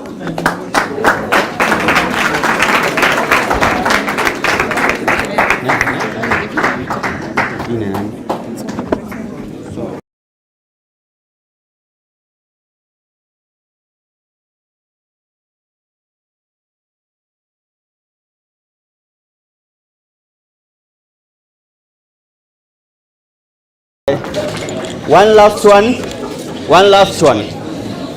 Our alumni, the three of them. Our alumni, the three of them have a common gift. So kindly show up the stage. Our alumni, Dr. Ida, Dr. Steve, Dr. Mercy.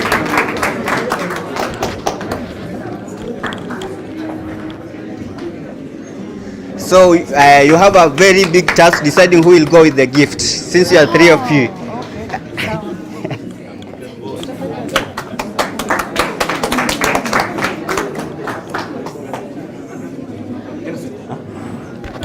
Guests can leave with pleasure because go to eat cake to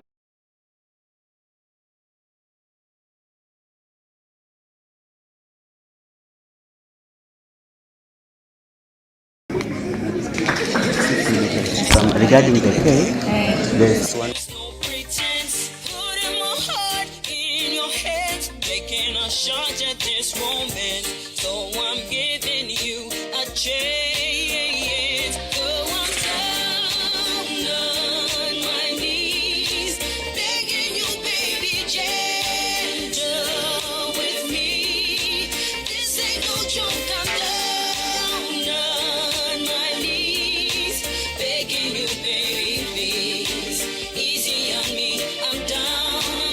So I'll welcome Dr. Jkusma, our white coat ceremony patron, and who is also a lecturer and neurosurgeon. So to give a vote of thanks, then we shall proceed to cake cutting, then we go on with the dinner. Thank you. Welcome, Dr. Jkusma.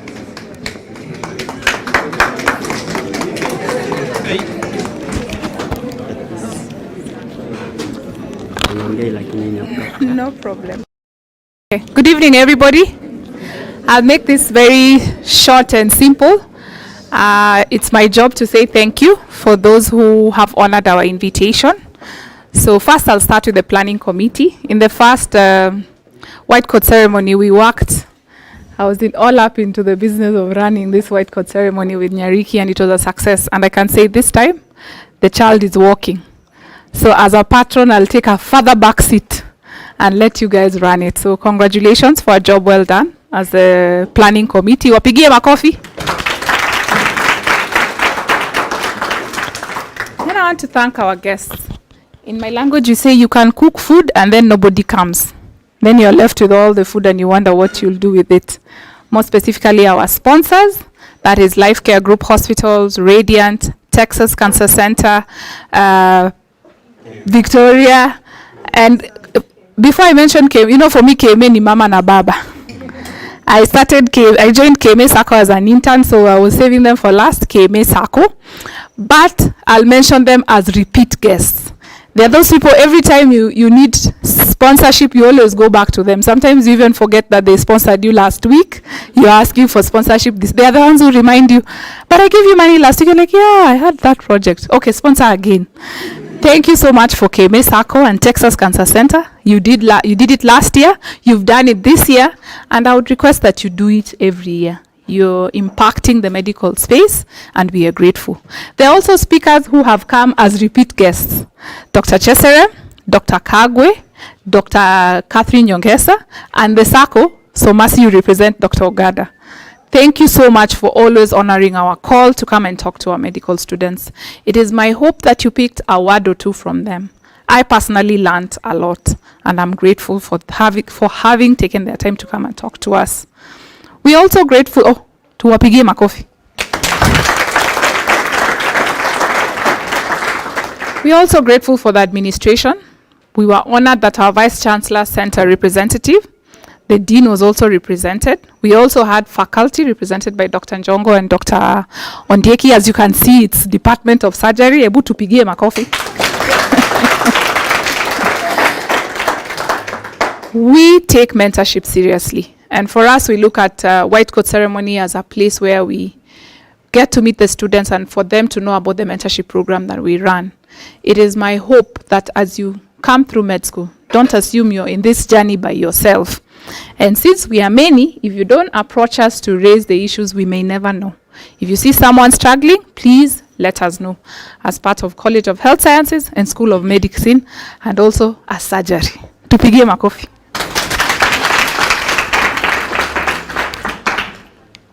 They are also personal supporters. Kuna wale wanatumanga tu M-Pesa.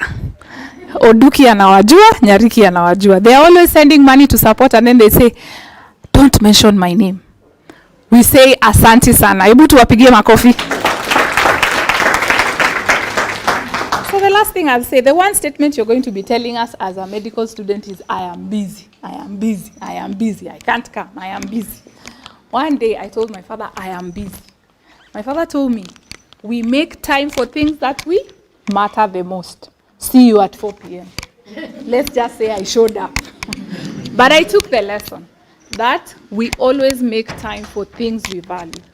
While you're learning, please take time to visit your family. And I heard people don't have hobbies. You don't cook, you don't sing, you don't play instruments, you don't visit the sick. Find a day in the week and enjoy your hobby, okay? I forgot one repeat guest, Dr. Kagwe. This was the second time she was coming. She runs a program called Mental Health Champions, and she runs free classes for you to learn more about mental health. She's more big on preventive than curative. So take the lessons that she shared with us. Finally, I'll talk about a quote I like telling the students, that as you start this journey, sometimes you'll feel like, is that the direction I should have taken?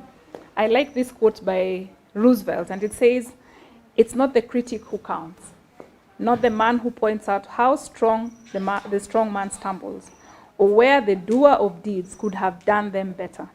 The credit belongs to the man who is actually in the arena. We are the ones in the arena. You are the one in medical school. You are the one who knows the ups and downs of medical school. I will wish you all the best. Asante sana.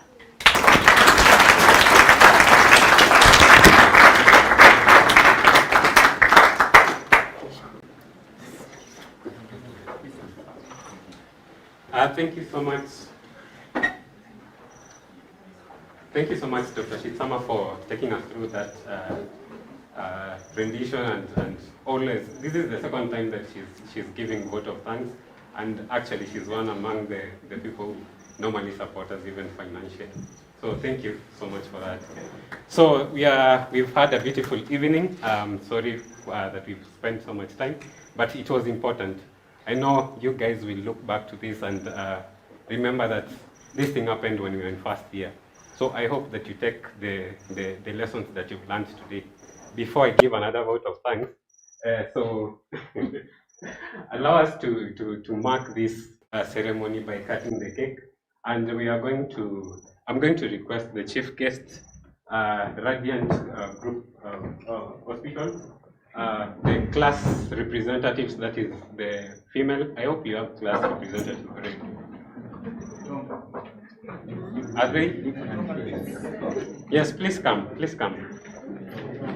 Also, I'm going to request Dr. Matthew Korir and also Dr. Beverly Chesaram to join us as we cut the cake.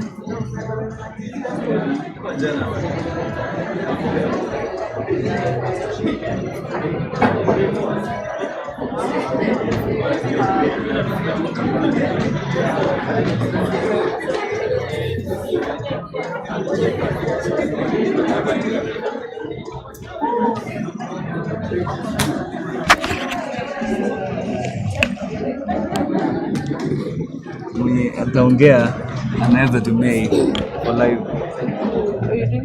Yes, yeah. Yeah, it's a book.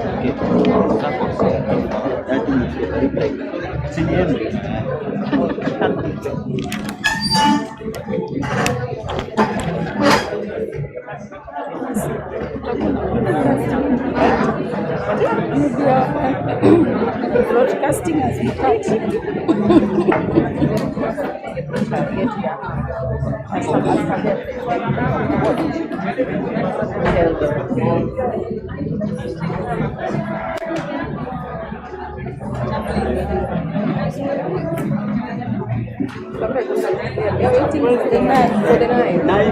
Nice. Sorry, just a minute. There's something that is they're Hold the knife. Instruments of operation. Instruments of power. Instruments of power. We have the patient but no instruments. Instruments of power. Instruments of power.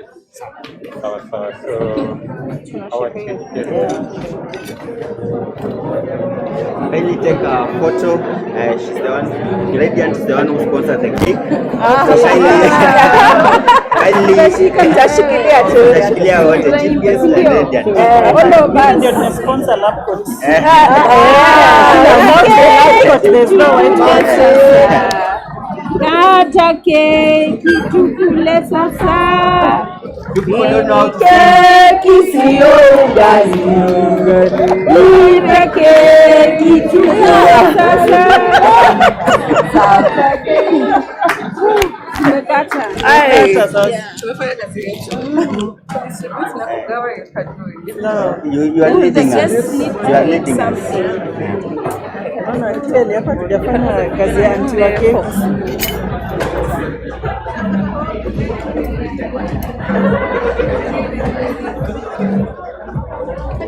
Huyu alikuwa anti wa keki. Sasa ni wewe chief guest. Ndio tunalisha.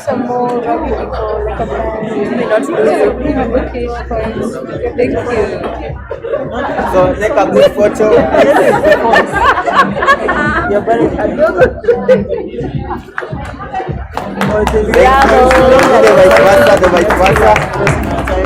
The vice versa now. Oh, yeah. Okay. Basi chachagulia. The photo is big. Let's do it again. Wait, pause for the photo.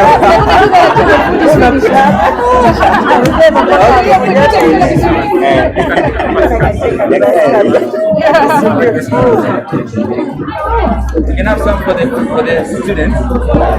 No, you're not going to like it.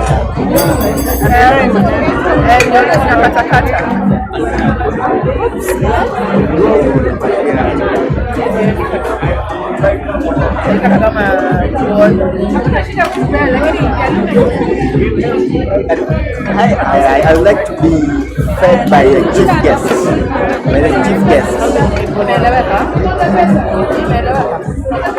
Oh, last one.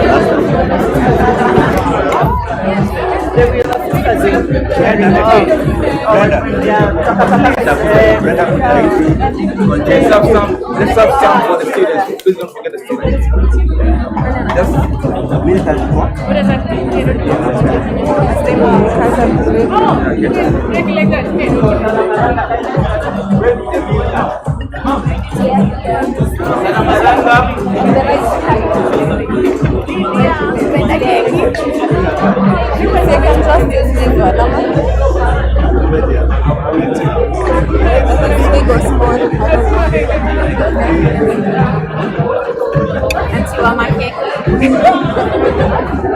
I